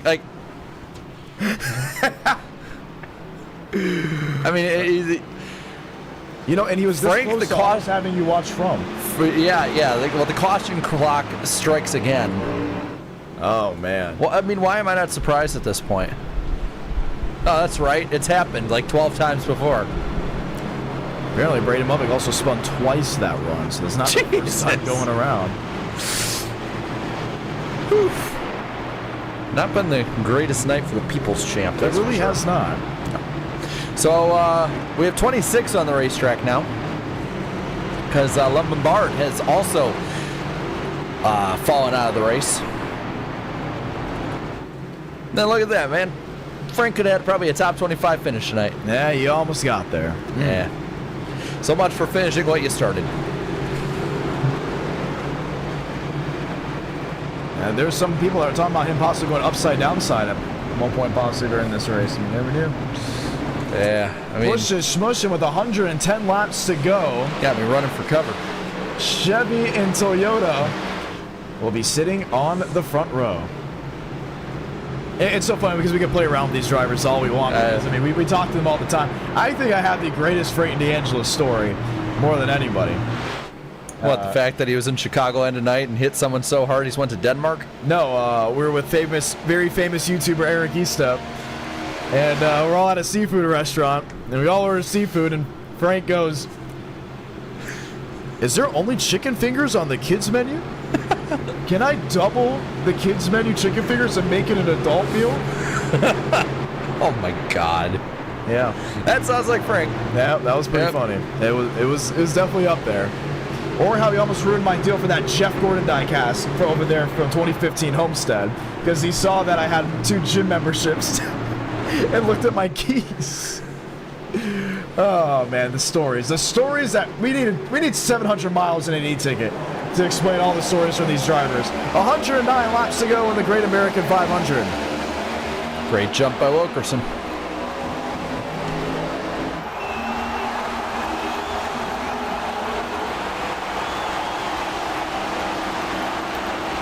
Mosteller got the wave around. Oh, there's some damage in the wall from someone. Everett Counts may have tagged the fence. And now, if you're Garza, you got the slate wiped clean. Get the lead back, run up towards the front. Got some gap to Basin. And look at him following that 43 down all the way to the grass. Sean Rowe goes to the outside of Dylan Contreras. Dylan Basin will follow in suit, but now swoops to the inside part of the racetrack. Can Basin catch up to the 4 machines in front of him? And can Wilkerson pull away from the rest of the crowd? He very well may. But when you look through the rest of the pack there, I mean, you got Mubik back into this. You got Dean and Brummett, 8th position, right between the 2 McDonald's cars running up with him. Great run for him tonight. And Mubik will look the long way around up to the back bumper. He almost gets in the back end of Dean, but he's going to take the spot clean on the outside. Oh, he's in the fence. He is just wheeling that thing. Got a little too much there. Garza now with a bit of a gap back to Rowe, but a bit of a gap to gain on Wilkerson up top. That's Bryce Benton, who's going for a top 5 position. Can you believe this kid? I mean, some saw him on the entry list and went, are you out of your mind? Clearly, he has shown that he's out of his mind and has a shot at winning an e-ticket event in his first start. Well, and we see that this e-ticket is not only an e-ticket, it is a great chance to set yourself up for Florida in 2026, the Florida 500. And at this point, he has set himself up great. Top 5 position, going and gunning for more. Bryce Benton on the outside lane, Dylan Basin on the bottom. Benton with the nose out in front. He will ride high and clear of the other machines on the bottom side of the racetrack. And with 105 laps to go, it's Bryce Benton in the top 5. Small gap between 7th and 8th. Top 7 kind of pulled away a little bit. Garza getting caught a little bit by Rowe, while Wilkerson maintains that 3 or so 10-second lead. And it's going to work out well for now. Sean Rowe, who we thought could have been dead in the water after the cycle, he sits P3, and to think if that caution didn't come out, where would Dylan Basin be? Probably going for the lead at this point. We're approaching 100 laps left of the race, though. Garza keeping the rest of them back, but it's almost like he's holding up that line. I think he kind of is. Benton's in 5th, Basin's in 6th, Daniel Mosteller's in 7th, Braden Mubik is in 8th, and now the 2 e-ticket champions up inside the Elite 8 with 103 laps to go. Great position for them. But Garza is now making up a ton of ground on the 43, trying to find his way around, and Benton is rim riding, getting as high as he possibly can on the racetrack in that yellow and blue 9 car. 103 lap, it'll be 102 this time. Well, that's important. Basin now back to 6th. That's a good bit of a gap between Wilkerson, Garza, and Rowe, the guys who have been competing up towards the front. But is Benton the one that's coming on strongest at the end of this race? Possibly. What a story that would be. I mean, he's making the move now on Contreras, pinching him down. Contreras' internet messing up. That's not going to help his case. Yeah, it's got to survive for 102 more laps. He's got to be able to make it work. The 92 and the 11 in a very similar boat with that one. But look at Benton go. Now Basin, he's going to try and conjure up a run. Goes top. Goes bottom now. What a move, 2 and 1. And Basin will cut off in front of Bryce Benton. Now Benton gets to the high side, trying to shut off that run for the 11, not going to make it work. Oh, he catches the fence. Might have caught the 92 as well. Garza's in the 30. Contreras, Mosteller, Bryce Benton. Another blink for the 92. This is the point of the race every time, right as we start getting towards the important part. Now with 100 to go, that the 92 always has these issues. And who's the other one that has similar issues? That 11. But he usually has them later when it actually is running for the win time. Yeah, you'd hate to start seeing him blink. I guarantee you, the only thing that's on Wi-Fi right now is this race. Yeah. Wilkerson, though, holding steady out in that lead. 99 to go.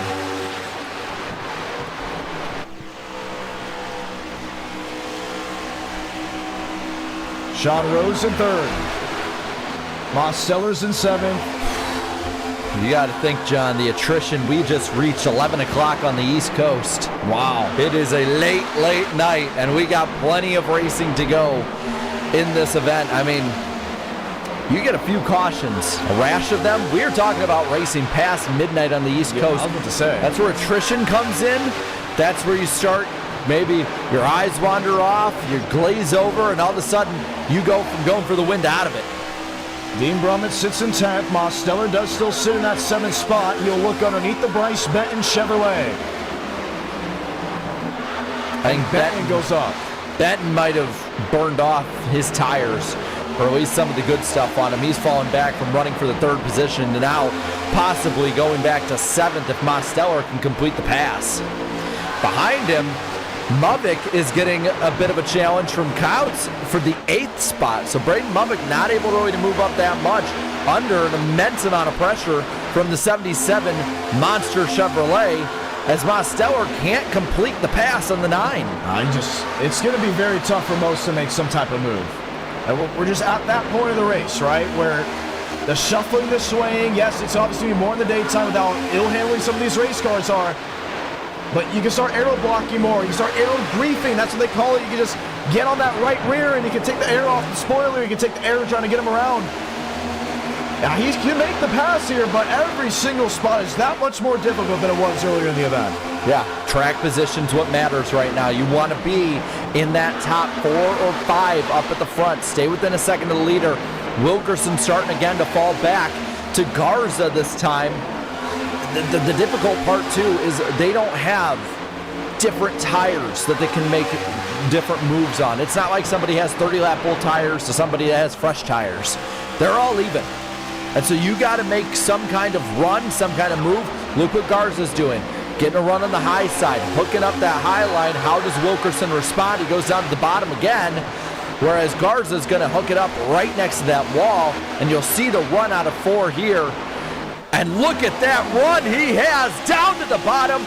94 to go. Garza goes to the lead. He's got it. But can he complete the pass? Or will Wilkerson get the run now as he takes the high side? He's got it. Wilkerson there.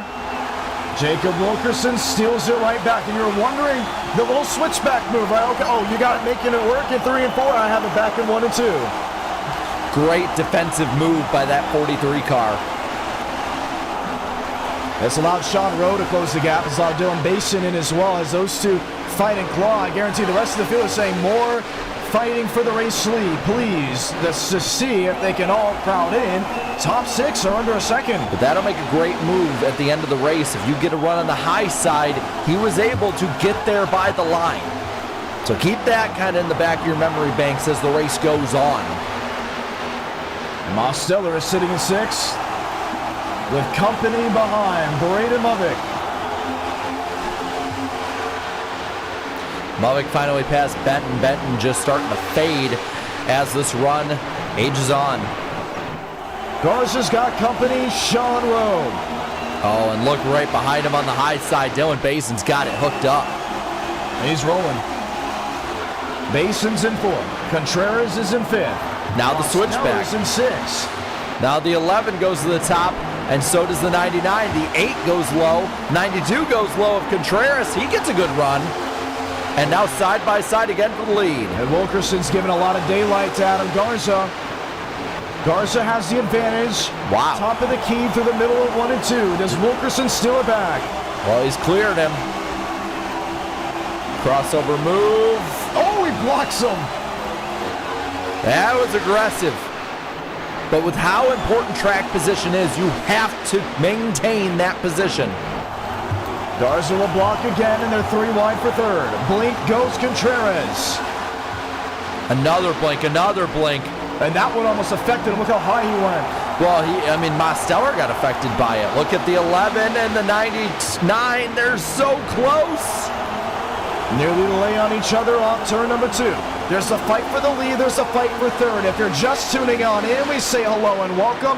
Second half of the Great American 500, and it's on for the race lead. Garza, he's had to have led at least close to half of this race so far. We're 245 laps in. It's amazing. If he hasn't led 100 laps, it seems like he's led the whole thing. But Basin making the move. Sean Rowe way to the outside. Can't complete it. And there goes Contreras. He's going to take advantage of the 11 not completing that pass. Dylan Basin will drop back to 5th. Eladon Contreras will move up to 4th if he can indeed do so. He forced Basin out of the throttle.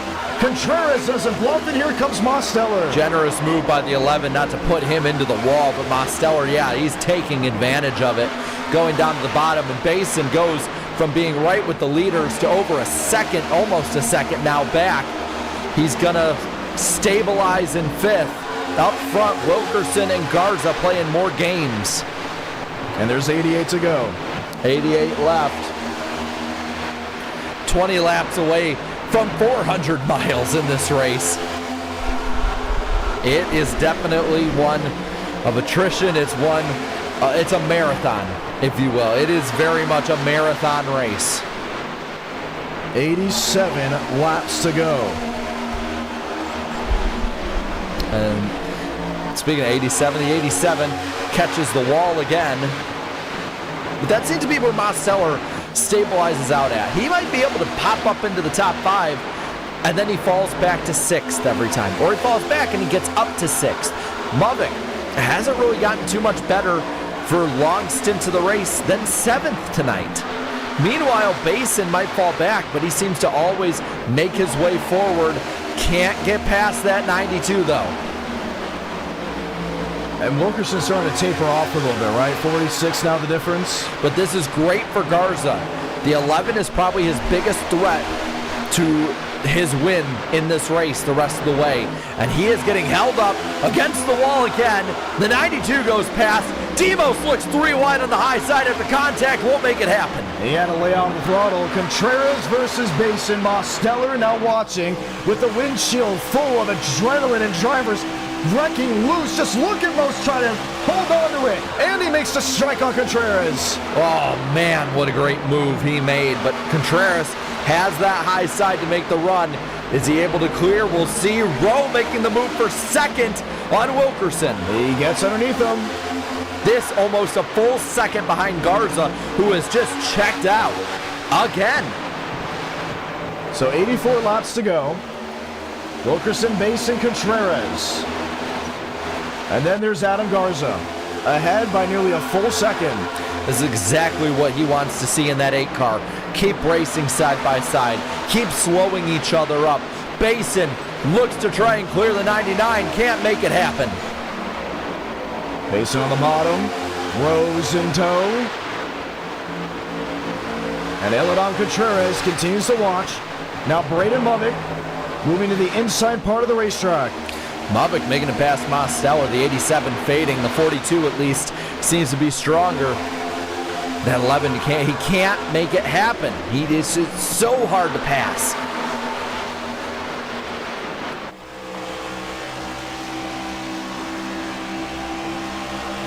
May have caught the wall.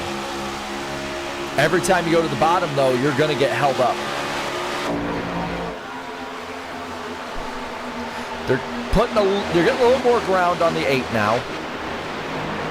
But that's until they start racing each other again. Oh, Rowe got loose. He's going to get into it a little bit with the 11. Basin, though. Basin on the bottom, clears him, doesn't get the crossover. He does. Wow. And Sean Rowe. Contact! What a save by Dylan Basin. Oh, but look at the time he's lost in doing so. At least a second at this point, maybe half a second at best. These boys have put on a clinic. And that's a great spot for Wilkerson to be in. Now Contreras and Rowe racing side by side. Do you think Garza, because Garza seems to be keeping a steady gap, is he being caught or is he saving his stuff? There's no point in overextending. We saw if the race went green, Basin was going to win. We all knew it. I think it's just being consistent now because you gotta make up for the mistake, right? Because you still could have a green flag stop. How terrible it would be if you got bit because you made the same mistake twice. Fair.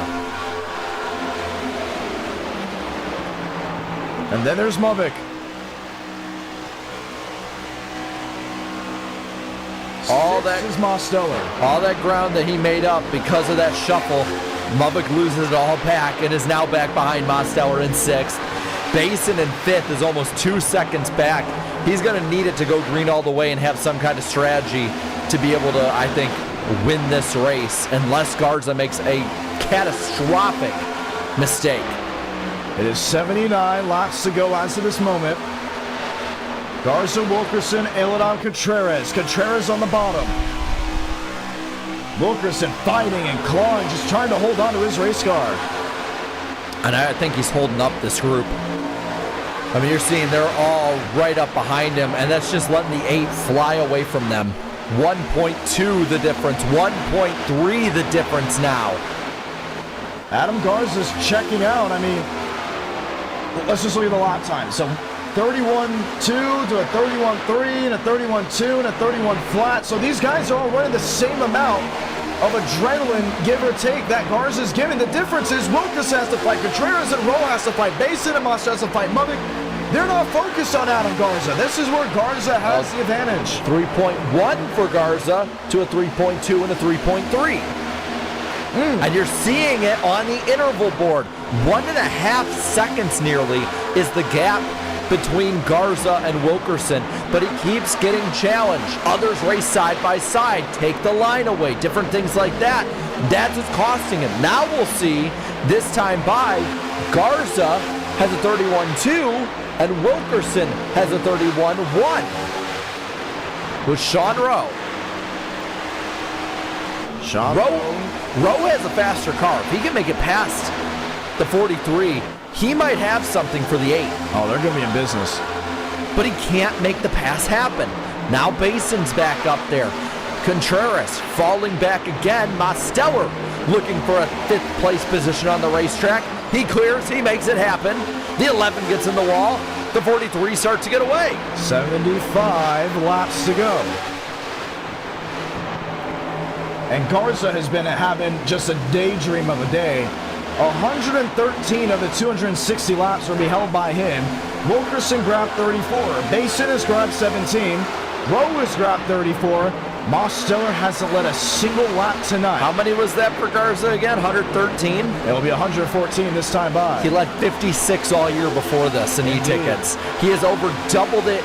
He's had over double the amount he's had in those 7 e-tickets before in this race. Combined, Mavic and Mosteller, 0 laps led. Wow. Benton has grabbed 2 laps. 4 has been led by Eladon Contreras. What a show, though. What a race put on by Adam Garza. This is the biggest lead we've seen off speed all night. Look at that. 1.5, 1.6 the difference. Maybe by the end of the straight, 1.7, not yet, but I don't think we've seen anyone off of speed without some kind of pit strategy, without some kind of incident, get this far ahead. 1.66 seconds is the gap. Now Basin up to 3rd. If he can make this move on Wilkerson, he could be in business. It's going to be fun to see. Basin. Not yet. No. Not yet. No, but he's getting there, though. He's going to go up there. That's about the best he's gotten. And they're starting to approach lap traffic, so that could make a difference to these guys racing side by side. Mother's back and forth. Aileron Contreras. Oh, Mosteller, great save. And I think the sweet spot of this package is coming into effect. We're seeing it. 1.8 the difference, though. Basin has a nose. Not enough to clear. Just not enough to clear. He was so close. I guarantee you Garza's saying, just hold on to him. Hold on to him. Keep holding on to him. He's just chipping away. 71 to go. Did Garza save any rubber? Mosteller is back to 6. Mother has climbed up to the 5th position now. Contreras falling back even more. Benton racing up to 7th now. Unreal. They are muscling these cars around the Chicagoland Speedway and loose! So loose! Oh, man. What? Oh, that is so much time he lost. Need to never give out this setup ever. It's just unbelievable. No. And it's allowed these two to call Basin sideways. He saved it again. Can you believe it? We're hitting that point of the run, John, where the handling of these race cars is gone. What is this, a Gen 4? And look, 3rd and 4th, the McDonald's duo. Caution. And it will reset us. You know a race is great when no one gets happy that there's a caution. Yeah. 100 miles to go. 11:16 on the East Coast. 10th caution of the night. Dean Brommenson, the pits.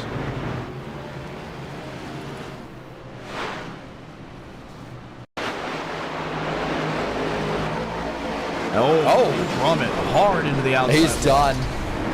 Done. Man, caught ever counts.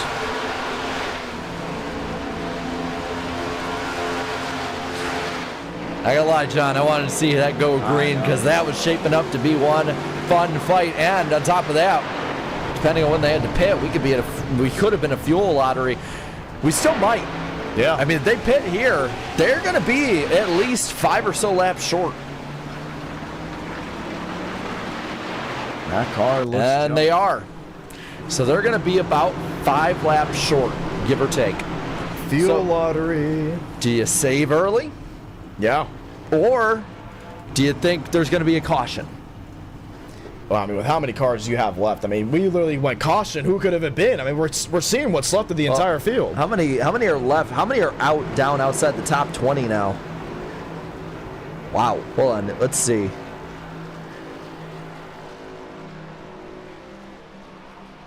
Let's see, so you got 54, 84. Okay, so we have 22 left on the racetrack. Yeah, 22 guys left racing. Sheesh. Garza over Wilkerson, Movick, Mosteller, Contreras, Rowe, Benton, Malone. Basin back to 9th. And how about Chase Crawl? Shout out to him. Top 10 with only 100 miles left in this race. Man, can you believe that? 22 cars left racing, 68 to go. I feel like we're pro late model racing at Owasso Speedway now. Well, this is how it was last year, too. Yeah. This is just the DNA of this race. You hearing those cars going silent? Yep, everyone's saving. So let's go ahead and ask the questions. To some of these drivers, are you worried or are you not? Let's start with Jacob Wilkerson. Wilkerson, John Ramos, what's the fuel like? Very short. It's might be a few miles or 5 miles short. All right. Is it a worry? If you'll see another caution? To me, it is. If it goes green all the way, I have a feeling some people are going to try and stretch it. Unless we get a yellow. All right. Well, this is going to be fun. Yeah. This race has been fun so far. Been enjoying it. All right. Hey, I mean, you're going up there against Garza. Do you think you can beat him without having to pit? I'm not too sure yet. All right. Good luck. Thank you. Jacob Wilkerson, you heard it there. Lights off on top of the pace car. Who can say 5 laps? How can you save 5 laps here? Run the bottom, coast the entire time? Hope, prayer, and a Christmas miracle. Christmas miracle. 5 laps. I drive down to Sebring every year, and Well, 5 laps is, right? That's 7.5 miles. Yeah. I mean, just saying, man. Every time I drive from Tennessee down to Florida, my parents always want to eat at Disney Springs. I always try to do it in a one-stop, and I'm telling you, when I mean a one-stop, I mean it is coasting. Talk about a road trip for these drivers. Can you make it to Grandma's without having to stop at a Wawa? 66 to go. We'll find out, John. Garza with a great restart, but Braden Bubbick, he's there. Parks it in front of Wilkerson, multiple cars in the fence. Mosteller around into Benton. Relax, yellows. It's a single car spin.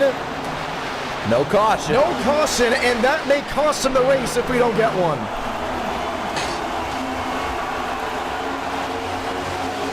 Garza now running for his life. He has Bubbick. He has Wilkerson there. And look at that run into the corner by Braden Bubbick. Can he make it stick? He didn't lose much ground. He didn't lose much ground at all. 19 back. So Mosteller spins. There he is. Race for the lead. Bubbick has the nose, has the lead. Can he lead the lap? He does. 64 to go, and Braden Bubbick leads his first lap of the evening. Before winning the last e-ticket, the NWP 400, Bubbick's season has been miserable in e-tickets. Everything that could go wrong would go wrong. Can he close it out with 2 in a row? Tied for the top of all time heading into 26? This can be tough. And then there's Garza. He's sitting in second. A blink by Eladon Contreras. Not the time to be blinking, and Basin has not made up much of anything, only up to 8th. If Braden Bubbick wins this race, both him and Mosteller will be tied at 4 e-ticket events. That means we'll head into the Florida 500 with the Drive for 5 alive on the esports side of Better Night in America. It is alive for 1, but for 2 to be going at it, I mean, that is a heavyweight fight if we've ever seen. He is running away. Could the rest of them be saving fuel, or is he just that good? I mean, he hasn't been this good the entire night.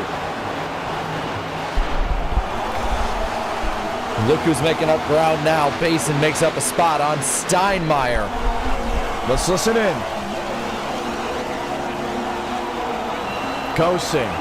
So they're saving. Listen in to Bubbick. On the throttle.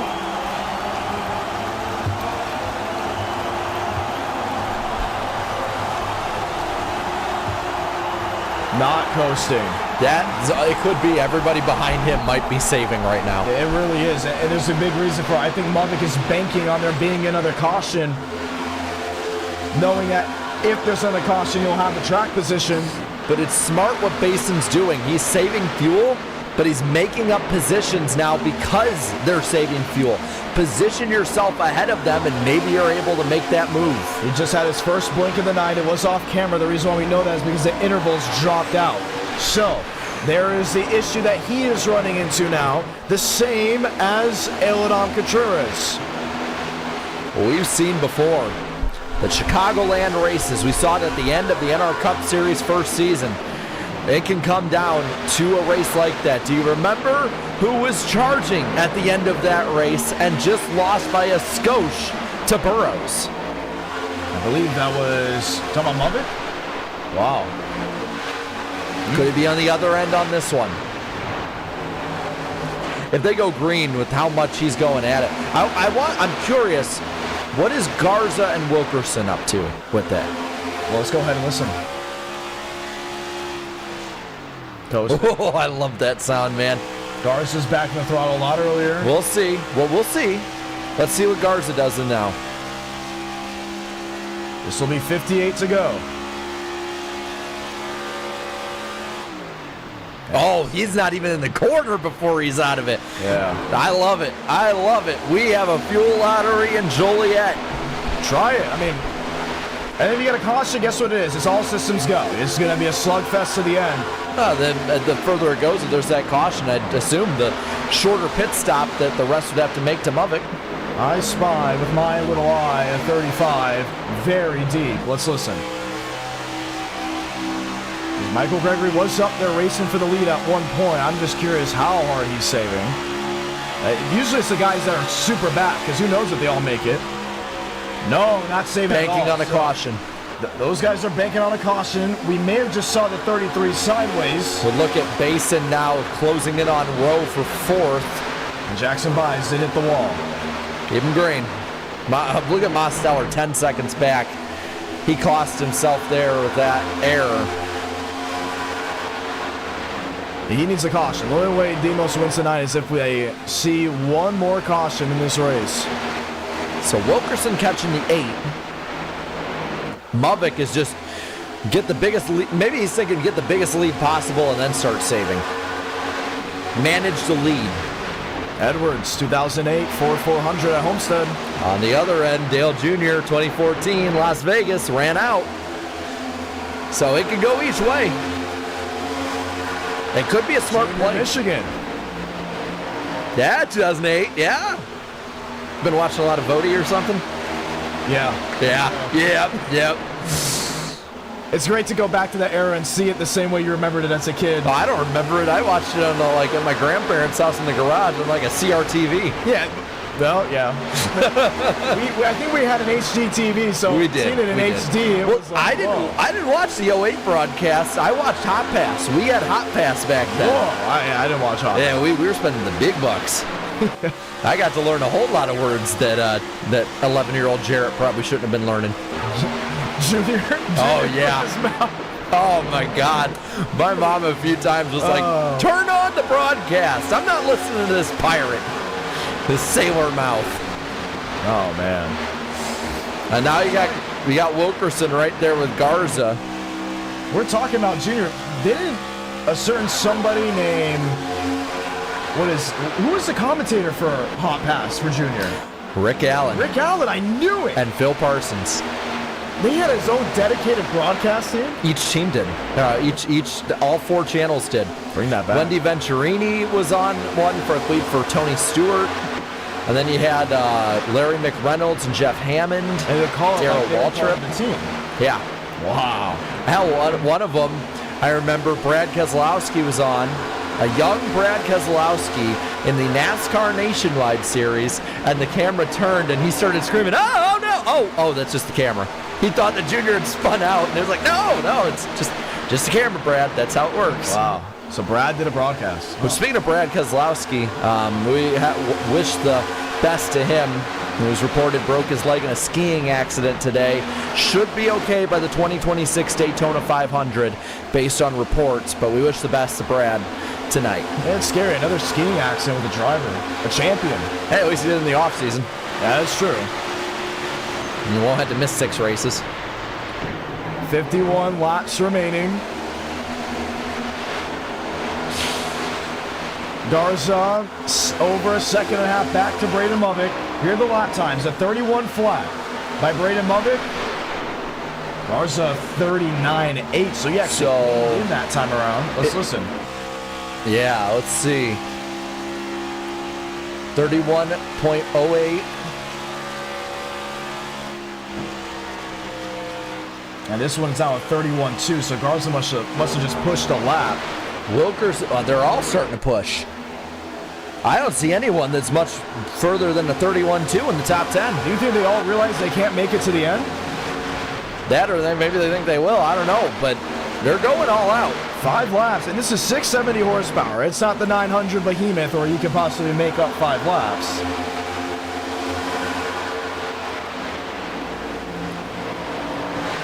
$49 to go. You can still hear some of them coasting, at least on entry. The cars have definitely gone quieter, but with 49 to go, it's all Braden Mubik ahead of the field by a second and a half. No, they're still coasting. But it's not as... It's like you put a muffler on thunder is how it sounds. Yeah, I'm not a fan of that sound. I like it. I like... Oh, I love it. I love the games of fuel mileage because, you know, that extra 100 feet that you might go into the gas earlier than someone else, that can cost you the race. John, I've been talking about him all night. Dale Jr. fan, I know what it's like to lose a fuel mileage race or two. Vegas, the Coke 600 in 2011, yeah. the worst day for National Guard racing ever. Because J.R. Hildebrand lost in the last lap in the National Guard car, just like in Charlotte. Oh my gosh. I mean, we could see it tonight. We could see some. I mean, but look at the people who are shuffling throughout, right? Steinmeier up to the 5th spot now. Where you position yourself is just as important as how much you save, because the more you're ahead of while you're saving, the less likely it is, the more likely it is that there's going to be enough to run out or that you can pass. If you're running in 7th and you want 6 to run out of fuel, it's going to be a tough ask. If you're in 2nd or 3rd and you need 1 or 2 to run out of fuel or pass them at the end, that's an easier thing to do. 46 laps to go. Everyone's trying something. What's the 8 doing? Rookie lap 290. Yeah, what's the 8 doing in this corner here? Saving. Yeah, he's still saving. Oh, he's going. Look how far into the corner the 8 has been saving. He was almost in and out of 2 before he went back to the gas. Down to a 31-2, and Muvic's down to a 31-2, and I think this is what happened. Muvic got out to a big enough lead, and then he started. He's going to try and manage it. It's to manage. Yep, manage the space, manage the time, and then if you run out, hope that there's just enough of a buffer. You know what that also forces guys further back to do? Well, what if he doesn't run out? I got to go. If he's saving, I got to go, and that might run one of these guys out of fuel. Call their bluff. Might be drafting too. Every little bit of draft you can get will help. Oh, they're all doing it. This is going to be something to watch. I mean, you just want to sit back, watch, and listen. Can Max Steinmeier fool the field and possibly grab a win? Well, how much, too, does it make a difference if you're running the very top and you get back to the gas as much as they do? Like, you're still burning that little bit of extra fuel. It's going to be something to see. Well, and now he's got the position on the 11.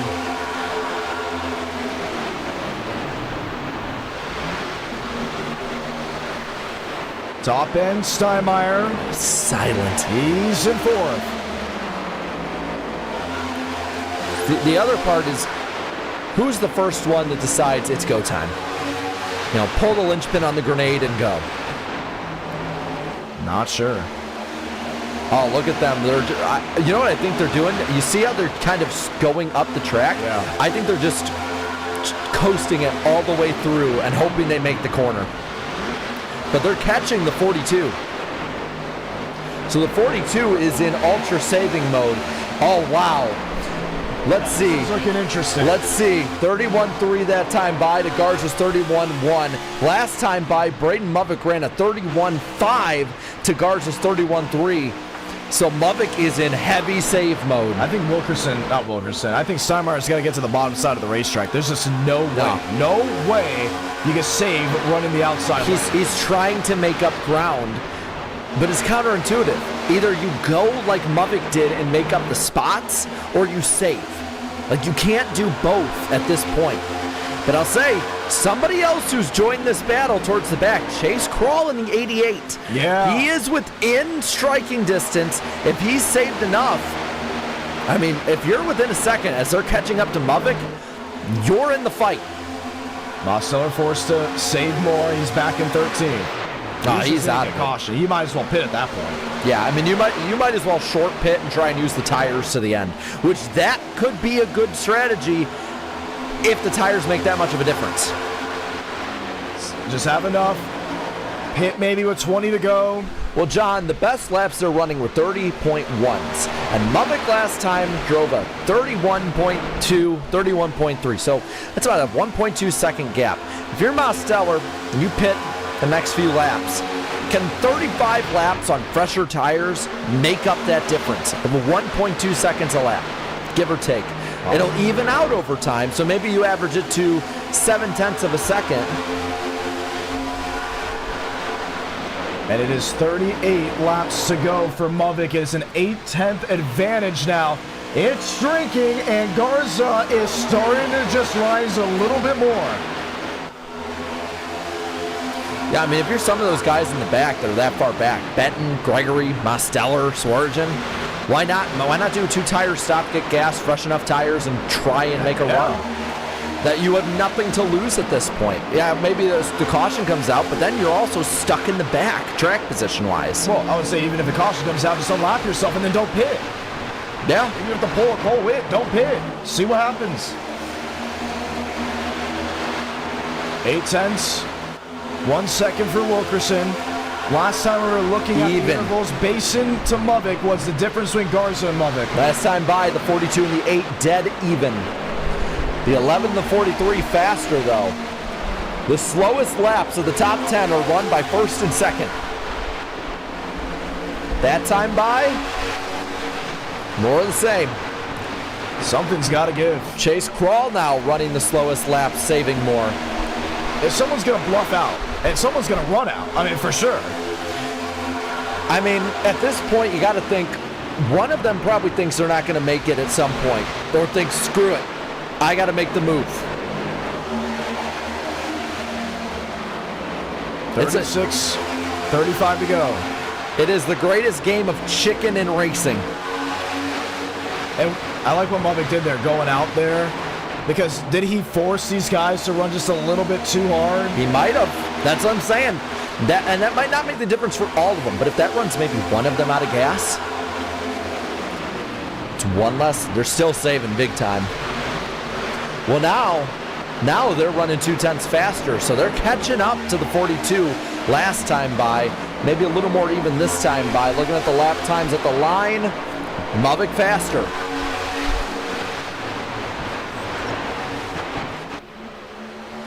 $34 to go.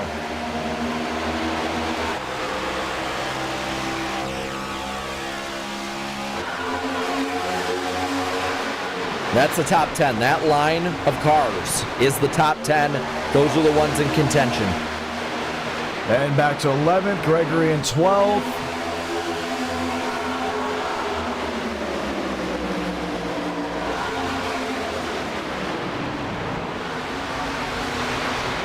You just hear it. It is so eerie.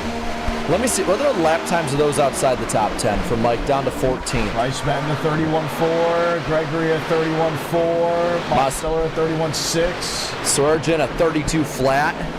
Yeah, so their idea is simple. Save way more. Yeah, just hope they all run out. Save way more, maybe crack in a top 5. That's the Hail Mary plan.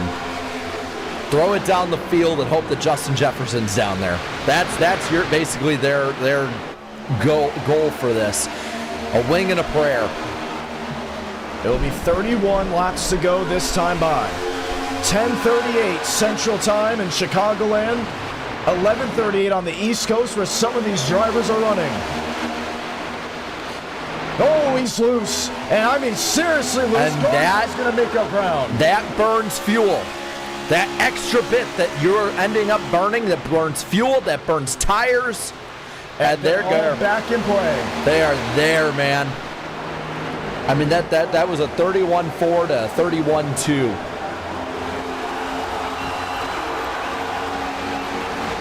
$31 to go. I mean, look at them go. I mean, they're all over the track. So many of them on the high side. I feel like if you're basically from Malone back, pull the Mosteller, Swearengin, Gregory, and Benton strategies. Slow way down, save. Because I think at this point, most of these guys are going to race each other hard. It's about discipline at this point. Garza's 18, 17, 16. He's there. The question is, when do you strike? Onto the apron. Now. He's striking now. Adam Garza, new race leader to turn 1. Mavic catches the air off the right side. He pulls even to the center of the corner. And this burns fuel. All of this burns fuel racing this way. 29 to go. Steinmeier's up to 4th. Wilkerson's holding on in 3rd. And Dylan Basin is foaming out the mouth in 5th. Oh, the 42's loose. That lost it for him. But the handling is not good on that 42 car, even saving. Let alone when they go all out. 28 to go. That's probably why he's so desperate, too, to keep the lead. His car is not where it needs to be the way that Garza's is. Wilkerson is 3rd. Top end.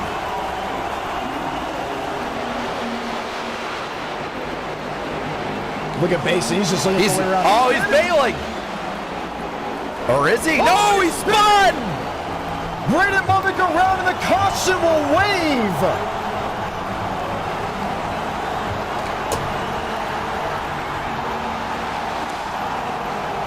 And that goes completely out the window.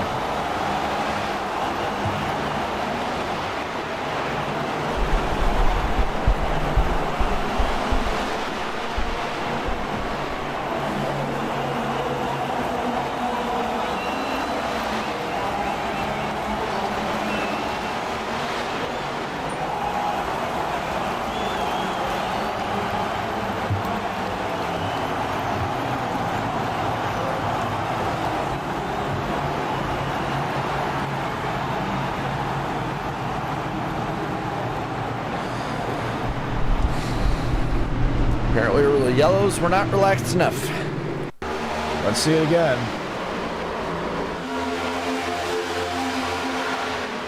There's no oncoming traffic. No.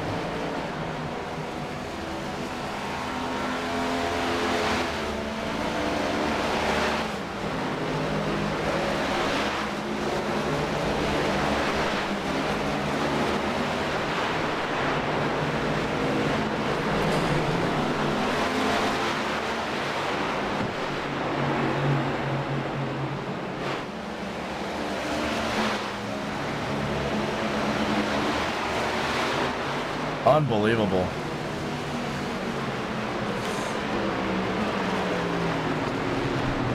Well, we are closing in on midnight on the East Coast. And you're telling me we're going to have about a 20-lap shootout for the win. So they're going to have all the same amount of fuel now. Wilkerson gets out ahead of Garza. Contreras, Steinmeier, Base in the top 5. Then Rowe, Malone, Krall, Zarate, and Movick, the top 10. Yeah, I mean, we're all scratching our head. I mean, the viewers are scratching their head. I'm scratching my head. And just trying to figure out what happened there. Lazy spin by Movick. Holy bailout. I mean, unbelievable.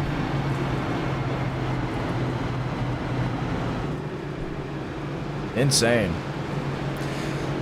Tinsley in the chat saying that Movick says tried to brake for the pits, but it spun the car the other way.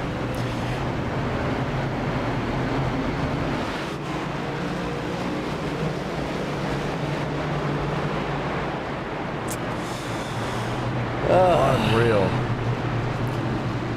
310 laps into this 334 lap race.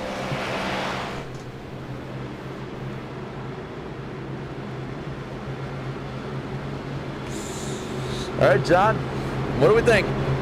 Be 24 to go this time by. Is this Garza's race to lose? You gotta go. I mean, that's all it is. Oh yeah, of course. But push it to what you got. If you get a bad restart here and you're Garza, Wilkerson's gonna be ready to pounce. If Contreras gets a good restart here. Yeah, we're gonna have to see that one. And Dylan Basin, I mean, speed-wise has been right there the entire time. Remember, can't go underneath the white line until after you're past the line.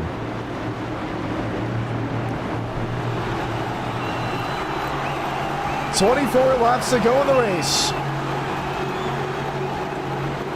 A stunner from a fuel lottery. Back underway in the Great American 500. Great restart. Wilkerson clears the field. Garza, Contreras side by side for second. Garza's going to get the run. Wilkerson clears. Contreras alongside Garza. Basin's in the fray as well. Garza going to have the high side here. but it's going to be the 11 of Basin going way higher, trying to conjure up that run. Couldn't get it done. Jacob Wilkerson in command, and Garza nearly stole it back on the bottom. Looks up high this time, doesn't get the nose there. Basin to the middle. Ooh, Contreras into him. And those two, they can. Oh, Garza hard into the wall. Those two could have netco because of the internet issues. Keep that in mind. Here comes Jacob Malone. Wilkerson now a 0.3 of a second lead, coming to 22 laps left in this race, running the race of his life. Contreras back to 5th, Steinmeier back in 6th. And big Contreras moves up to 4th. Big scrum from 7th on back. And look at Malone out of nowhere, up to 4th. Contreras back in P5. Mulvick up top. Now Basin looking low. He's got the 3rd spot. Malone flying up with Air Jordans to the 4th. And it will be 21 laps remaining. I just don't know what's going to happen here with Garza. If he can hold off Basin Malone. I mean, you just got to be thinking about getting back up to Jacob Wilkerson. But it's been about even between the two of them. I mean, Wilkerson a 2:09, Garza a 2:38. Garza to go. Garza trying to hook up that top line. Yeah, 20 laps left in this race. And he's starting to make up time.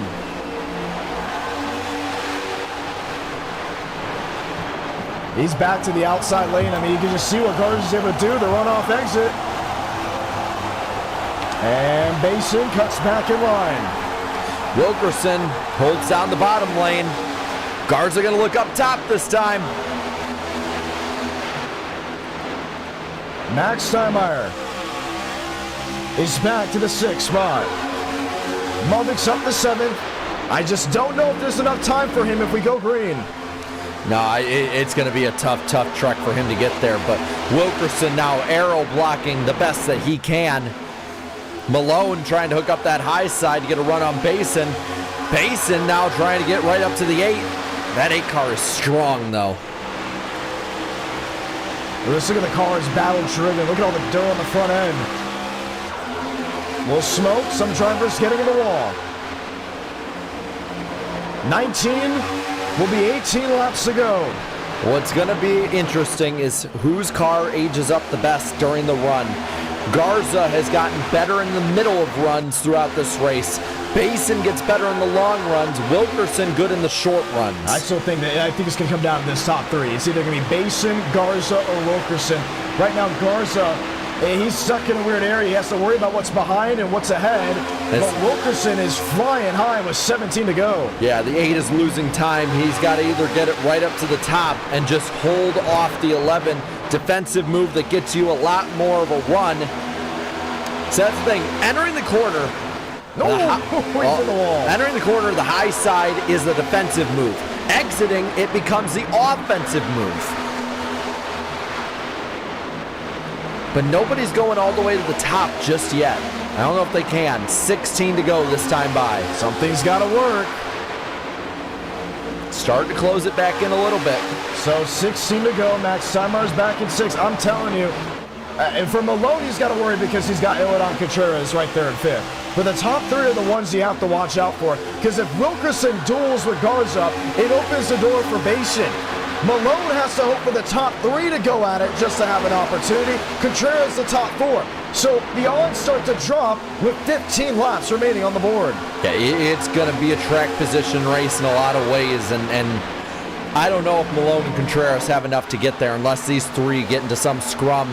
Now the 8 goes down to the bottom, and Basin chooses the high side.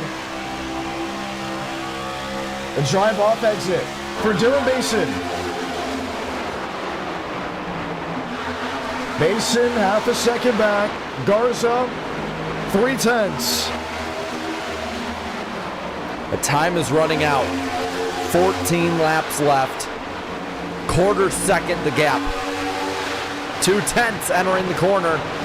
Garza goes a little bit higher this time. That high line starting to come in a little bit more. But will it come in enough before this finish? He lost a 10. And so Malone was right in the tire tracks again. Jacob Wilkerson, talk about driving the race of your life right now.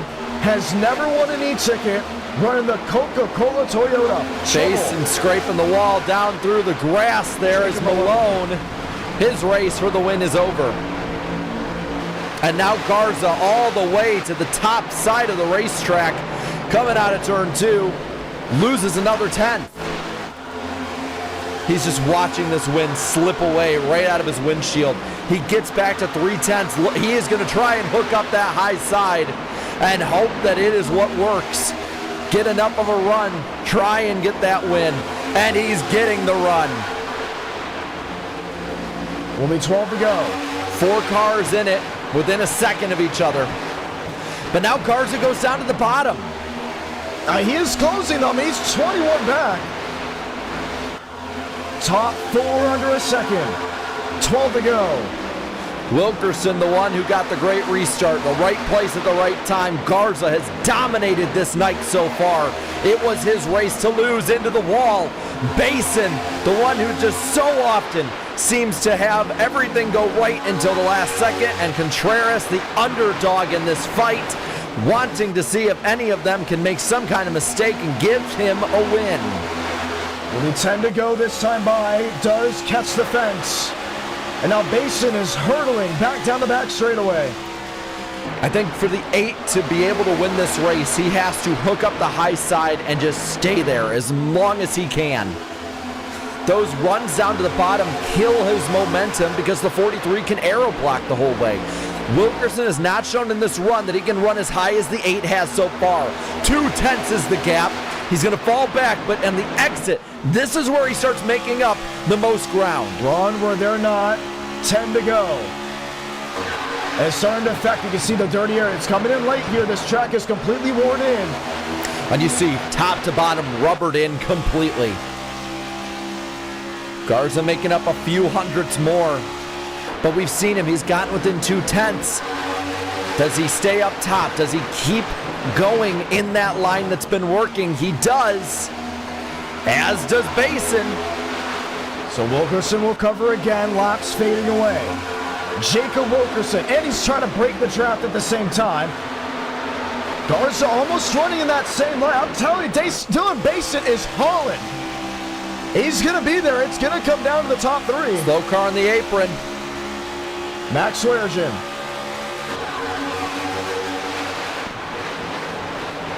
And now Basin has caught up to Garza. Garza has to stay in that high line.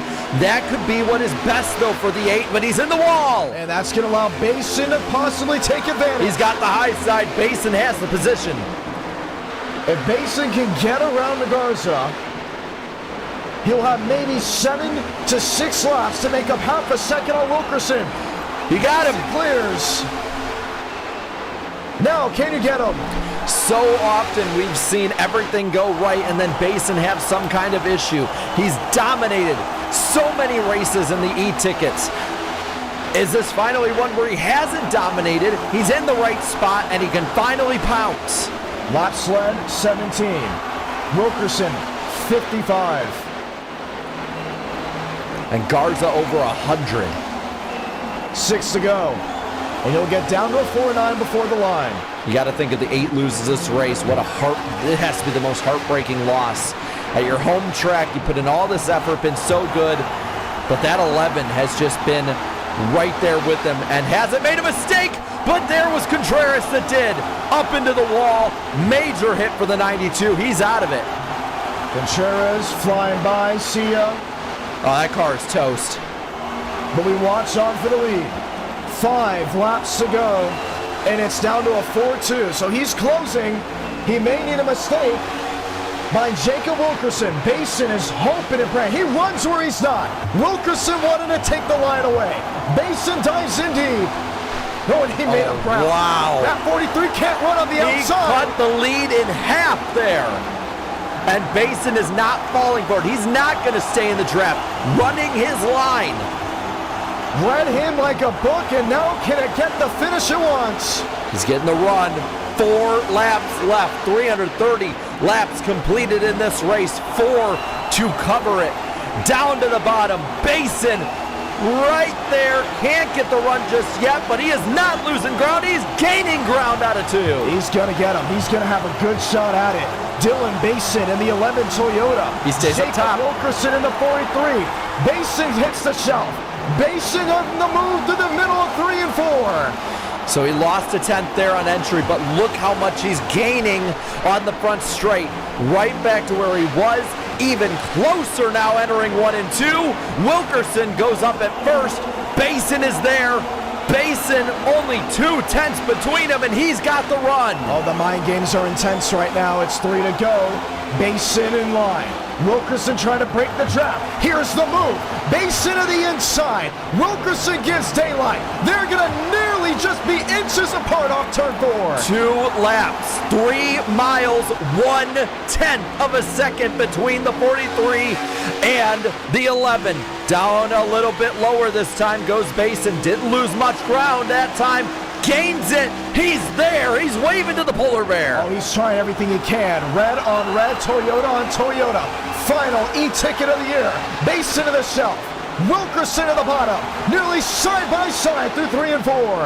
What a run he's got. He can make it happen one more time heading to the white. Salamanca. 1 to go in Chicagoland. Basin to the bottom. Wilkerson on the outside. Side by side for the lead. They touch. Wilkerson the run off turn number 2. This is the finish of the Great American 500. Basin 11, Wilkerson 43. Pushing, shoving to the checkered flag. Dylan Basin slide and win in Chicagoland. Oh, I don't know how that's going to go over. Oh, that is, man. That is, I want to, luckily you have on our end a tape delayed version that I can watch. Oh my goodness. I mean, that was a lot of contact. We've never had to deal with it on anything but a super speedway. I mean, we're watching on the other end. They went down side by side, door to door, exiting the corner. And the 11 went up and basically shoved the 43 straight into the wall, wrecked him. I mean, and let's not forget Adam Garza, 9/100ths away from stealing it.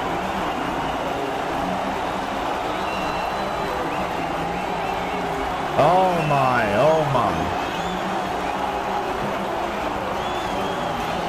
Yeah, that's going to be interesting. We're going to watch the replay, but what a finish nonetheless.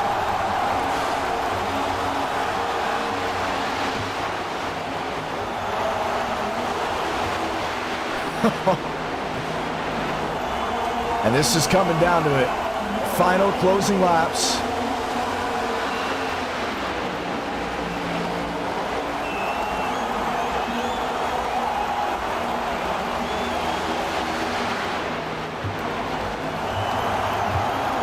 Get into each other. And everyone has their opinion, whatever they want to choose. The aerial view tells the story. Gets into him. This 43 got into him. And that is that tells the story. And it really was just a camera angle. That's why we look at every angle. My goodness, what a win, what a finish. Wilkerson tried something there late, and nonetheless, Dylan Basin is an e-ticket champion in 2025. Yeah, I mean, see, that's the thing. All night the angles have made it look worse, but the 43 came down. I mean, it's clear as day on the aerial view. Wow. What a finish.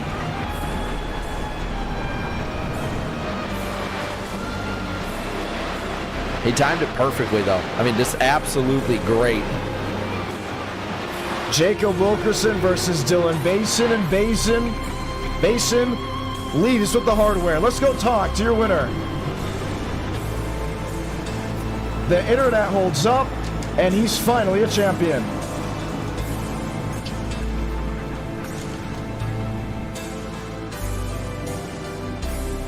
That is unbelievable.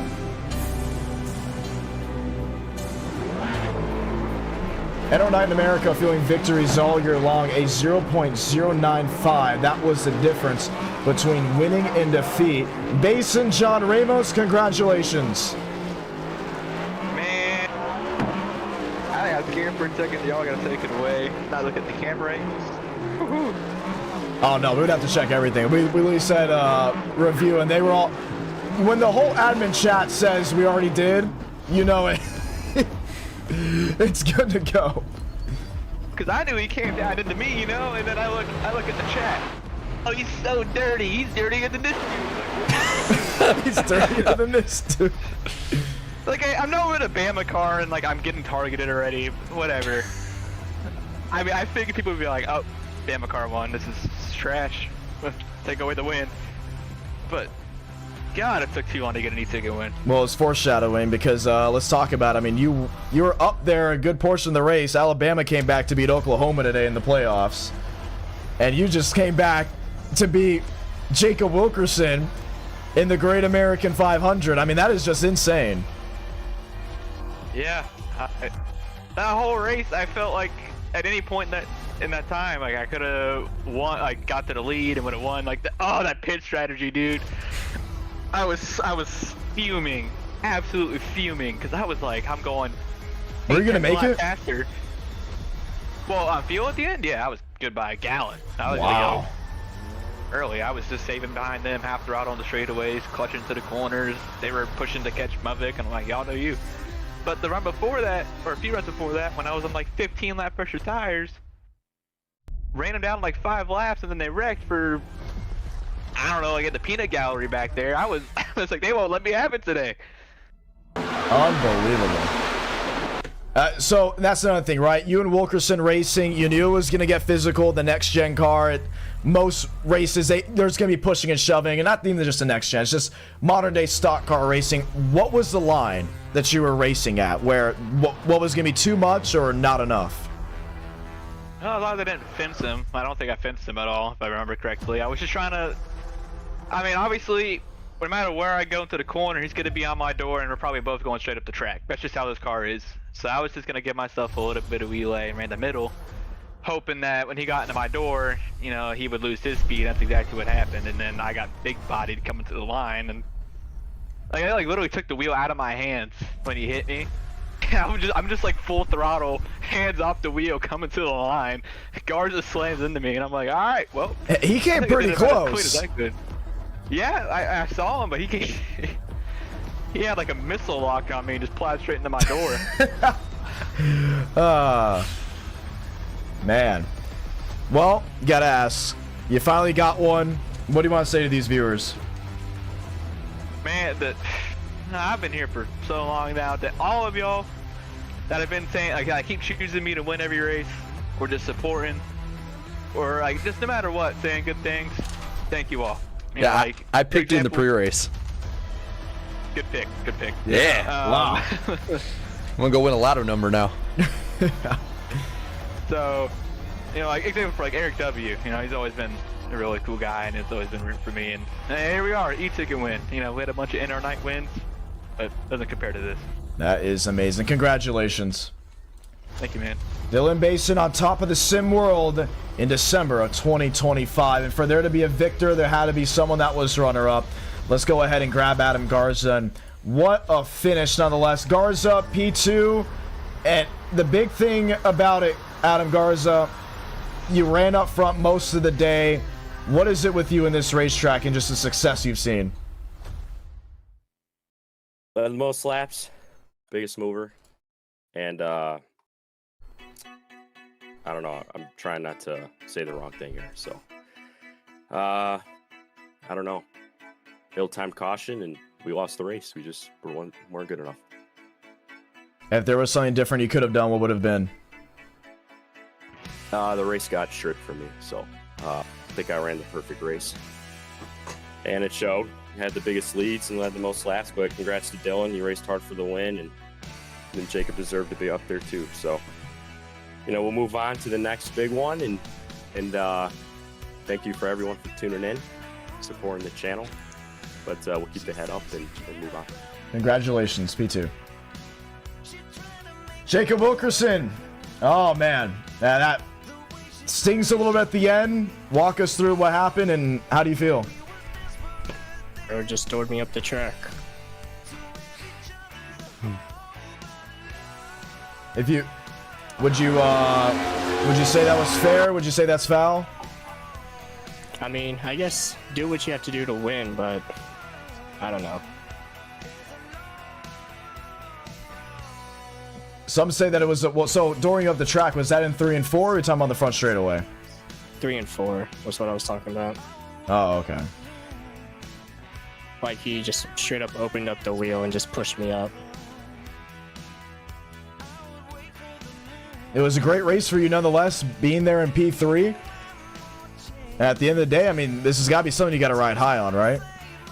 Yeah, this is definitely the best e-ticket I've ever ran, but yeah. What do you want to say to the viewers? Appreciate y'all for watching, and appreciate y'all that stuck around, and you for putting this event together, along with the PBR boys. I want to thank that I worked with, and yeah, I'm gonna lose some sleep after this. Congratulations on the podium. Thank you. And that is Jacob Wilkerson. Well, you heard one very electric driver, one not so electric, or two not so electric at the end of that finish. We'll dive into it in the post-race ceremonies in just a matter of moments. But you know what? Let's go through the finishing results. And what an amazing event this win was. Toyota and Dylan Basin find themselves top of the board. Is that Toyota's first e-ticket of the year? I can look it up real quick. I'm pretty sure it is. I mean, Adam Garza, Jacob Wilkerson, Daniel Mostel are fighting back for fourth. Max Steinmeier, Sean Rowe, Eladam Contreras, Christian Zaray, with Bryce Ben and Chase Crawl make up the top 10. Michael Gregory, Jacob Malone, Max Swearigan with Abraham Vila, the top 14. Braden Budvick finishes in the 15th position. Jeff Perchatsky, Jackson Bynes, Everett Couch, Frank Corley, and Dean Brunnan, and I believe it is Toyota's one and only. It is. And no Ford finish tonight. Wow. After a dominating first half of the year. Lane Sanders with a 21st place run. You got Joyner, Lombard, then Kenyon, Gutierrez, the top 25. After that, there's Kai Collymore, who ends on a sour note after winning the Florida 500. Christian Delgado, Carlos Truther, Frank DeAngelis, and Trevor Oswinoth. Top 30, Hector Colonzo, Nathan McLaughlin, Dominic Barbagallo, Jason Hall, Douglas Newbigging, Riker Byram, Carter Kingsley, Yaroslav Donskoy, Finnegan Myers, and Nathan Scott. As the final four contenders were Van Drugman, Kenny Reel, Tyler Tinsley, and Keegan Sabilo. Before we end it, well, we got to hear it. Stripped from me. Does Adam Garza believe it was stripped from him, as in, do you think the fuel lottery caution or the final couple laps? Because, I mean, it seemed like Dylan Basin went from third to first. He had to pass Garza and his teammate to get it done. I'd say, you know, I mean, maybe the fuel mileage one. We've seen these e-tickets have this kind of contact before, back and forth. Yeah. And, you know, we saw the replay. I mean, when you look on the aerial view at the finish, too, it was the 43 that did the majority of the damage on the back and forth. And it didn't look like it from the initial view, but that's why the admins and us look at every view before there's any kind of decision made. And that was even borderline if there would have been a decision. We've seen other races end that way before and not had a decision. So, you know, I think it's just sometimes it just sucks to lose that way. It does, and it's very unfortunate. Well, that was one heck of a race nonetheless here for this December e-ticket. The final e-ticket of 2025. So many great moments, and we can't wait for 2026. That was the Great American 500 Chicagoland. 3 Chicagoland e-tickets, and one has yet to disappoint. Unbelievable stuff. I'm John Ramos alongside Jarrett Lundberg saying good night here from our studios in Nashville, Tennessee, and we hope you have a very Merry Christmas and a Happy New Year.